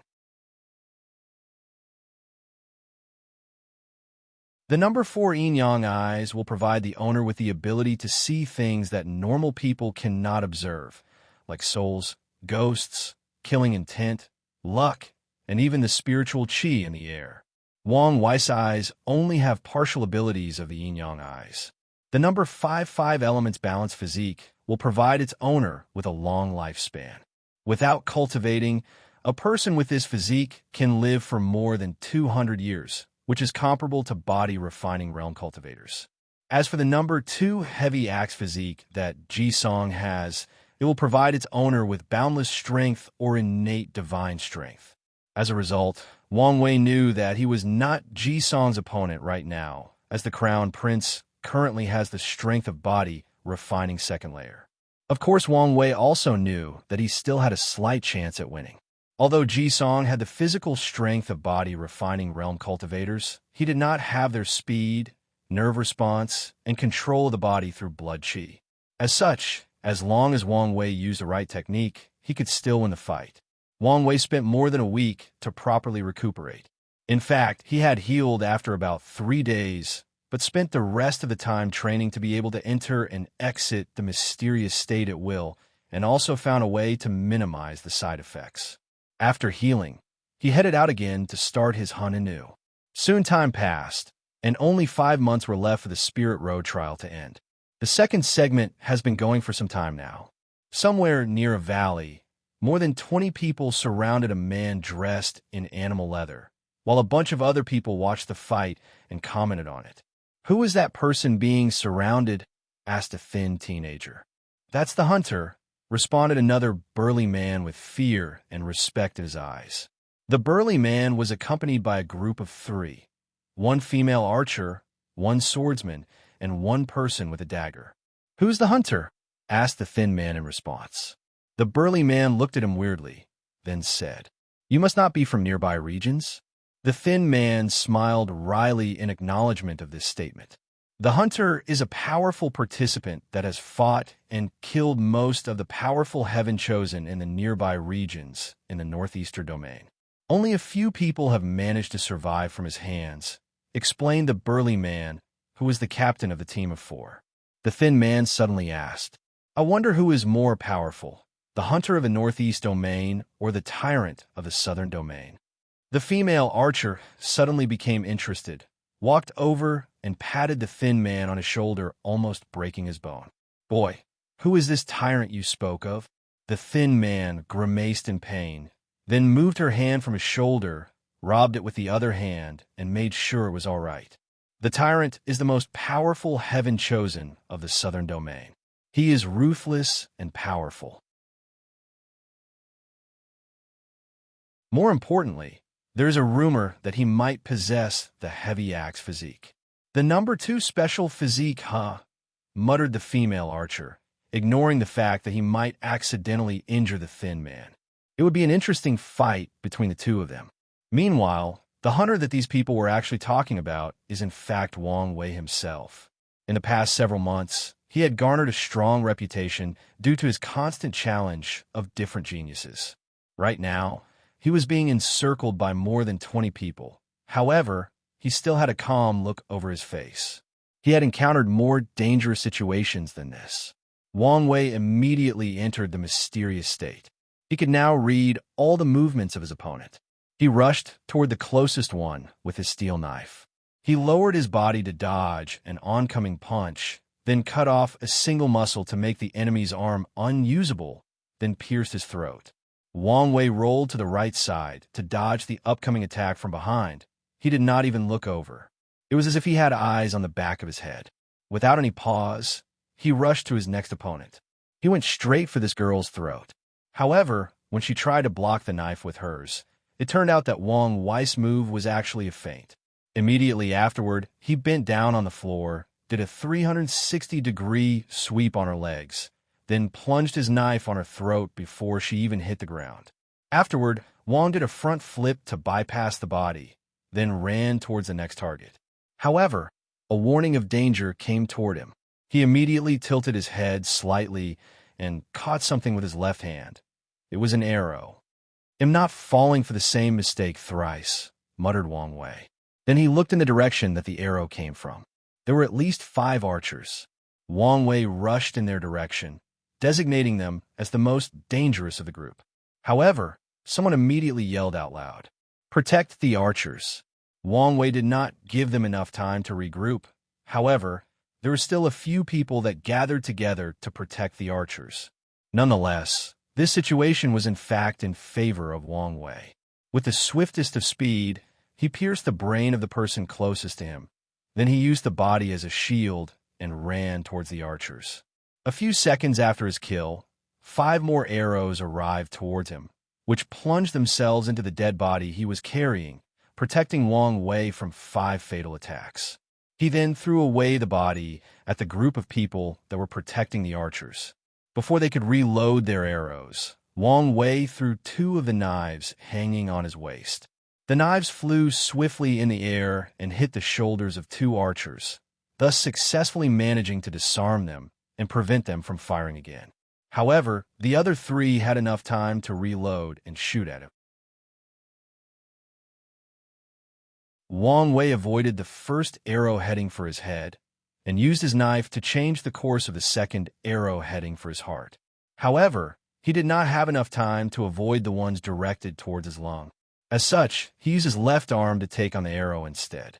The arrow pierced his bicep, thus injuring him.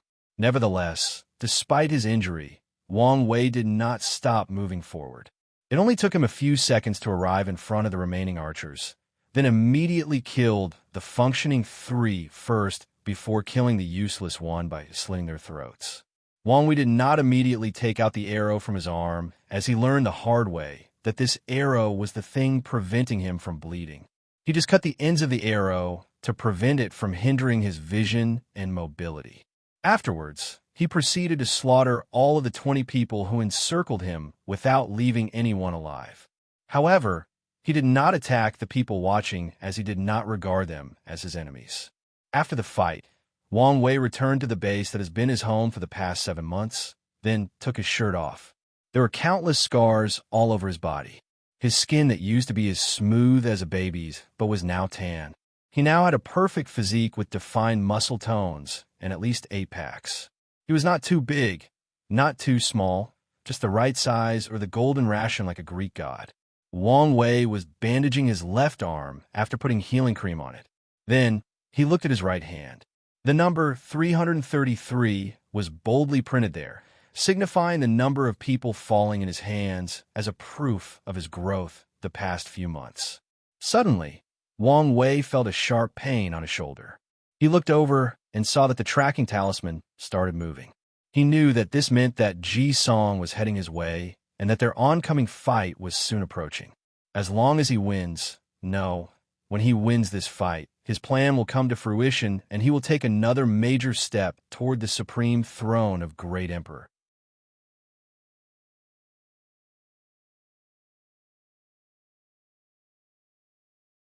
Chapter 56. After bandaging his arm, Wang Wei started thinking about his next course of action. In fact, he was not too worried about his fight against Ji Song. There are too many ways he could win this fight. He could meet up with Li Jun and gang up on Ji Song. He could lay hundreds of traps and trick him into them. He could even use poison to weaken him. During the past years, Wang Wei had learned from his mother when to fight head-on and when to use wisdom to win a fight. The only reason he insisted on fighting with him head-on and one-to-one is because he wants to challenge his limits. The majority of people in the Spirit Road Trial are regular mortals when it comes to strength. As such, they are forced to use superb techniques to make up for the lack of physical prowess. Only Ji Song did not fit into this category. As such, Wang Wei wanted to fight him and see how much he has improved since the beginning of the trial. Furthermore, Wang Wei had a lingering feeling that if he won this fight just and honorably, then something special will happen to him. Something important will be given to him. He does not know where this feeling came from and what will happen, but he knows that his feeling is right. As such, he plans to follow it and see the result. Wang Wei then focused intensely on his finger, and a ring randomly appeared on his ring finger. It was a space ring. as this space ring was a soul-bind treasure. He could carry it everywhere with it. This was one of the loopholes of the Spirit Road trial. However, there was still one restriction. This magical treasure could not be taken out in the first half of the trial. As the Spirit Road trial was technically under the jurisdiction of Heavenly Tao, no one dares to break its rules, not even the Tao opening sect. That is the reason that Wang Wei had to make daggers out of stone or use the environment around to make things necessary for survival, while he had a space ring full of food and weapons. Of course, another restriction was that the weapons smuggled in could not be too powerful, otherwise they will be immediately sealed. In fact, this restriction also applies to treasure discovered in the secret realm during the trial. Even if a participant was lucky enough to acquire a holy or supreme weapon, it would be in a sealed state. Nevertheless, treasures like swords, sabers, or spears are still quite valuable even in a sealed state. The sharpness and indestructible nature of these weapons are enough to give any participants a great advantage in combat. Wang Wei looked inside the space ring and took out 3 paper talismans. He made sure that the talismans were still working properly, as they are the main material for the next plan. However, a few breaths after taking out the talismans, Wang Wei noticed a gaze coming out over his head and scanned the talisman over, then disappeared. He knew this must be the safety mechanism left by Heavenly Tao to ensure the rules are followed. For example, if those 3 talismans were powerful attack ones, they would be immediately sealed, and there would be nothing Wang Wei could do about it. Thinking about this, Wang Wei felt quite unpleasant for his powerlessness and at the very idea of Heavenly Tao itself. Having someone over your head and telling what you can and cannot do is a very unpleasant thing for someone like him who pursued the path of freedom. However, he still has to put up with it now. At least for now, after checking that everything was in place, Wang Wei began to rest in order to heal the arrow wound on his left arm. Meanwhile, in the southern domain, Ji-song was trekking towards the northeast domain to meet with the young master of the Tao opening sect. While he was walking, Ji-song started thinking to himself. According to the royal elder brother, the ancient desolate emperor who created the ancient desolate body refining scripture must have left something important in a secret realm in the Spirit Road trial. In order to acquire that thing, the Tao opening sect needed the blood of someone with a heavy axe physique to open the secret realm. As such, they released the news as bait to attract me. Most likely, there's a trap waiting for me there. Thinking of this, Ji-song sneered at this. With his powerful strength compared to body refining realm second layer, he did not fear anyone. Suddenly, Ji-song started thinking about the humiliation he suffered in the polishing Tao Heart Pagoda. The young master of the Tao opening sect crushed all of his records in that damn pagoda. He had never suffered such failure in his whole life. What made Ji-song more angry was the fact that he had greatly benefited from the 4 layers of the trial he had participated in. His will and Tao heart was sublimated after each trial, and yet he was not allowed to participate in all of them. His family begged the sect to allow him to continue the trial, but they refused without any hesitation. Ever since he failed to experience the remaining 5 trials, he always had a feeling that something was missing from him, like he was incomplete. Ji-song's anger grew more and more as he reminisced of the situation back then. He suddenly clenched his fist and punched the ground. Bang! A spider crack a few centimeters was left in the ground. After releasing his anger, Ji-song continued his journey. It took him more than a month to travel through the central domain into the northeast one. During this month-long journey, many people tried to fight Ji-song, but all of them were forever buried in this trial. Upon arriving in the northeastern domain, Ji-song did not go directly to find Wang Wei, as his elder brother warned him to always be cautious. He used the tracking talisman they placed on Wang Wei to map out all the places he had been. Ji-song then noticed that Wang Wei's space has been the same for the past 8 months. He became convinced that the secret realm of the ancient desolate emperor should be around there. Then Ji-song took out a hiding talisman from his soul-binding space ring. In the second half of the Spirit Road trial, The whereabouts of each participant will be shown as long as they approached each other at a certain distance. This hiding talisman is to prevent this from happening. After doing all of his preparations, he tracked down Wang Wei and began to observe him. Of course, Wang Wei was aware of Ji Song's location as soon as he arrived. He had Great Elder Wand Fu modify the tracking talisman so that he can also know the location of Ji Song, just as he knew his. So, as soon as he arrived near him, he called him out. "Come out, Crown Prince Ji Song, I know that you are here." Ji Song then removed the effect of the hiding talisman, then said, "My brother was right. Your Dao opening sect is indeed setting a trap for me. Isn't that right, young sect master Wang Wei? And yet, here you are here, Crown Prince. Where are the other people? You do not think that you alone is a match for me. Where is that little psychic of yours? What's his name? Li Jiang, I believe." "Interesting," exclaimed Wang Wei, who looked a little surprised. Who knew that a brute like you could use tactics, such as harassing your opponent by arousing their emotion? Your brother must have spent a lot of time teaching you that. You. Enough, Crown Prince Ji Song. People like us who aspire to sit at the supreme throne have their own pride. There is only me and you here. Let's get on with this fight." Ji Song tried to calm himself down. It's as Wang Wei said, the only thing that truly matters is the battle between the two of them. As people whose goals and ambitions are to become great emperor, most of the time, they can only use their fists to talk and convince each other. Ji Song rushed towards Wang Wei and punched him with all of his strength. Wang Wei, who had entered the mysterious state, moved his head slightly to dodge. However, he heard the sound of wind swaying next to his ear. He immediately knew how powerful this punch was. Wang Wei knew that if he was hit by even one Ji Song's punches, he might instantly lose this fight. Furthermore, although Ji Song's speed was not up to par with body refining realm cultivators, he was by any means slow. If Wang Wei had not entered the mysterious state, his speed and nerve response might not be a match for Crown Prince Ji Song. No wonder people envy people with special physique. Wang Wei sighed as he knew that this fight might be more difficult than he previously imagined.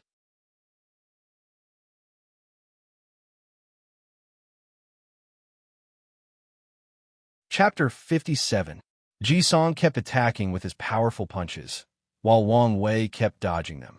Sweat was dripping from his forehead.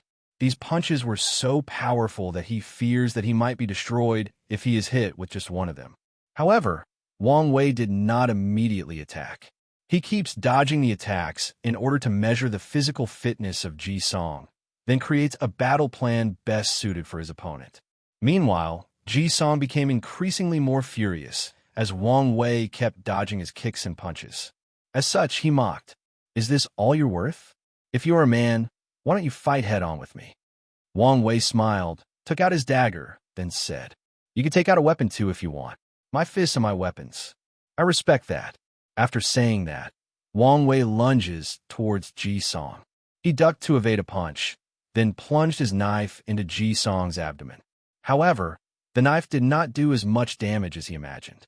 The Crown Prince's skin was strong and durable enough to negate much of the attack, and his iron-like muscle contracted to prevent the knife from going further in and doing more damage. You should know, this was a knife made out of metals. Although the knife did not have any magical properties, it was still made of very durable metal as hard as iron. Wang Wei secretly cursed the heavy axe physique. This damn physique not only provides Ji Song with great strength, but also ridiculous defense. It was during these moments that Wang Wei became excited at the idea of cultivating the ancient desolate body refining scripture and being able to build himself a more powerful body than Ji Song in the near future. Despite the failure of his first attack, Wang Wei did not stop. He continues to evade the Crown Prince's attack while stabbing him or cutting him in different parts of his body. However, Ji Song always managed to evade fatal attacks to places like his eyes or brains. In fact, Wang Wei did not want to kill Ji Song, or to be precise, he could not kill him, otherwise this fight would have gone a different way. He needs to thoroughly study the Crown Prince in order to gain his own special physique. Wang Wei soon realizes that his current tactic was not working at all. He ponders whether to take out a holy or supreme top-tier magical weapon from his space ring.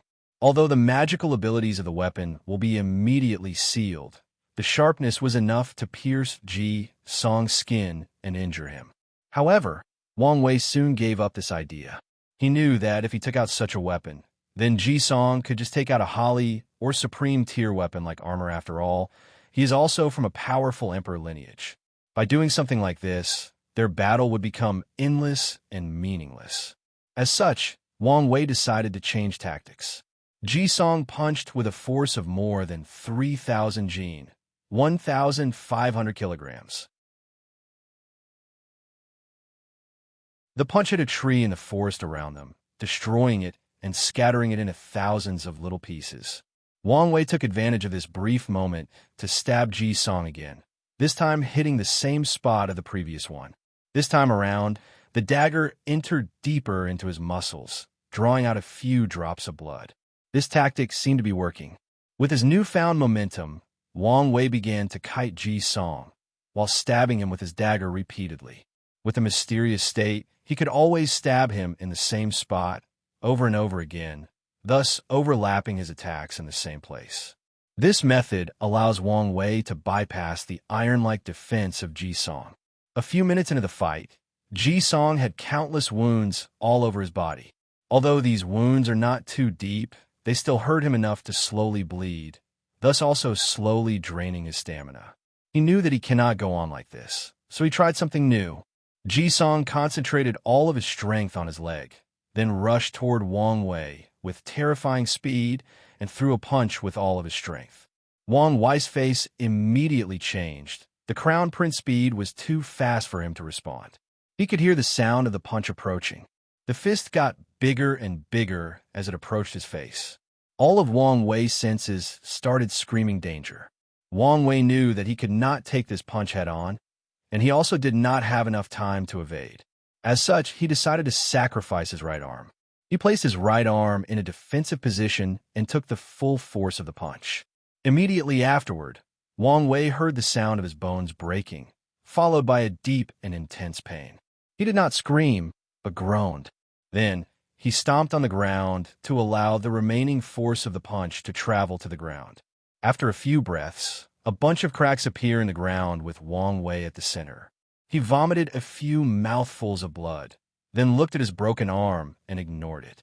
He then transferred his dagger to his left hand and continued to fight. The battle was not yet over. Ji Song has just used a lot of stamina in order to make such a rapid attack. His breathing became rapid and he perspired a lot. Wang Wei did not let him rest.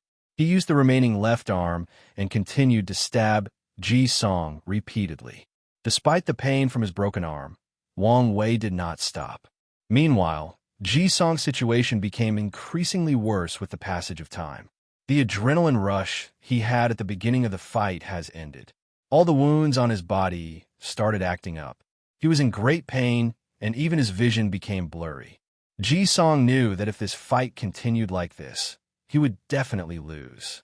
As such, he wanted to make one last final blow to end everything once for a while.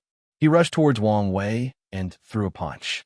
When a young sect master dodged his attack and stabbed him again, Ji Song relaxed his muscles and allowed the dagger to go deep into his body.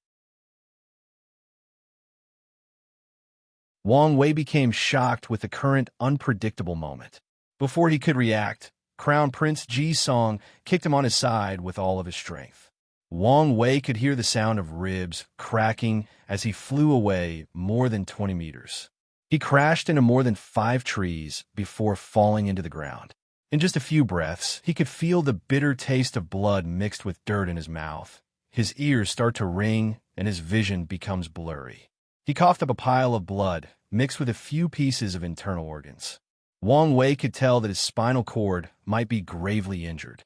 He bent his neck in a direction and saw 2 Ji Songs in the ground like him trying to get up. It seemed that his injuries had finally gotten to him and he was about to pass out due to excessive blood loss. Wang Wei knew that this fight was not really over. Whoever gets up first will be the final victor. As such, he tried as hard as possible to get up. However, it was to no avail. In fact, the pain of his broken bones are nothing to Wang Wei. In the pagoda trial, He suffered much worse pain than this in the 18 levels of hell. However, the truth of the matter is his body was not in the shape to function properly. Wang Wei did not care about this. If he orders his body to move, then it better listens to him. His body should follow his will, not the other way around. In fact, this is exactly what happens next. By his sheer will alone, Wang Wei managed to stand up. A broken spine and shattered rib cage would not stand in his way. He slowly walks towards Ji Song, who was still trying to get up from the ground. It took a while for the two Ji Songs to merge into one. When Wang Wei arrived in front of him, he said, "I win." Then, with his remaining functioning left arm, he repeatedly elbows Ji Song's face until both their bodies were covered in each other's blood and the crown prince had passed out. Then Wang Wei sat on the ground, breathing heavily. This was a hard-won battle. Suddenly, he felt something and looked behind him. The shadow of the young emperor finally completely materializes behind him. Wang Wei felt like his mind became more clear. He could feel the vast spirit qi dancing in the air. A bunch of information was instilled in his head. Wang Wei finally knew what the title Young Emperor represents and what benefit he can get. A young emperor is essentially a person with immense will and powerful Tao heart that is acknowledged by heavenly Tao as a person worthy to bear the heaven mandate. In order to have the title of Young Emperor, you must have a strong Tao heart and will at an early stage of cultivation. Otherwise, heavenly Tao will not acknowledge it. As cultivators grow more powerful and experience more things in their long life, their will and Tao heart will be tempered, and some of them will reach the minimum standard to be able to accept heaven will. However, if a cultivator reached such a standard at an early stage of cultivation, then he will be rewarded the title of Young Emperor. As for the advantages of said title, there are a few. First, a young emperor will have a great talent for cultivation, followed by a peak purple dragon chi luck. The greatest benefit of which is that each young emperor will have a pseudo-domain-like ability. This is a great deal, as only Saint Rel powerhouses can have a domain. As for Wang Wei, his pseudo-domain allowed him to decrease the strength of his opponent between 15% to 50%. This ability is not enough to make it worthy of the name Young Emperor.